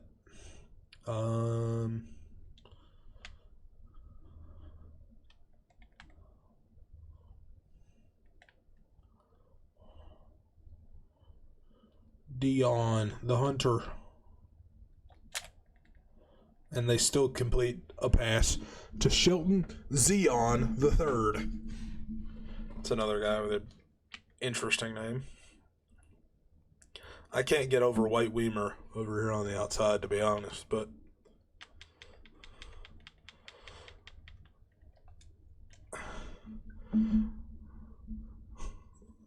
what's good if anybody is out there in the wide world of Twitch entertainment. Welcome to the absolute chaos that is this New Mexico rebuild that I'm doing currently. It has some of the most interesting things on the planet and some of the most uninteresting things on the planet, like the nicknames that these players have acquired from the head coach, Jimmy McBuffet. There's OJ, there's Salt. Let's go. Come on, Salt. Let's go. Oh, Salt. Salt missed, but Justin Harris did not. Sack makes it 4th and 16. New Mexico forces a punt.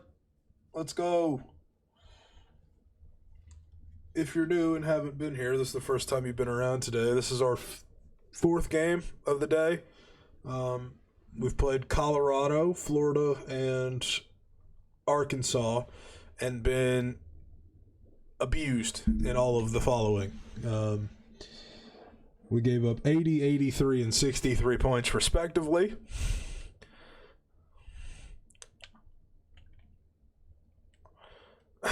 So, at this point, we're happy to be in a game more than anything. We've also made some restrictions, of course, to gameplay to make things more interesting. So it's not like I'm just that bad at the game. We can also only pass and run with quarterbacks. We can't punt, so there is that as well. And we're trying to navigate one of the worst teams in NCAA 14 with those stipulations. And of course, there are recruiting stipulations and other things as well to make it interesting and more difficult. But because it's very easy for me to do a simulation rebuild and just go through. But there's Jimmy McBuffet. You're going to hear me call him McBuckets a lot, but it's because Jimmy McBuckets, Jimmy basketball player, had the nickname Jimmy McBuckets. And it is easy for me to just get stuck in my head. So you'll see some of the interesting characters and nicknames that Jimmy has given to his players. There's not many on offense. A lot of them are defensive nicknames. But you'll see some, of course. Of course, you have the ever so famous on offense mess hall, because that's a place you can eat, and that's what Jimmy's all about. This place is to eat. We're gonna get sacked here. I was staring at the X route, and that's completely on me. Yeah, let's go slip screen. See if we can't confuse the defense.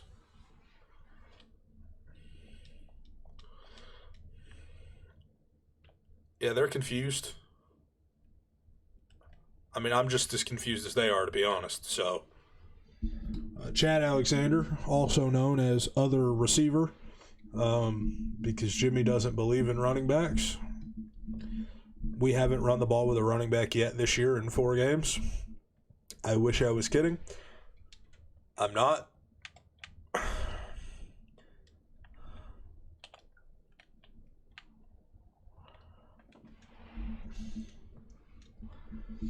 So he is appropriately nicknamed Other Receiver.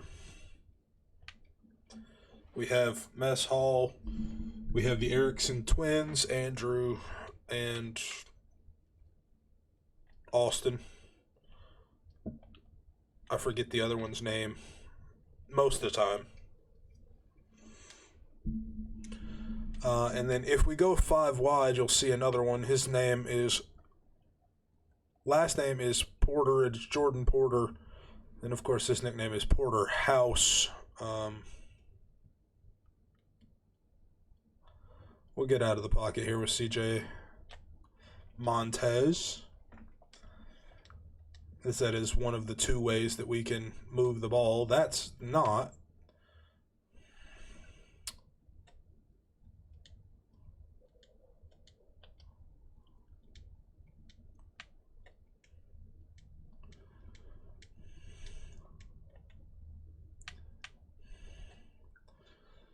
All right. Oh, blitz. Thank the Lord we got the ball away. Other receiver. Ouch. Chad Alexander smacked in the mouth. Honestly, just lucky to get the ball away, to be quite honest. But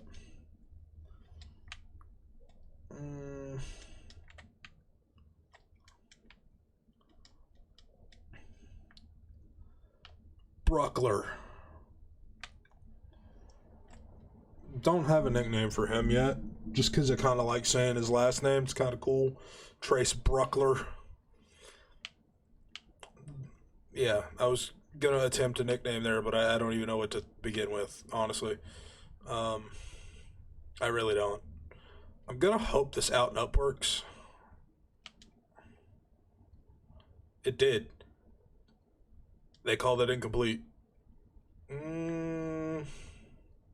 Was it? Because this kind of was the best play we've had all year.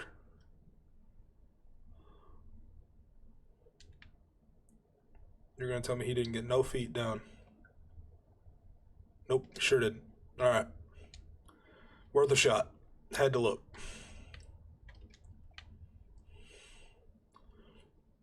Tis the mic. Tis the mic. Hush, CJ. Just... Oh, CJ. Throw the ball away. You big goofy boy.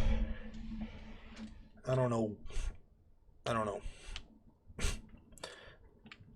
To answer most of your questions, I don't know. Ooh, Mess Hall could be open on a mean corner route. He's not. He could be. He's not. We can go for field goals. And keeping that in mind, we are going to take our chances with one here. Let's go. I've got to remember that those are the things that are allowed. I've allowed my... Jimmy has allowed us field goals, quarterback running, and passing. That's it. Nothing else. No more, no less.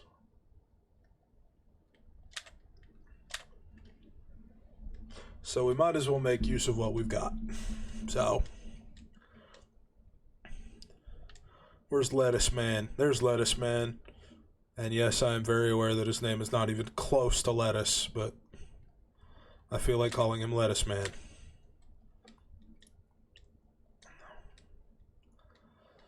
Let's go. Big tackles.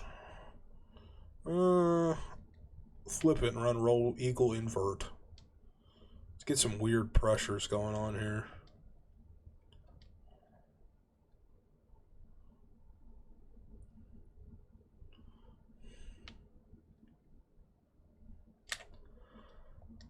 All right. Nice. Stop. Let's go. 3rd and 9. Can we get a stop? That's the question. Can the Lettuce Man get a stop?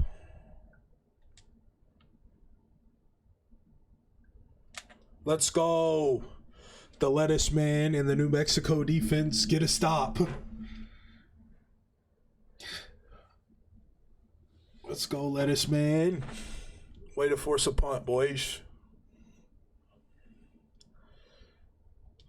Let's go, Mess Hall. Back to return. He got a block, to be precise. One singular block. No more, no less. That could be for the best.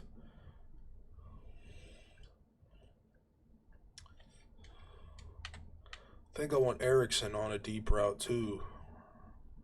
I do.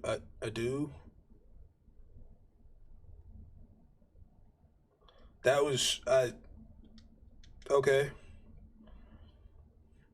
Hey, we'll take it, man. I can't lie, with some of this it's purely luck, but come get me.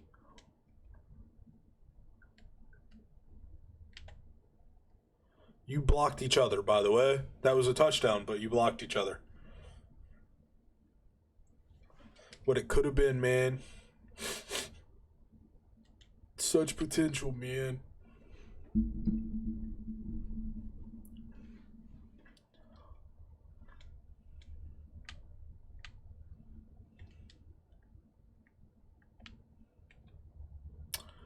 Thank the Lord that wasn't picked.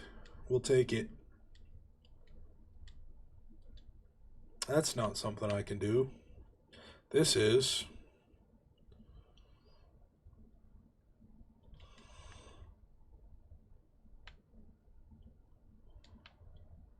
Let's go, Andrew Erickson.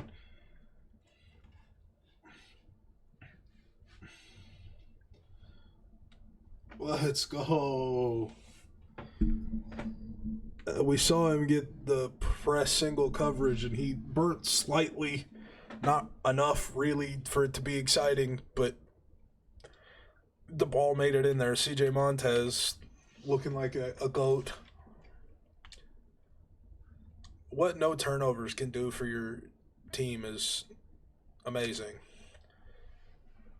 Or limiting turnovers. I mean, we've got to remember that we had like 16, 17 turnovers in the first 3 games of this year. So like, so there's Salt's in.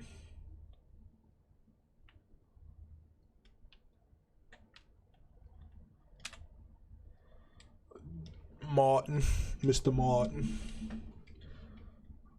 Did we take a timeout? What happened here? UNLV took a timeout. Okay. So there's Salt, there's OJ, showing you these defensive nicknames. This is Lettuce. I think those are the big 3, obviously.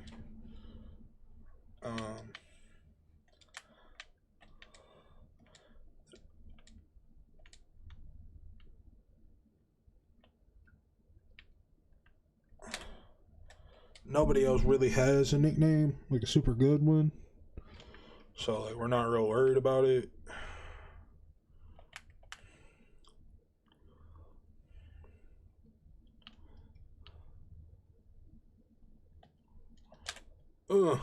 We tried to get the man. We got beat by Wiener. Oh, Weimer. My bad. I knew it was gonna happen eventually. I knew I was gonna mess his name up at some point. Jeff Weimer. I got some boring names on this offense. Kyle Williams. They got 2 Williams, a Griffin, a White, and a Weimer. What is going on, man? What's going on in Las Vegas, Nevada? Oh my. Zell? That man's name, is it Zell or Zell? I don't know. Either way. What? Who named these people?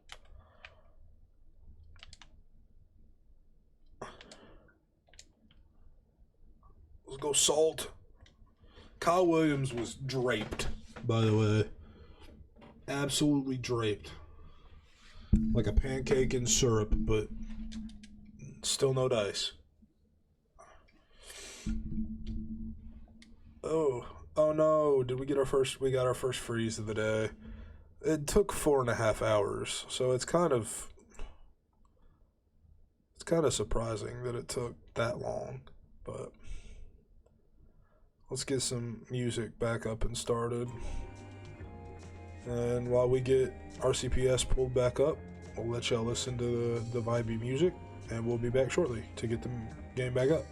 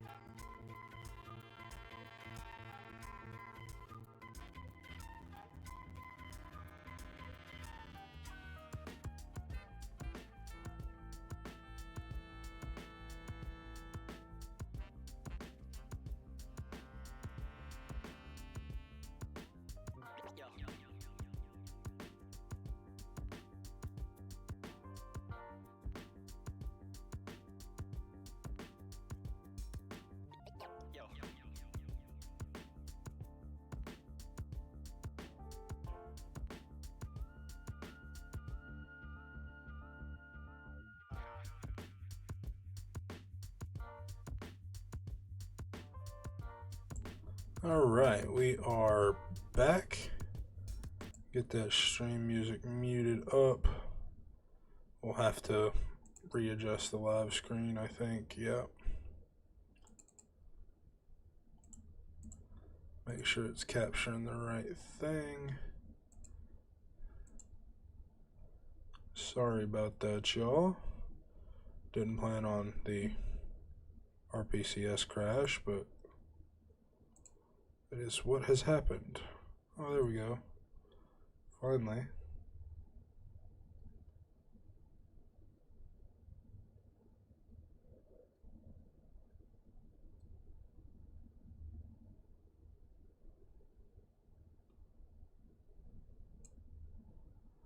Alright.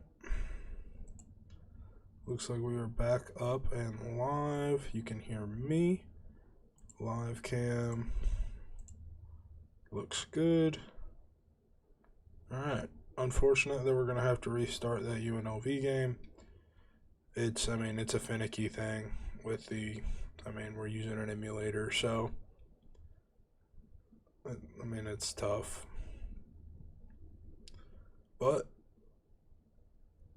looks like we're good to go. You all can see what I see.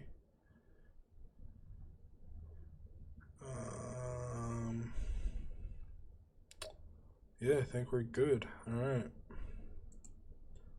Let's jump back in game here. We're good to go. Alright, let's get back into this UNLV game. It is going to be super unfortunate if we get absolutely smacked by UNLV now. I mean, we were up 17-14, but there's like no way to go back in and reset things like that, so we'll just let it do its thing and replay the game. We were up 17-14 somewhere in the third quarter, but oh swell. We are going to get the ball first again. All right, we'll take that.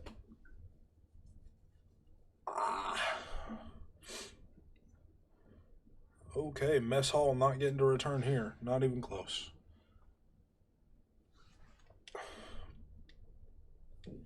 All right. Let's come out. Let's get this ball moving and a grooving. Let's get it out here like pancakes on a griddle. Fast, quick, and in a hurry at the Waffle House. Trying to throw on a run. Nothing there. Nothing to be found. CJ Montez. No good.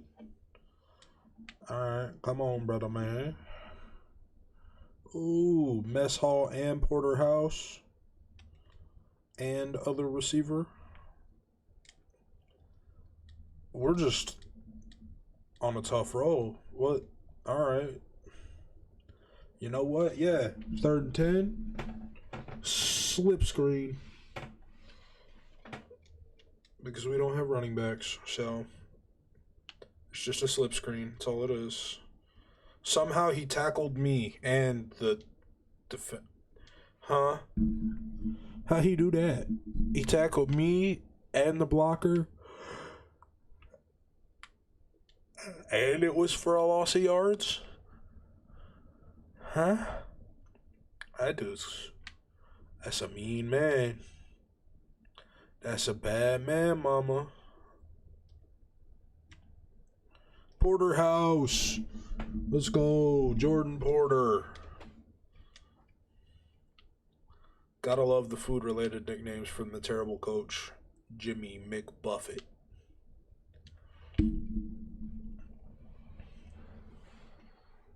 I got Porterhouse and other receiver. Oh, is he gonna get single coverage and wide open? No. Oh, why didn't you throw that way to the left, my boy? Not up, left. Left. Not up, left. Porterhouse, Erickson twin number 1. No safety. Oh, how you overthrowing, bro? How you overthrow Bruckler? Bruckler, like, gets his hands on everything, too. What you just did was hard to do. Difficult. Let's go. Erickson, brother. Number 2. That's the second one. Let's go. We've hit them both. Porterhouse, Bruckler. I don't think anybody's going to be open here, but we'll try. They want that regular degular. Oh, my. Yeah, we're just going to take that 18-yard loss there. Yep, that was the game plan. Certainly. I didn't lose control of what I was doing and just run out of bounds. Never that. I would never. Oh, that man fast. That man better catcher. Okay, that's going to be a touchdown. No, it's not, because he's slow? I don't know what he's doing. I don't know what I'm doing, to be fair. Jimmy's going to be yelling at me, that's all I know. Jimmy's our head coach, and Jimmy determines what we do. Hey, let's go. Who got... Omar Darame. Omar's just got one of my favorite names on the team. Even though he doesn't really have a nickname. I mean, unless you just... I mean, I guess Omar. But, like, Omar's not really a nickname.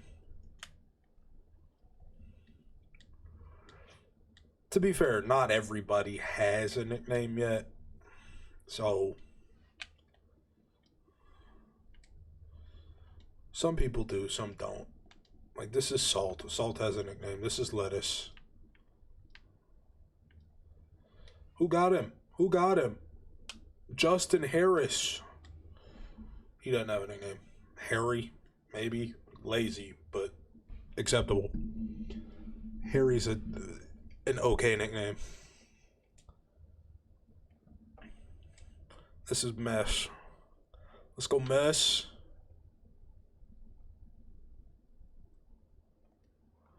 Good return, Mess. Mess Hall is the joke, because food we go eat at Mess Hall. Ooh, we got Porterhouse, Mess Hall. What?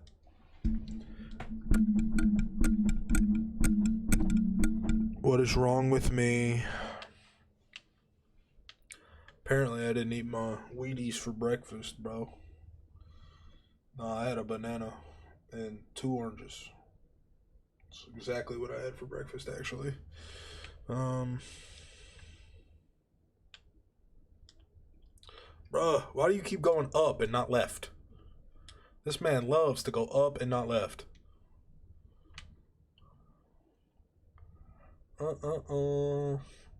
Doodle-doo-doo-doo. Diddle-doo-doo.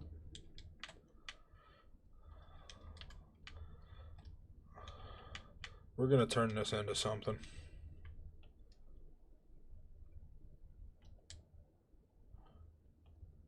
Not who that was supposed to go to at all. Other receiver number 2, Nathaniel Jones, with a catch. That was supposed to go one of the Erickson brothers, who was wide open. And we're talking about in the ocean open, like dropping a bucket type. Let's go, CJ. Let's go, CJ. They're not going to give it to him. 1st and goal. All right, CJ. I see you, Jay.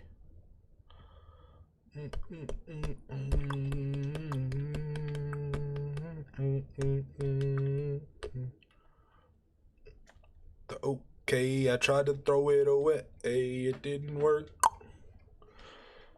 CJ, you're killing me. Be better at your job. Wide receiver screen. This is either going to go really well or horribly wrong. Somewhere in between, I'd argue. Could have been worse. Certainly could have been better. Fullback angle. Yeah, this one right here. Fullback angle. This the one, brother. Can confirm, not the one. We do need to remember we can take field goals, so we are going to take a field goal. Especially with us being on our last quarterback. Well, actually, we're not on our last quarterback anymore. I lied. CJ is the second quarterback. We have one more. Earlier this year, we were down to the third quarterback, but CJ's back now, so. Withoft. I'm still learning some of the dudes' names on this team, honestly. Like, who is... That's Justin Harris. That's Omar. That's Lettuce. This, like, his name is Sair Riley, but... Okay. Pretty sure that's Justin Reed as well. Do we have two Justins? I mean, if they played anywhere near each other, I would call them JJ, but they're not even close. Lettuce ran away. I ran away. Lettuce ran away. You know what I mean. Harris, Salt, Omar, Lettuce. Okay, they ran the other way. Wilson. I don't know what Wilson's first name is. I don't know. Is it going to show me? Probably not. Of course not. Don't show me the dude's name so I can't learn them. I don't know who Hunt is either.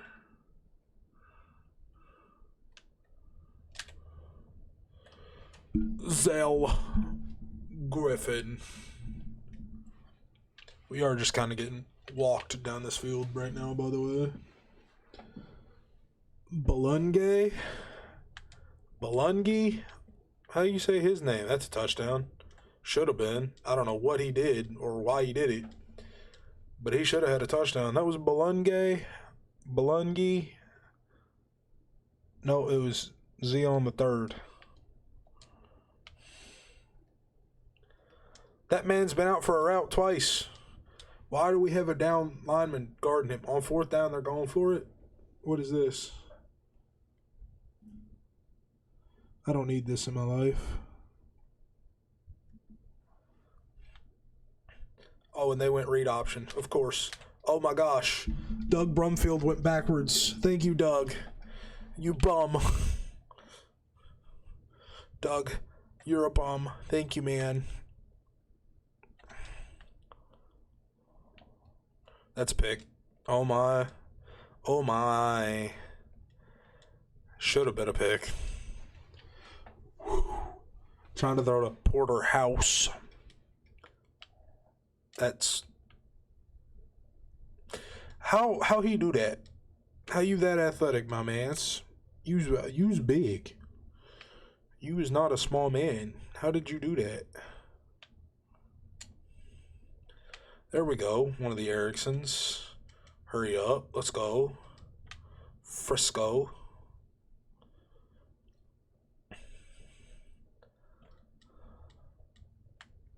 They call me Hercules.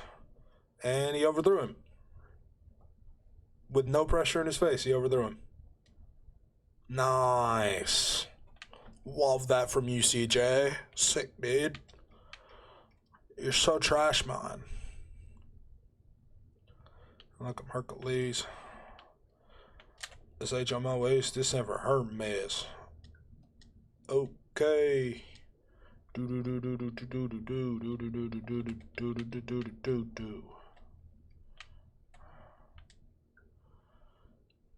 The Hunter, Dion.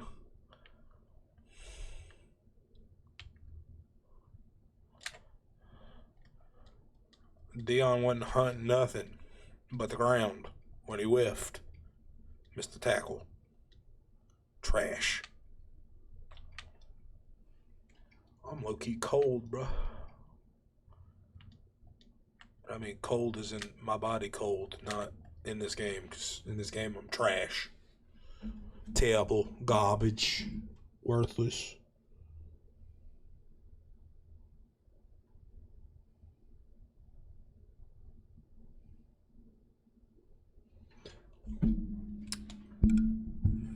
This H on my waist, it stands for Harris. Okay, into the first quarter, 7-3 ball game. Not exactly where we were at last time, but... All right, let's go mess hall. You got it. Oh. Okay. Okay. Just let me get smacked like that, I guess. Rude. Disrespectful.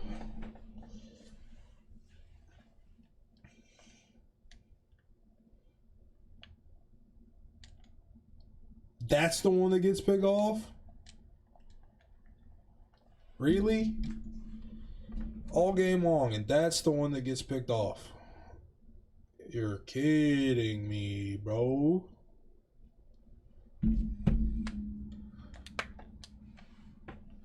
Wild.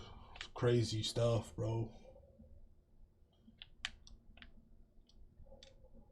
Let's go, lettuce.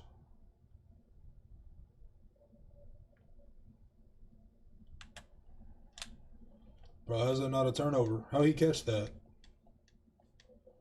He covered up like a mug. You stink like a slug. I'm not like that. I am not him.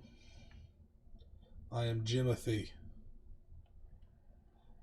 Lettuce got run over. His name is Sire. Or Sire.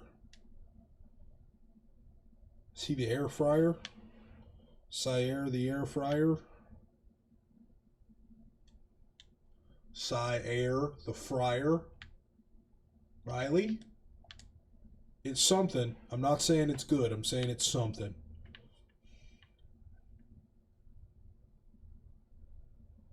We're going to run with it for now. Sire the fryer. We force a field goal here, which is a win in my book. As we poorly continue to name these players around food-related things.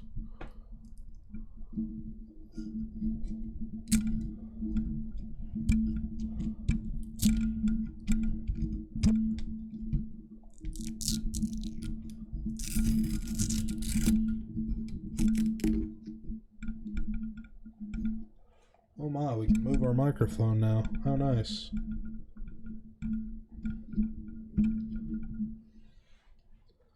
Alright. Let's do some more throwing of the football.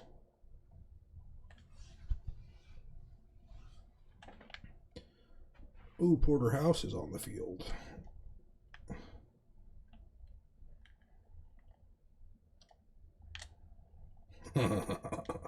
We're so bad, bro. That was miserable is what that was.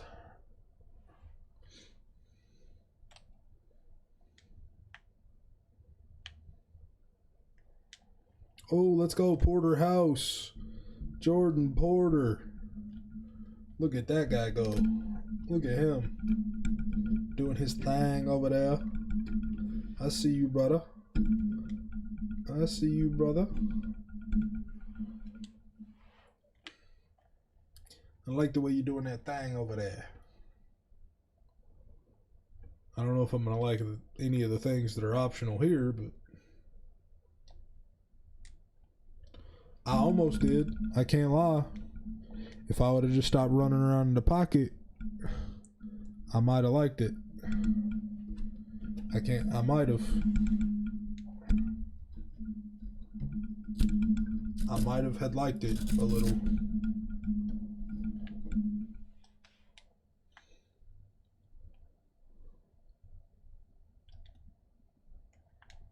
I don't like it.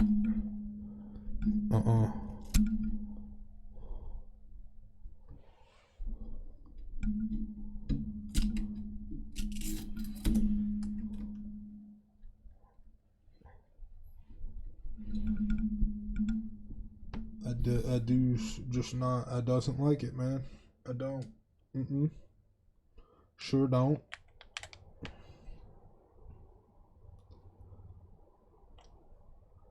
We're getting Hot dog diggity dog right now. Okay, Mr. Willems. Good stuff, brother. You're still not gonna tell me who you are, for whatever reason. Because this game just doesn't like people, apparently. Let's go lettuce. Let's go lettuce. Oh, lettuce missed the tackle. Let us pray.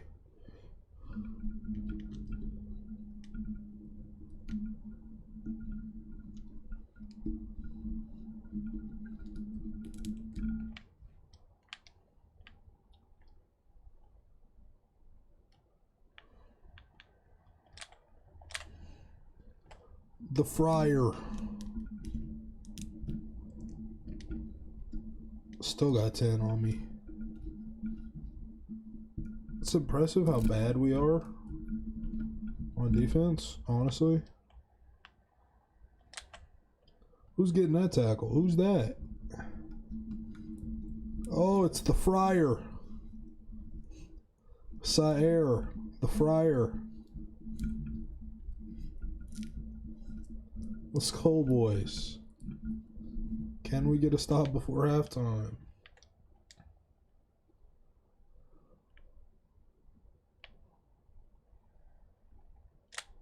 Saer the Fryer really tried, and so did Justin Reed.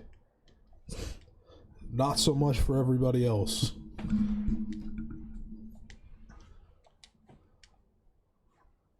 Not so much for everybody else. Hannah the Banana. Lettuce Man. Kyle Williams, who just pieced me up. That was Williams on Williams abuse right there. We're down 17-3 now. I would just like to say the first time we played this game, we were up 17-3 the other way around. But the emulator freaked out on us because we were semi-close to getting our first win. Mess Hall with a fantastic return, by the way. Let's throw the thing, man. Let's throw the peel a little bit. Hello. I'd like to make an audible. I'd like to make an audible to my order, please. Let's go. Other receiver. Spin move inside. Let's go. Other receiver. Let's go, boys. Absolute cheddar. Let the lettuce loose.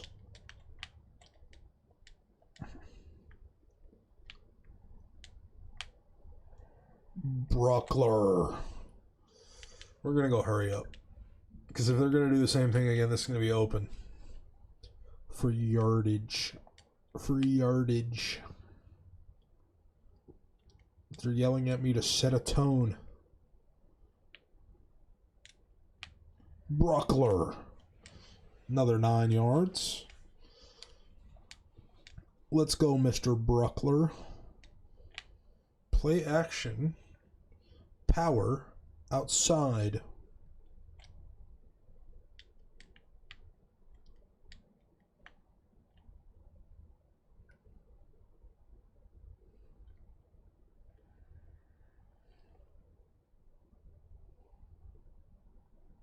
So what happens here?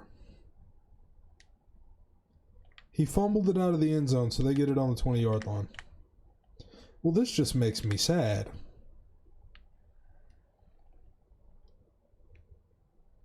That's just disappointing.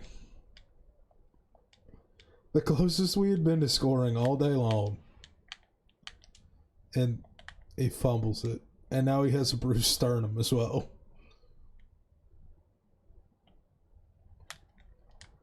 How disappointing. And Lettuce missed the tackle. Oh, gosh. Yeah, this...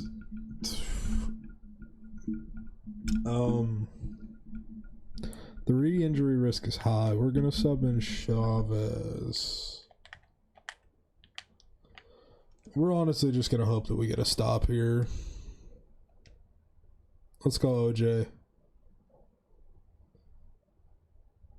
I need OJ and Salt to come through big on the D-line here.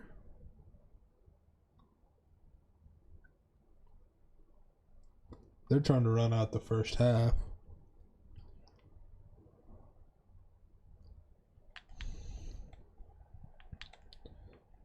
Oh, well, we got the stop, and it was an incomplete pass, so the clock stops. We're going to have a little bit of time to mount a score before half, at least. Now, if we're able to do so, is a different story, but we have a chance to do so. It starts with a return by Mess Hall. Good return by Mess Hall as well, other than the flag, of course, which is clipping on us. So, means that's going back to R25. Cool, man. Love that. Chavez is in at quarterback.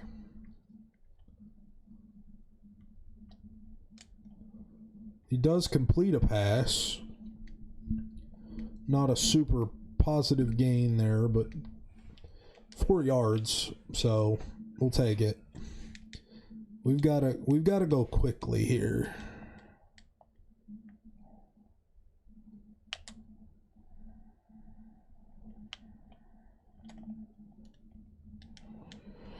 Somehow, Andrew Erickson absolutely mosses a corner. We still have a chance. 27 seconds. 1st and 10. 35-ish yard line. They sent the house. I picked the wrong receiver. Bruckler still made the catch. We go hurry up.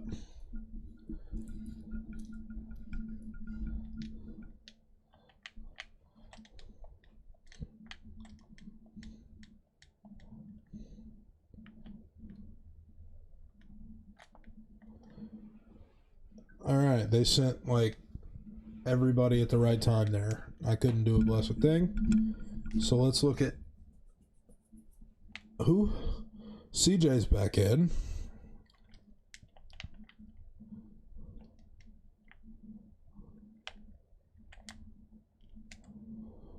With a better ball, could have been a touchdown opportunity, certainly. As I said, with a better ball, keyword, better.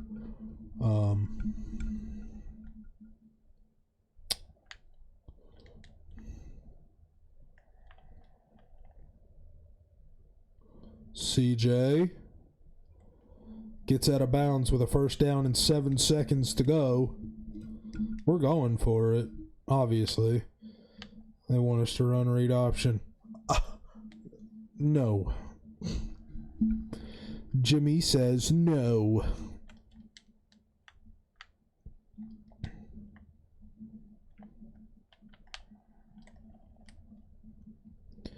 We take one of our last 2 timeouts. There's 2 seconds on the clock. They want us to go field goal.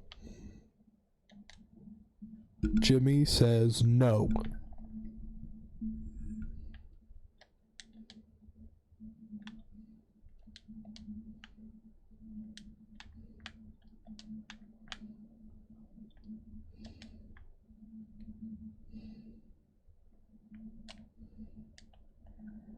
He was in the end zone, too.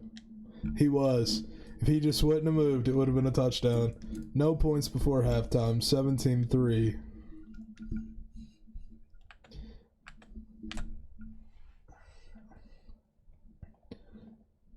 We are in this game, so we're going to have to try to stay in it.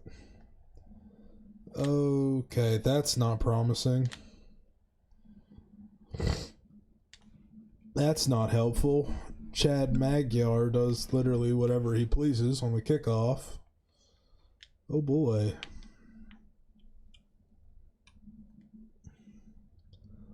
Let's see if we can get a stop here. We're in single back.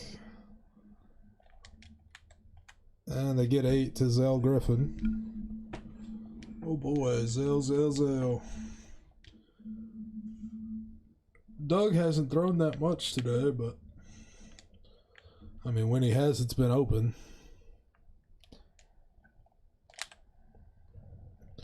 Oh, Doug fumbled. And Salt picked it up. Let's go. Let's go, boys. Let's go. The New Mexico Lobo defense comes away with a turnover. Of course, it's being challenged. Had to. You just had to challenge it, didn't you, man? It's because he's definitely down. And I'm going to hope they say they can't overturn it.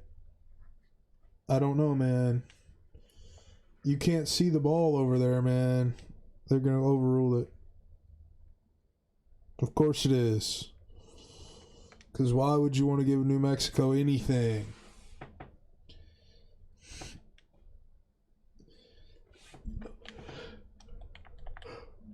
Referees are my worst nightmare. Let's go, lettuce.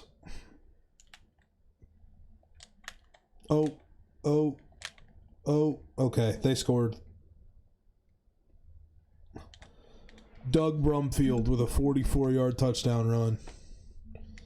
We've turned into every quarterback's Heisman campaign. Is what we've turned into so far today. This is the prettiest of them so far, but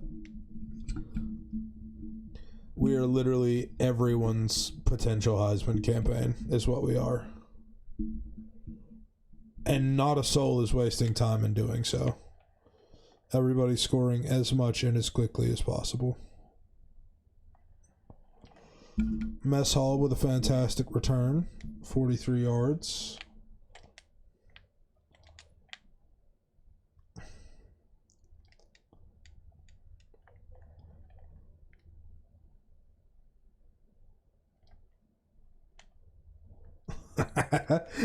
It just threw the ball and smacked the defender in the stomach. Wasn't even close to who I was throwing it to, even though he stopped. It's so funny. Bro, this game is so that completely different receiver, by the way. Not even in the slightest who that was being thrown to at all.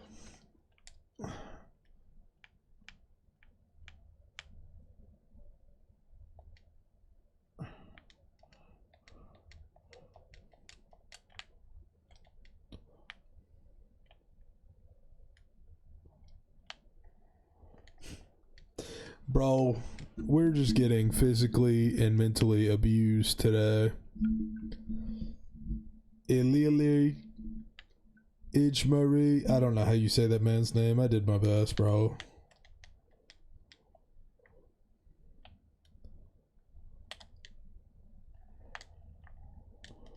And then that man didn't come back to the ball. We've turned it over. I'm just trying to get this game finished, to be honest. We might go quarterback scramble every time and just run the clock to get this thing over with. Ronald Wilson. Ronald. What are you doing? Ronald.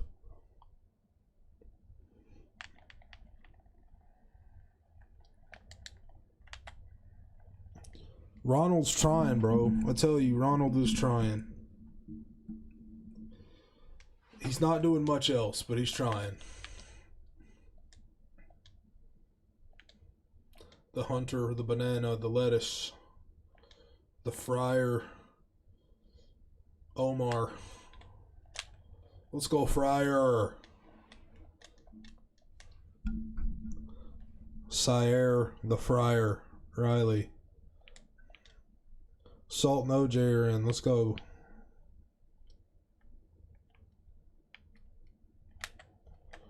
Ooh, I don't know who made that tackle. Ricky? No, Ricky's not on my team. I don't have a Ricky. I don't know who you are. The Fryer. Let's go.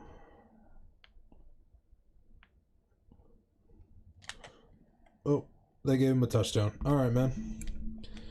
Oh, painful. So painful. Even Doug's doing whatever he wants. Doug's not even like a top 20 quarterback, bro.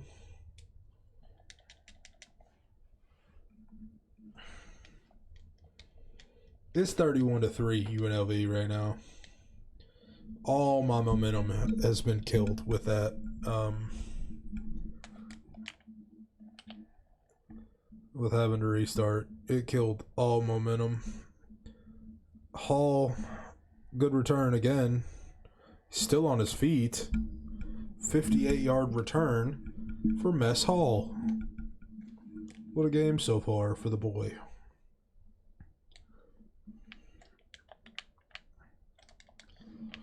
Getting some weird looking route combos going on out here.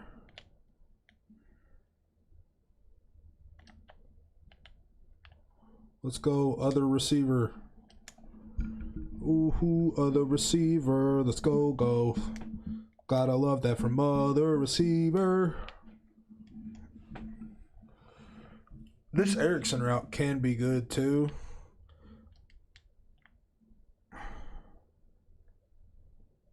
I mean, it was wide open. I can't lie, it was. It's just not something you run on the goal line. If I could run that from about 30 yards out, I'd be fine. Yeah.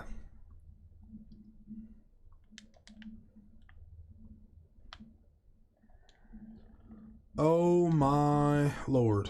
Erickson brother number 1 dropped it. Makes it 3rd and goal.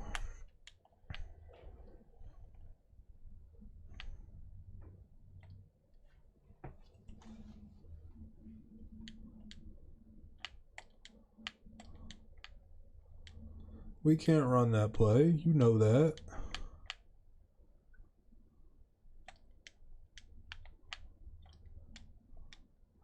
This isn't any better.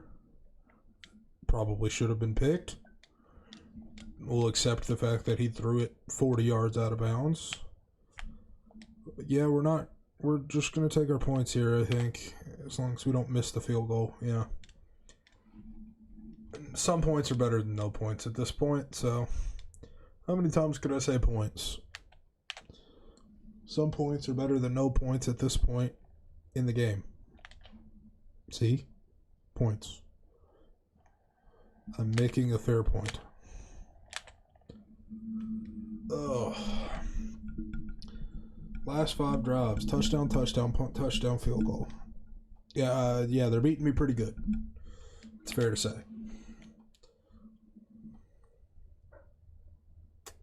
Let's go Salt.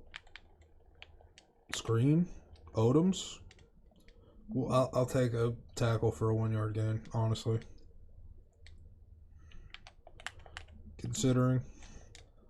Salt, Omar, the Hunter, Banana, Lettuce. Lettuce Man. Let's go Lettuce Man.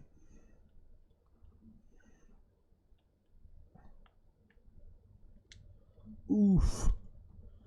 Almost an interception.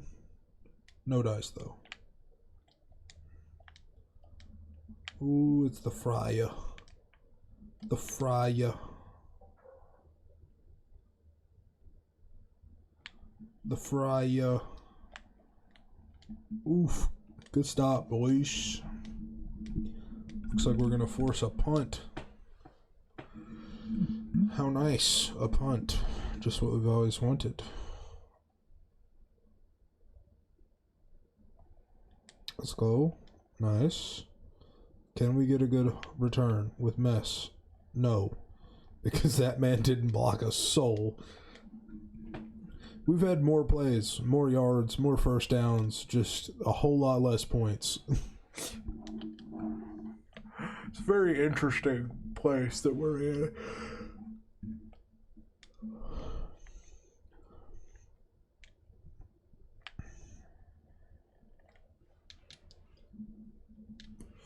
Let's go. Let's just run hurry up. Let's do some hurry up offense. Why not? Eventually it'll throw somebody off, right? I mean, That almost went. You can't say it didn't. He didn't. How did... I'm not going to ask questions as to how Erickson got all the way back here so quickly.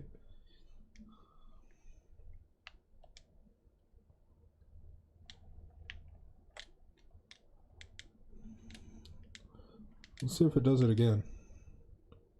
No, I didn't do it this time. How strange. This is not what I intended to click on. But it's something we could do, and it could work, so why not? Let's try it. 4th and 1, we'll run quarterback blast. Got the first down.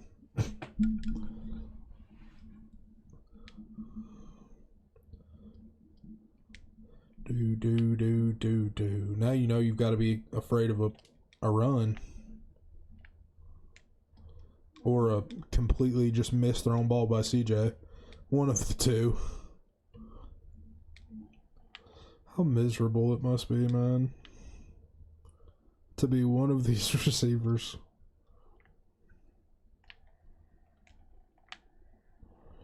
Dude, just one broken tackle in your life would be so much more fun.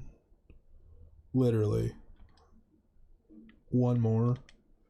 This is not the play I picked. At all.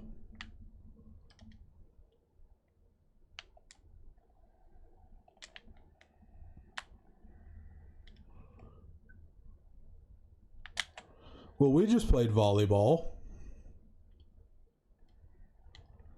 I don't even know how this is a turnover. And, like, I want so badly to be frustrated. But we just played volleyball.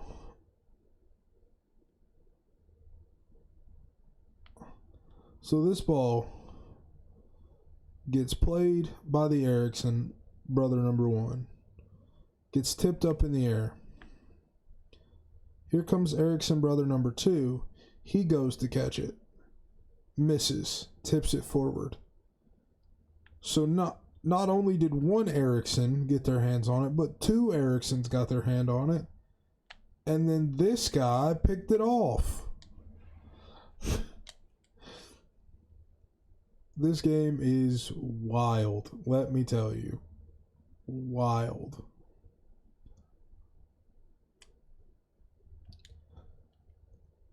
Gotta love some volleyball.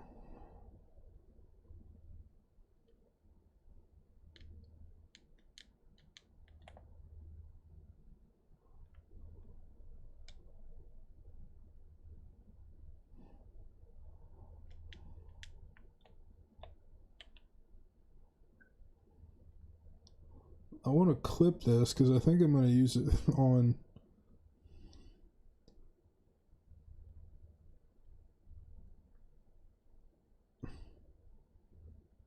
as a clip, honestly.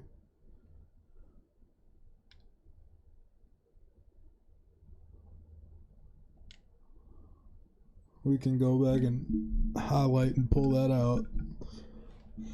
I already have a name for it. That's pretty easy. Bro, what are... Wiener with the screen. Get 9 yards on that. It's ridiculous. Yeah, I'm dead serious. I'm running quarterback blast the rest of the game. Running the clock out.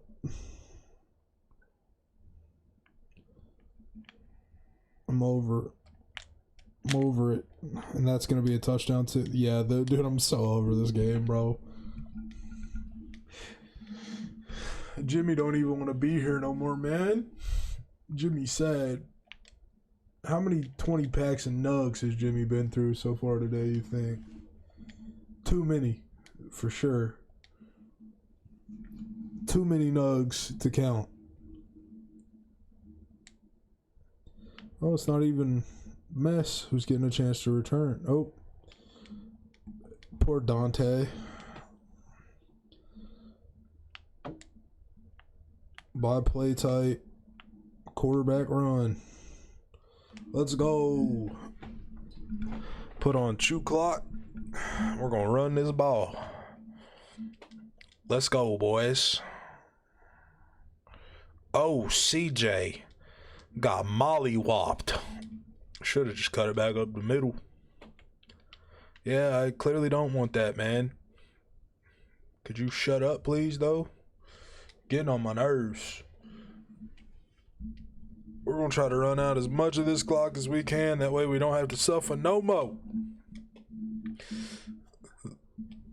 Jimmy has done enough suffering for one day. Oh, call the timeout. That's not a quarterback run. I thought it was a quarterback run. It was not, so we had to call a timeout. This is a quarterback run.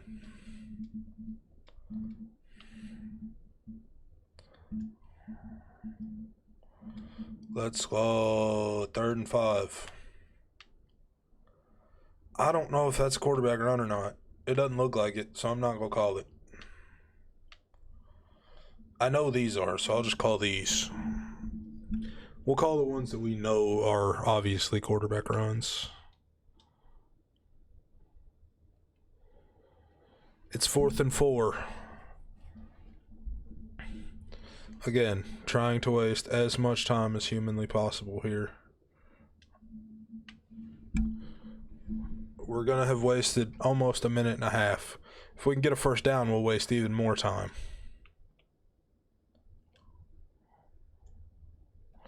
First down, let's go. Let's waste more time. Let's go.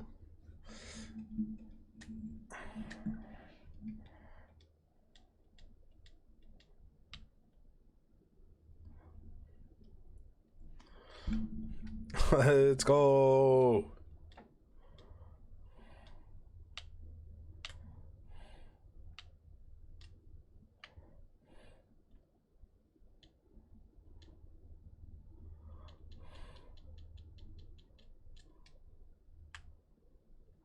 We just have to get hit. It wasn't a quarterback run, so of course he got hurt too, so great. Good looks, man. Appreciate that from you, game.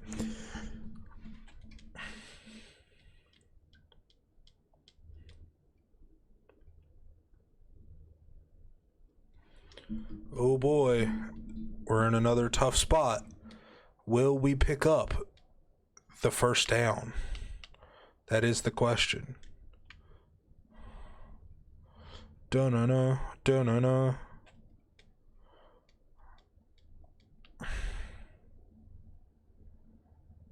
No, we won't. But we wasted 4 minutes. And I'm hoping, and they're not, why are they coming out to pass the ball here? What is wrong with y'all? This is what y'all consider running? Just lining up an option? Abuse, abuse, abuse. Shame on you. Why you do this to me?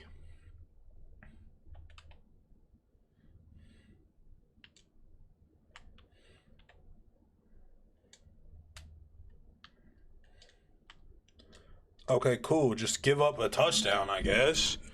What is wrong with y'all? Y'all even playing at this point? I mean, I know I gave up. That don't mean you give up. Come on now. Shame on you.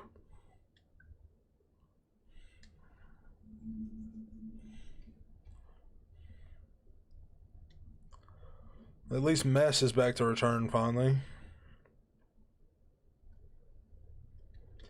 Not a good return, but he's there. Let's just go throw the ball, man. Why not? It's not like it matters. We ain't winning regardless.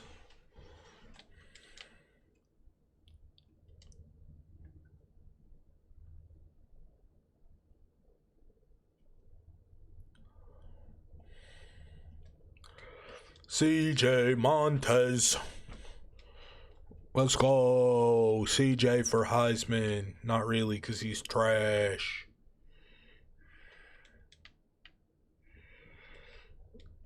Make a choice. Who you gonna pick? I'm sorry, but Bruckler should have caught it. Bruckler is like that.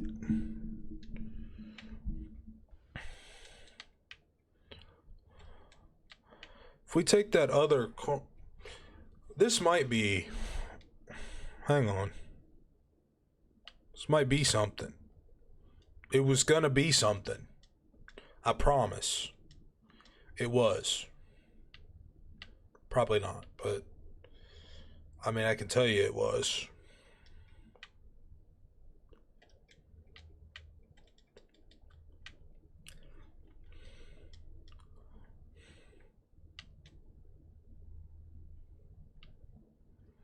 I love how he tackled me.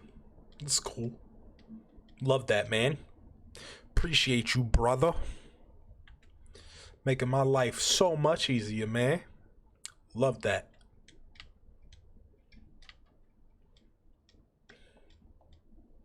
Snap it, snap it, snap it. Let's go, Erickson, brother.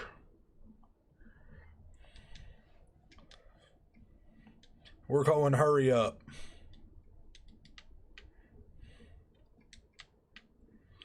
$200 check.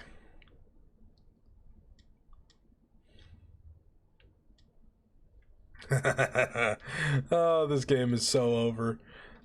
Oh, I literally threw it at his face. Like, I couldn't have given him the ball any easier, really.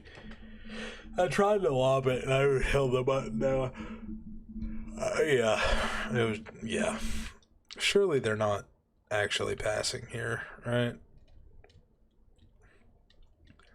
Yeah, no. They are running the ball going slow tempo, so we're good. I mean, we can send the house. They may still beat us, honestly, but in terms of like blocks and then getting open like that should do it, though. That should be the game right there. And our 4th loss in a row. Gee, who'd be surprised? Why did they not let that clock run all the way out instead of going so slow? Well, let's go, OJ. Alright, that's the last play of the game. For sure. Yeah. Alright, finally. Ball game. We lost. We got beat again. Shamefully. But it's over. It's finally over. Jim's eaten 17 Big Macs at this point. I can't tell you how depressed he is, but he's eaten at least 17 Big Macs throughout this entire game itself, and the 4-game stretch, I think the man went from 405 to 490. He's killing himself. We need a win to get him off the burgers. We need a win to get Jimmy. We need him off the Big Macs. We need a win to get Jimmy off the Big Macs. The poor guy just doesn't know what to do with himself. Poor soul. Jimmy McBuffet, he's level 2. And we got 3 commits. Jimmy McBuffet, it's time, brother. Surely you're almost there to having a team that can play competent football. Unlikely, but you can keep trying anyway. We're gonna, I think, leave it here for today. I appreciate any of you all that came out with us. We are gonna be ending soon, so get a little switch over to the ending screen there. Get a little music in on the outro. And I will see you all later. Peace.